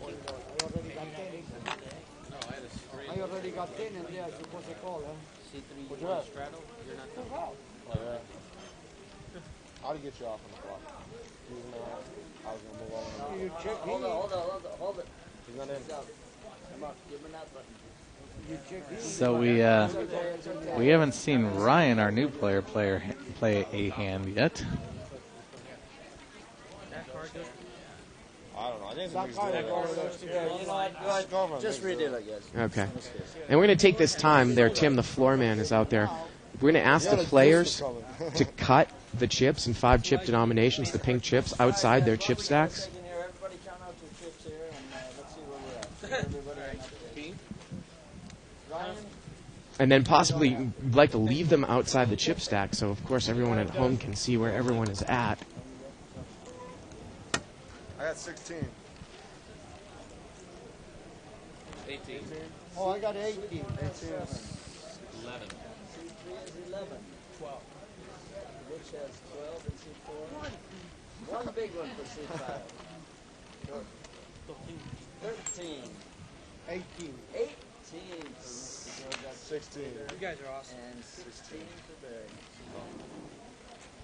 Well, we've got the chip numbers, but I guess that's going to have to do for now. Ace King in seat 3. And we got an Ace Jack suited there, and Barry's going to make it 50 to go from the button. He's got Ace Jack suited. Looks like our current pink chip leader is Jordan, the seat 8 with 18 pink chips. Guys, if you would, in increments of 5 chips for your big ones, put them out on the side. Now Mike's going to call here with ace king in seat 3. Yeah, just put them on the side. Increments In of 5. increments of 5. Increments of 5, really? Yeah. Does that include me? There we go. Now we can see. That's great. Thank you, Tim. Seat 8's 45 to call the race. Here's mine. George is 45. There's my one. 45? He's got pink chips on his mind. $45 raise here by the button with ace jack suited. Barry in seat 9. This guy, man, killing him. And look at this. George is going to make the call here. He's the pink chip leader. Yeah, I got the There's nothing wrong with that, sir. $135 in this pot. 3 players. The flop is a queen 8-3 rainbow. No one's really picked up a piece of this, Terry. And it's going to get checked around. The And, turn is a jack. So now giving the Ace jack. Barry the best hand Yeah. with ace jack. But look at this. Mike now, he's going to lead in with ace king. He's going to bet 50. And just a smooth call there on the button. So the pot now is about $230. Ace king's got overcards with a gut shot. And the river's a 4. That's no good. Let's see what Mike does. Seat 3. He's going to bet here again. Oh, he's going to bet. A 40. No, 40. He's going to bet 40. That's a That's the rest of his stack. classic stop bet. Oh, maybe he's all in there. An ace jack is good. And Mike there takes down another pot. Barry, excuse me, in seat 9 takes another pot down.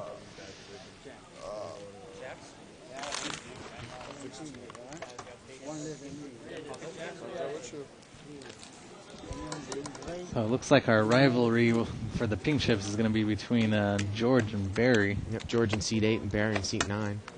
So now that we got the stacks there, each stack is 5 chips. So you can see that George there has got 3 stacks plus 3. Barry's got 3 stacks. Looks like plus 2, I think. So it's 18 to 17 there.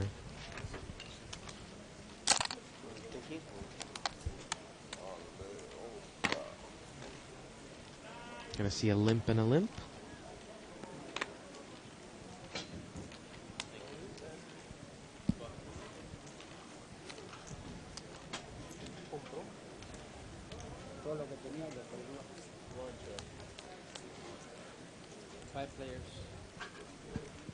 Got a 9-6-8 rainbow. George there, seat 6. He's picked up top pair. And again, Terry, what has he done every time with top pair in early position? He's going to lead hard.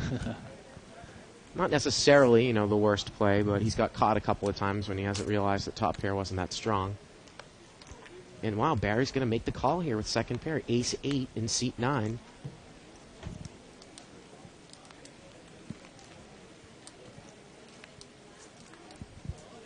The turn is a deuce.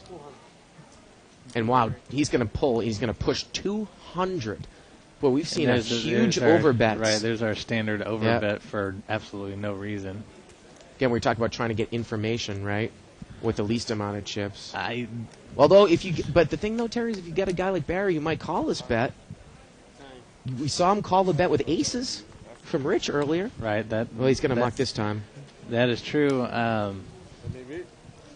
I think we're going to see a lot of large overbets, possibly as a result of those pink chips, possibly. Well, I got to tell you, if I was playing against George in seat 8 and Barry in seat 9, you don't play this type of poker every day. This is kind of a new thing, and I think it's kind of interesting.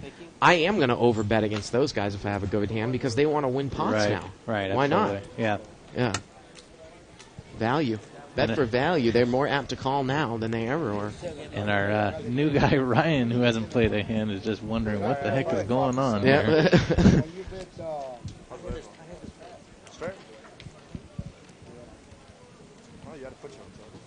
And George said he had a straight. Ace King for Dan in seat 1. And George in seat 8, he's going to raise it to 25 with Ace Jack. Let's see if Dan re-raises. No, he's going to smooth call with the Ace King suited in seat 1. Ooh, and Mike's playing a lot of hands now. He's got Queen 8 offsuit We were talking how he really was playing solidly early on, Terry. Right. And now he's going to Yeah. call in the small blind with queen 8 off. And Rich is in there with a queen 10 suited. So we got about a $100 pot here going to the flop. Wow, the flop is 4-5-8. Mike has actually flopped the best hand in the small blind. Let's see how he plays it. Well, he'll probably looks like he's checked it. Check raise possibly. Check call. Check call then bet the turn. And everyone checks. Everyone checks. Now the turn's a 9. Interesting. So let's see if Mike throws some bet out now. That gives the gut shot to Rich with queen 10. And I'm sure Dan, being Dan's aggressive, going to bet now with ace he king. will bet. And look at this. Mike quickly mucks queen 8. Interesting. What's the point of playing that? I have no idea. Yeah. That's another And Rich weird play. Rich has got a gut shot here to the jack. Right. Dan could take this one down right here in Well, position. this is, like I was saying earlier, the way Dan likes to play is, if they get checked, And that's what he's going to do. He's going to take down a nice $100 pot there, and he shows ace king. He just gets aggressive. Yeah. We can see it? No, you gotta watch it. And let's take a. I don't know if we can see how Mike's demeanor there is in C3. Maybe the jack come in and the... That's what I was grabbing hunting there and see if the jack, you see them. Doesn't seem too bothered. Doesn't- yeah, I mean, he he doesn't only seem bought in. bothered. He only bought in for one. Other kid? Unbelievable. He is unbelievable. Look at his head. Oh my God, look at that. He give it back head, no?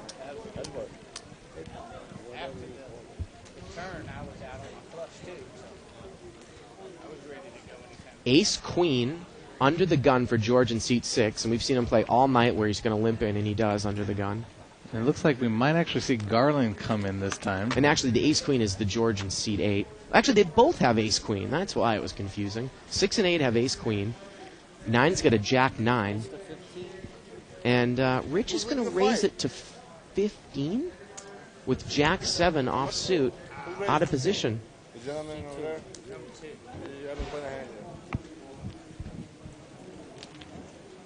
yet. And actually, you know what? I think it might have been Ryan who raised it to 15 Garland's with in a 8-10. hand. And Garland is in the hand there with ace 3. So seat 2 is the raiser with 8-10, I believe. Jack 10-4. Rich is flop top pair. He's checked it. But Barry also has top pair with a better kicker in seat 9, and he's going to bet. The standard play, tonight for Rich is the check call.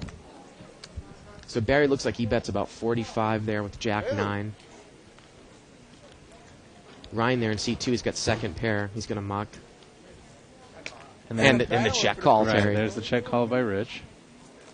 And then either here on the turn or on the river is where he catches some miracle card to bust everyone. Now, one of the Georges mucks is ace-queen, but now the other George is going to call. He's got a gut shot and overcards, but we know, obviously, Right. 2, the ace-queen is dead.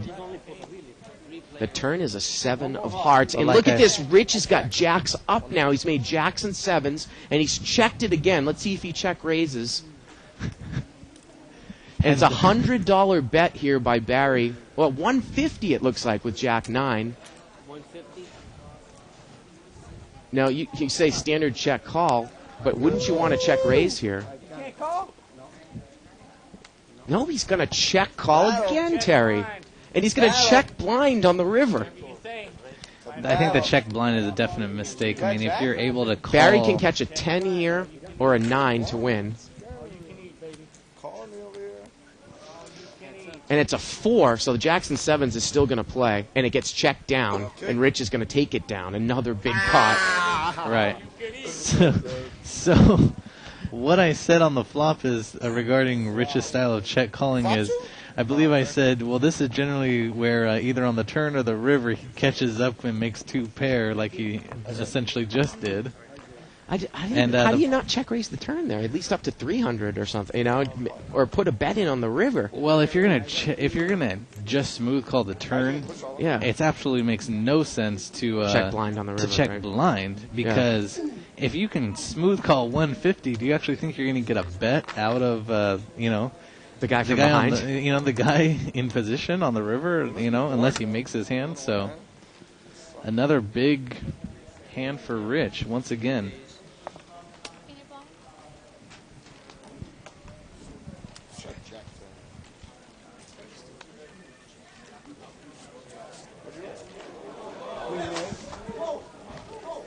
This has actually been one of the most entertaining nights at Live at the Bike, I gotta say. And I don't know if it's because of the pink chips or what. We got an ace king suited by Garland in seat 5. He hasn't had a lot of luck with this hand, and he's in the blind. Let's see if he raises out of position. Well, the thing is this is what he waits for. He waits for these big hands. He throws out about $25 to $30, and if he doesn't connect, someone outbets him on the flop, and we've seen his stack slowly go down. 30 total? And he's going to raise it to 30. Right. And that's probably not going to get any of these guys out of the hand. But, I mean, that could be a value raise, high suited connecting Well, cards. we've seen a lot of weird Ace hands king. come in, you see Barry coming in here. He's got ace 9. And Mike is going to call with 9 jack. Wow. Let's see if, once again he doesn't connect and gets outbet here. Well, how about 2 kings right off the bat? And the way he plays, he's going to bet him probably, and he's not going to get a call. Well, it's going to be some huge bet, probably like 100.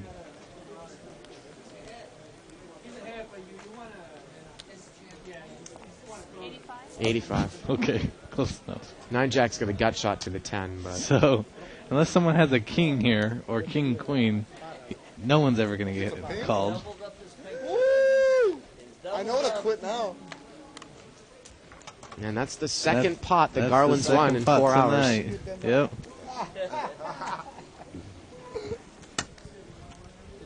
Blinds, please? No, I don't know. He never. Hey, we need a player? And I believe that George there in seat 8 still is the leader. He's got 18, but Barry's right behind him in seat 9 with 17 pink chips. Fun game. And probably towards the end of the show, we're going to give a hand countdown to the players with about, say, 10, 15 minutes left. So we'll be fair. Is there any, just in case people at home are wondering, is there anything that we do if there's a tie? We'll probably split the money there. Okay. Now, Rich is raised to 30. He's got pocket 6s. And George in seat 8 just limped in with ace-queen suited. So we're heads up. No, but this time I got And Rich has just got a monster, just an absolute giant amount of chips for this type of game. 3-5 ace. George's flop top pair. Look at this. He checks the ace. Normally he's bet like 200 there on the flop. Turns And to 7. almost just got burned. Yeah. And he's going to bet 55 now. No, it was close. But the funny thing about that, Terry, is, okay, George, he changed up his play there, but if you were watching him, I mean, if I had 6s, I would definitely put a bet in there on the flop if he checked it to me, because every other time he has bet out on top pair. Like, huge like that. I mean, it's hard to put him on an ace when he doesn't show strength. But I guess that's what he wanted to... Well, I think he might have been assuming, well, the worst player I can be involved in is Rich, who will call with anything. And who can make me go broke. He's right. got more chips than I do. Right, exactly. Yeah. So in case of a tie, we split the money, and we get a nice little chuckle as we watch 2 guys try to fit into one jacket.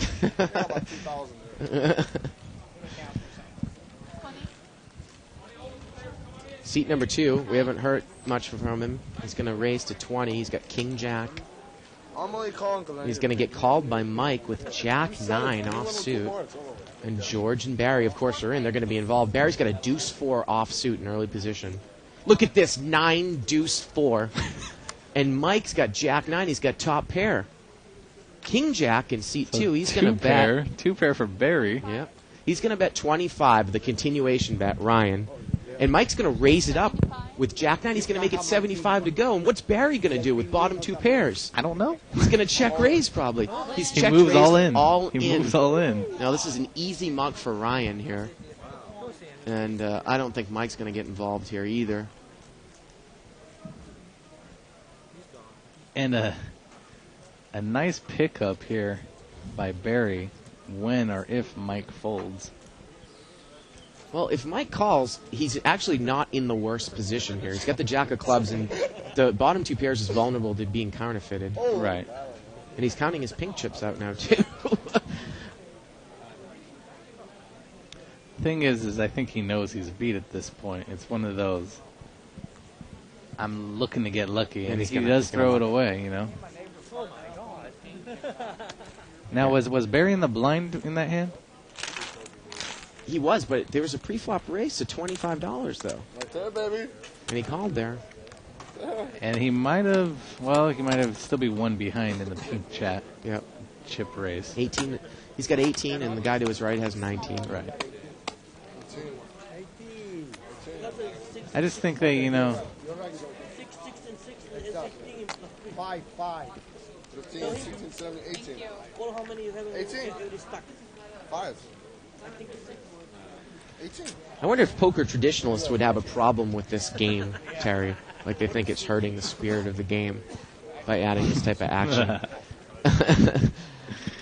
Well, those people that think that the pink chips are hurting the game, those traditionalists out there, also think that live poker is rigged, so it's all a conspiracy. Six-way action, a 3-flush, king 4-9.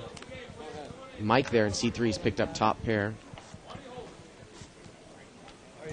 It gets checked around. The turn is an ace. Boy, this is some strange play.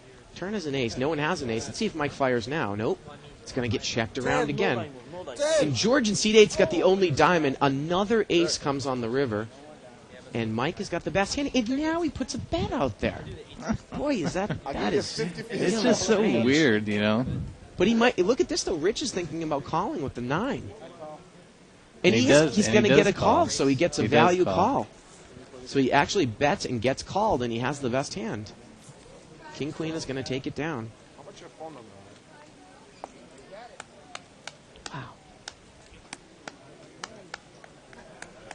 Oh, King Queen, that's And I just thought that it would have been funny if George in C8 would have escaped to win with the deuce of diamonds if a diamond had come on the river. Right. He was the only one with a diamond in his hand. 7.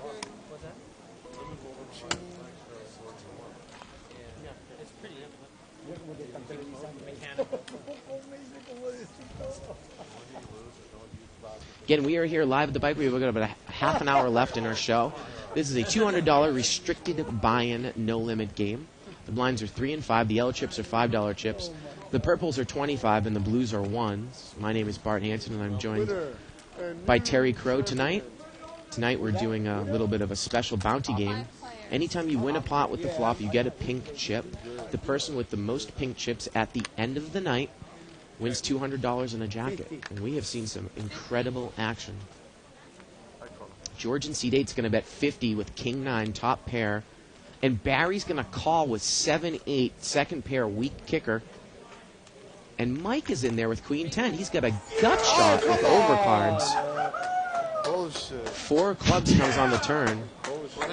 As someone gets knocked out here in the boxing match. There is a boxing match behind the scenes. That's what everyone's responding to. And George is going to bet 35 here with King 9, and Barry calls again. And this is, again, the situation with the pink chips are probably coming into play. I definitely think so. And Mike calls again. So we've got quite a pot here. Got about a $300 pot. The river is a 9, and that gives George trip 9s. Wow. Against about a $300 pot. Tell me he's going to bet here. So now with trip 9s, this is where we generally see him check it. But look at this. Wow. Mike's going to throw a bet out. He's going to try to represent a 9. He's going to looks like he's going all in. No, he's got 50. He's betting 50. And he's going to definitely get caught with his hand in the cookie jar here. But George calls, and let's see what Barry's going to do. Can he I overcall? think it's an easy lay down for Barry here. Well, the pot's about $450, and he's going to overcall, and George in seat 8 takes a big pot down and another pink chip. And if you don't think that Barry's thinking about those pink chips, you got another thing coming. Got it. Wow, big hands. Yep. Huge hands. You know, there's...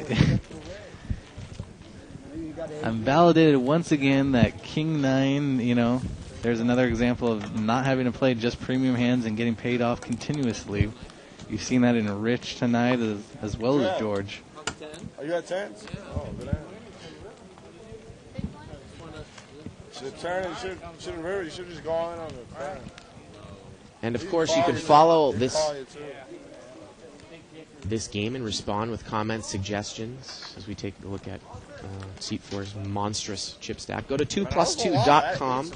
Click on Tournament Poker, World Poker Tour, and other televised tournaments. And it's the Live at the Bike official thread started by our buddy in Syracuse, New York, with the handle named KevMath. And if we anyone want to welcome all of you who are joining us for the first time and learning about our show in Vegas.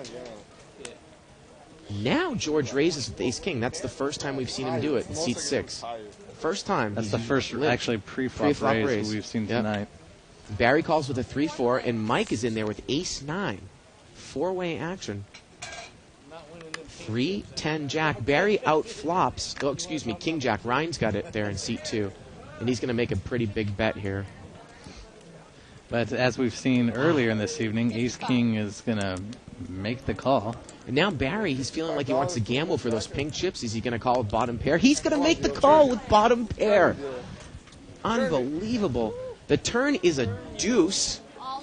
And now Ryan's going to go all in for his remaining chips. He only looks like it's about 40 more. And of course, with no pair, George, with just the ace king once again, the second time this evening, is going to make an all-in call. He's got overcards with a gut shot to the straight, but the king wouldn't be good if it comes on the river. He's drawn to the ace or a queen at this point. And we once again have about a $450 pot. And Barry makes the call. Yep. And the river's a jack, and Ryan hands folds up. Nice. And we still have a side pot brewing, but I don't think there's going to be any betting. King jack's going to take it down. And finally, Ryan has been waiting and waiting and waiting. Well, ironically, if Barry is continuously playing involved in these hands for the pink chips, he's going to lose more money than he would win with the bounty. Well, not even that, but he needs to recognize who's involved in the hands. Right. If he's playing, like he's getting involved and like calling down big raises against people that don't have any pink chips. So what's the benefit? Right. It's not like they're going after him. Right. You need to, if you're going to get involved with marginal hands, it needs to be with George, who has the other pink chips, and you're battling against him. Heads up against him. Right. Yeah. So, yeah, he's going against other players that don't even have any pink chips. So what's the threat if they win the pot? What do you think I'm calling 50-50 for? And maybe if anyone knows, at least for my own interest, if anyone knows any information on our World Series of Poker winner, Joseph Hacham, any trivia, something interesting out there, you can write it on the 2+2 forum as well. 5-way action here. It looks like it was limped around. Ace, Jack, 7, 2 clubs. And, no one's got a piece of it, and he gets checked around. Now the turn is an 8. George in seat 6 has got an 8, and he checks it. And now Barry has bet with absolutely nothing.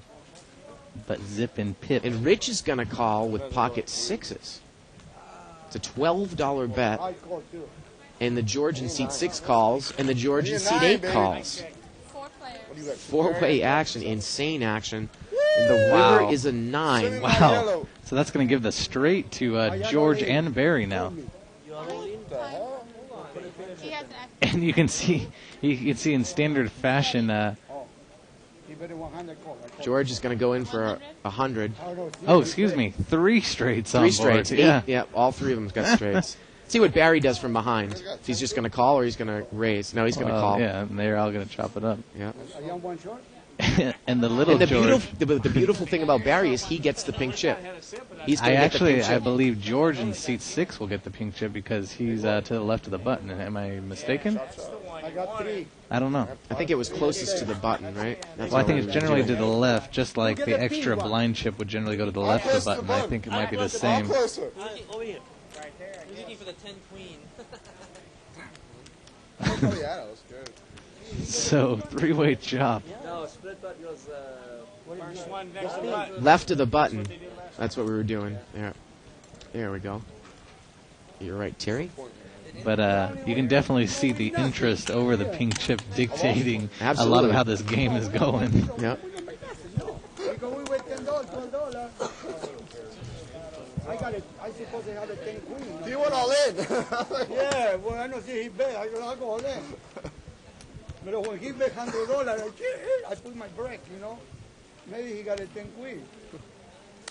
Well, I think wow, I think, we're going till 10 o'clock here. And Star's got more chips. Star's got more chips in her rack there. So for all those people wondering out there, where are the pink chips? She's got them more in the rack. Win some yellow. All in for 40. Now Mike's going to move all in here for his remaining 40. He's got ace 4 of clubs. Seat 9 there, Barry. He's got ace queen. So you're probably going to see an easy call out of loose Barry here. Well, Barry was the original raiser anyways. Okay. So he's a dominating position over Mike. There's a queen right off. Mike's going to have to catch a backdoor. No, he's going to catch a 5 now. No good. So one more pink chip there.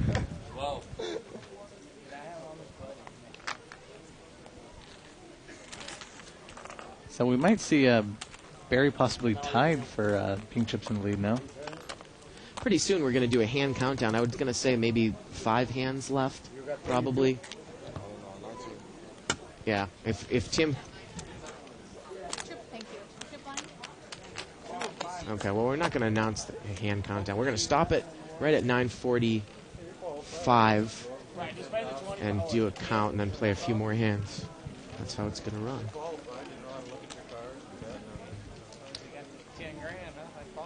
Maybe we can get Bart to present the green jacket.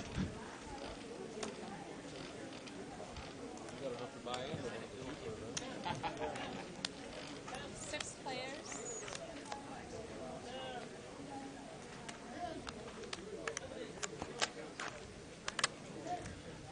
It's like a deuce 4 jack on the flop rainbow. Right there, right? It's scary.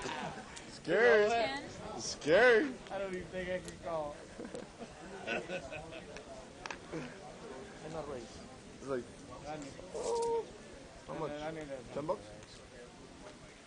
I don't know what he's calling. Scared me. He scared me more. I check your blind. You guys are just playing. So Barry with bottom pair puts out a bet there, and now it's getting check. Go ahead. And George with just the 4 is going to take down the pot. 4, 6. He's got over 20, right? Don't you? I got 21. 21. 8 of would tie me with him. Thank you. I got 18. I'm not even close. I can't. I'm out of Blinds, that. please. How do I win that jacket, though? You gotta win. You get the pink. That's the jacket. That's like It's not his jacket, right? It's like I ain't gonna get no jacket. Go to the gift shop and get a jacket with that. It's much cheaper there. Oh, sure, it's cheaper. No, I wanted to win it. You know, I can buy all of it. Well, I'm going to tell you, Terry, that I think we're either going to play That's a deal. 4 or 5 more hands. We'd like to announce it to the table, though. That's cool.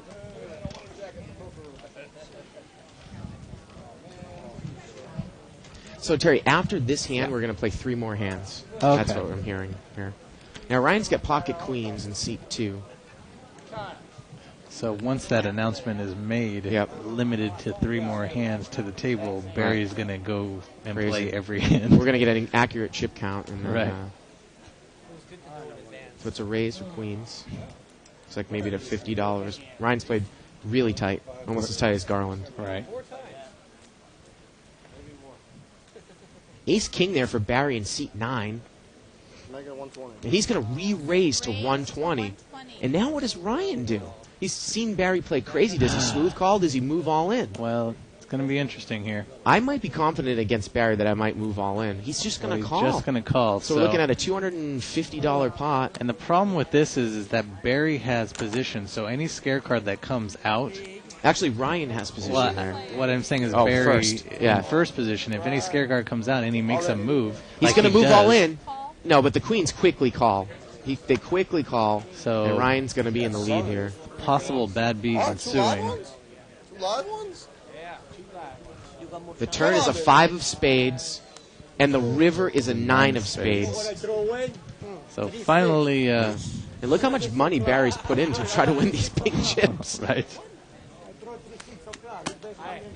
Hey, I have I think it was read correctly with Barry in early position. If any scare card had come out, he was going to move all in, and queens might have mucked. Make it straight.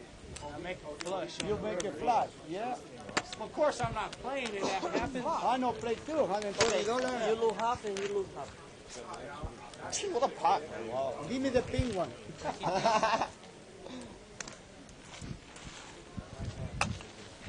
right, guys, we have 5 hands to go. To get that pink chip, man, I don't want any. No, tell. No. Tim? Tim, we're trying to get in contact with Tim out. We are going to do 3 more hands for the night. The announcement being made to the table. After this hand, guys, we're going to count them down, and then we got 3 more. So we're actually getting an extra hand here. Terry, because you didn't get that to the table fast enough, that information. All right, Dan, and seat 1 is conceded. Wow, pocket queens for seat 3. And that's a new player. Mike has left the table, so a new player sits down and gets queens. Looks like he's going to raise it. And he has no idea probably what's going on here. Right. You're gonna win about 2,000. And you can see like what we had said regarding the announcement. Of course, Barry and George and seat 8 are obviously going to be in there winning those pink chips. Queen 9-6. Wow, C3's flopped set. But Barry now has the flush draw and an open-ended straight draw. Wow. And he's checked. And look at this. Barry's almost lost all his chips. And C3's going to lead here with his queens. George makes the call with King Jack. It's a pink chip battle. I feel really, if I was C3, I'd be really lucky here. The turn's a 6, and now Queens has got a full house. Both players drawing dead. Now they're drawing dead. Now, sometimes people with a set of queens might get tricky. It looks like Barry's going to try to get tricky here. No, he's checked it. So let's see if Queens tries to get... No, he's going to move all in. No, Barry moves all in. No, excuse me. C3. Right. But I think that's going to be an easy call for Barry, obviously, on a flush draw, open and straight draw. And he's drawing totally dead. Absolutely dead. That's 6 million outs. 6 million outs here. And the river is a jack. Queen's full? Oh, I didn't see it. Wow. And wait a minute, has Barry given up? So I think Barry's just given up. That is unbelievable. That is the most unbelievable thing I've ever seen, Terry. He went through $900 in a quest for pink chips. There's only 3 hands left. I think it's... And he went through all the money. Now there's only... Oh, my goodness. And George's got 1 more chip than he did. And ironically, if he just stays, puts $200 back on the table and picks up a couple of small pots, he could get $200 in prize money. So that's weird.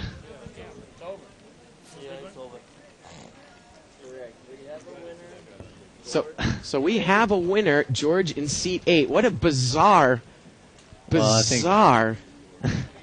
chain of events there. So if and he could have, you're right, he could have rebought, and he still could have had the pink chips. If he had maybe picked up a couple pots for $5 or something like that. And George in seat 8, he picks up pocket kings.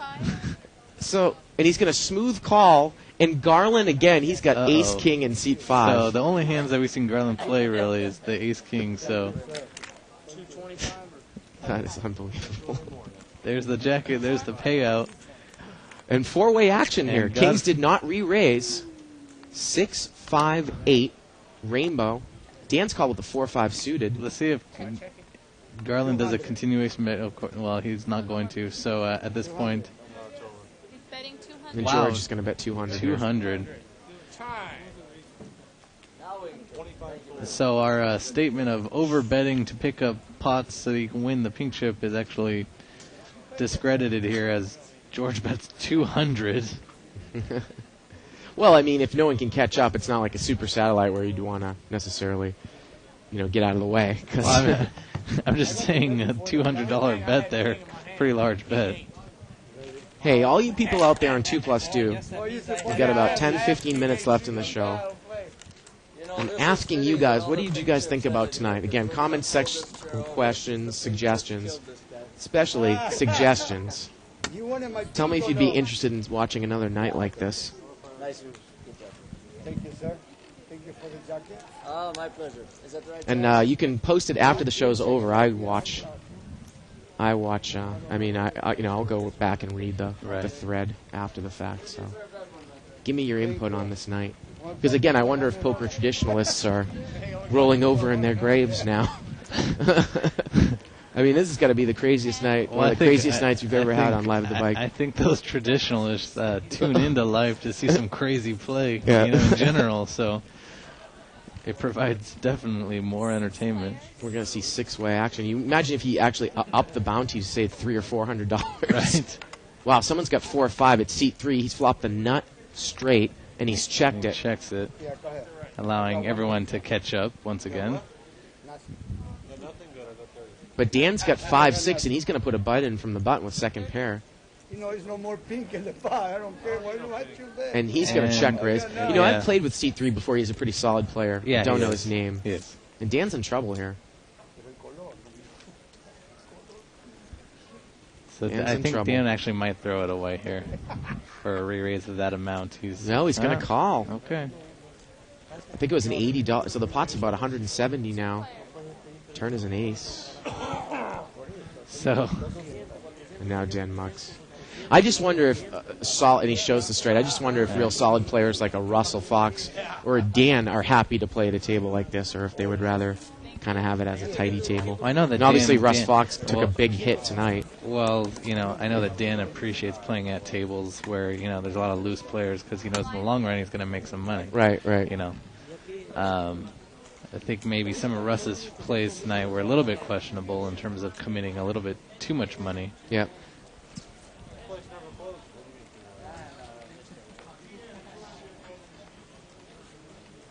So the quest for the bounty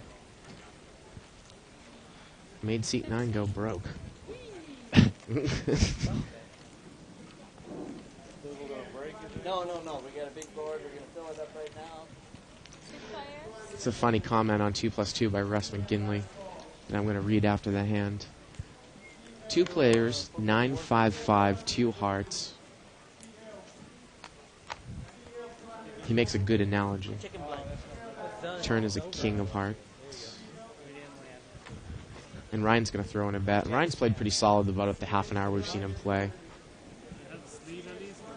And George has got a black queen 4, so he's not going to call. Well, first off, Russ McGinley, celebrity poster on 2+2. Of course, he says, whoever came up with the pink chip idea deserves a raise. It's like watching a bunch of people spend $100 on one of those claw machines at an arcade to win a $2 stuffed animal. And I got to tell you, he's right on. Yeah.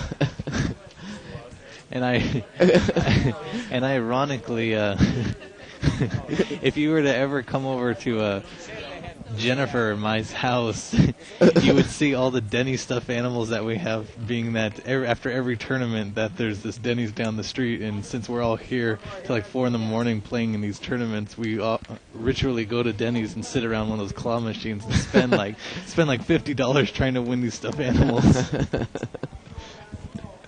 George is raised here with ace-king under the gun, and he's going to get called by seat 3 with a 9-10 suited. Jack 4 Jack. See if seat 3 can use his position to bet George off the hand. We haven't seen a lot of people use position on this table at all. King comes on the turn. There's the king. And look at this. George checks it. And seat 3 checks right behind him. The river's a 6. And now, now we'll see some weird bet after he's checked it the entire way and let the guy catch up. Well, right. Once again, weird play. I actually think one of the most addicting machines that you see at carnivals, fairs, arcades are those quarter machines where you put the quarter in the slot, and then you've got these little these little pushers, and you drop the quarter in, and then you're trying to get your quarter to get pushed up against the other quarters, and then they'll drop in the slot in the front. And they're such a ripoff. And I actually saw an expose on something like Dateline with those types of machines, all the quarters that come dumping out of the front, you don't get them all. It actually splits off. There's a divider in the middle, and half of them go back to the machine, and half of them go to you. So it's really interesting. I guess. So back to the action, Bart. Well, Ryan's come in for a raise here with ace-king in seat 2. It's going to make it 40 to go. No, there's no pink, but the other way I call you. Wow, George is going to lay down. Look at this. Did you hear what he said? He says there's no pink, otherwise I would have called you. There's no pink anymore. There's no more pink. And the funny thing is if anyone watched the show last night, George was playing the tightest out of anyone on the whole table. Yeah, that's true. No pink, otherwise I would call. And the new guy, Ryan, is looking at him as he speaks to him in his Greek accent like, what the heck is this guy talking about? And there goes Rich with No about more pink. 3.5 racks, about $1,800. See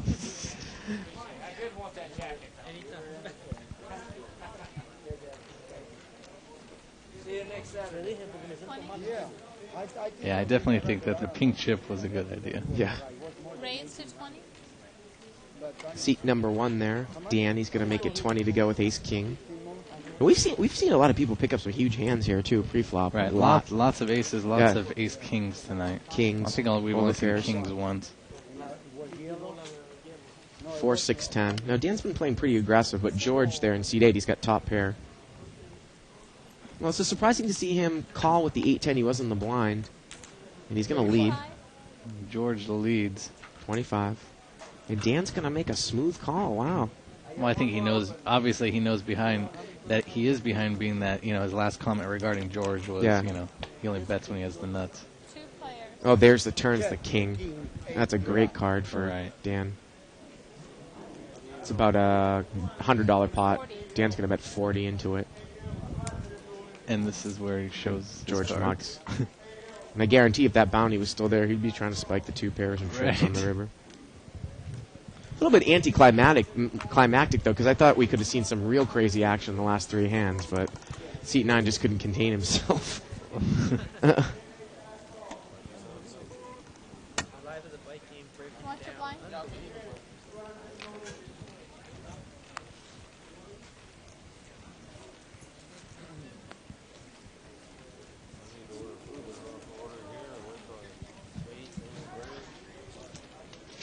Looks like we have a new player coming into seat 9 there.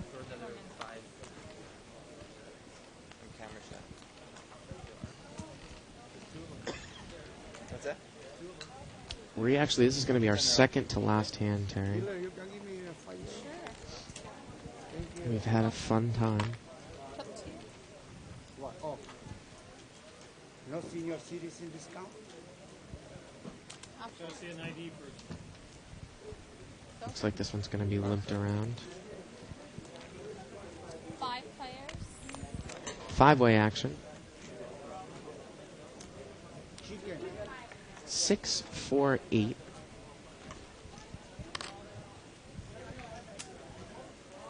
George there's got king 8. He's going to bet from the button with top pair, $25.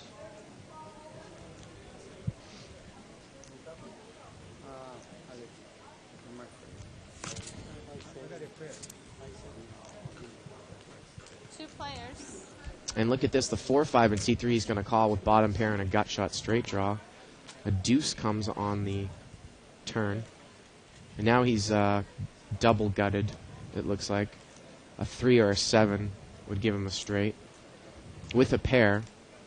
And George continues to lead here. He's going to lay it down. Sure. How much do you want to bet? No, no bet.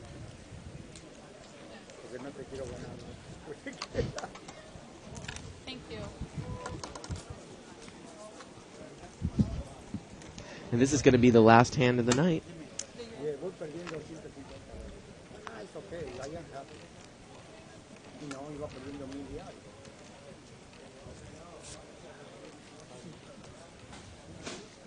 Very good, gentlemen. Thank you.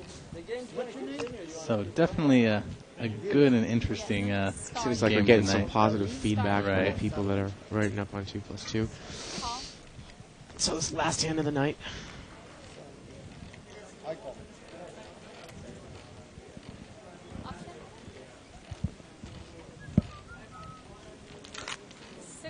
Six-way action. Dan is, I think he's doing out of protest, not showing his cards in the last hand here in seat 1. He's going to muck. Looks like seat 9 is going to lead for 15. There. With flop is 4-5-5. And Not much of much here. No. Everyone's going to muck, and that's going to do it for us tonight. Well, what a fun night, Terry. It's been. Thanks for joining us, everyone, at Live at the Bike. Please join us again on Wednesday. Of course, we stream live cash games every Wednesday through Saturday from 6 to 10 p.m. Join us on Wednesday for our 30-60 limit game. My name is Bart Hanson, and for Terry Crow, good night, everybody, from Live at the Bike. It's here. It's big. And it's closer than you think. It's not a tournament. It's what you don't see on TV. The cash is real. The stakes are high. They bet big. They win big. They lose big. High stakes live action poker. Live at the Bike. Watch it live on the web or play it if you dare at the Bicycle Casino right here in Los Angeles.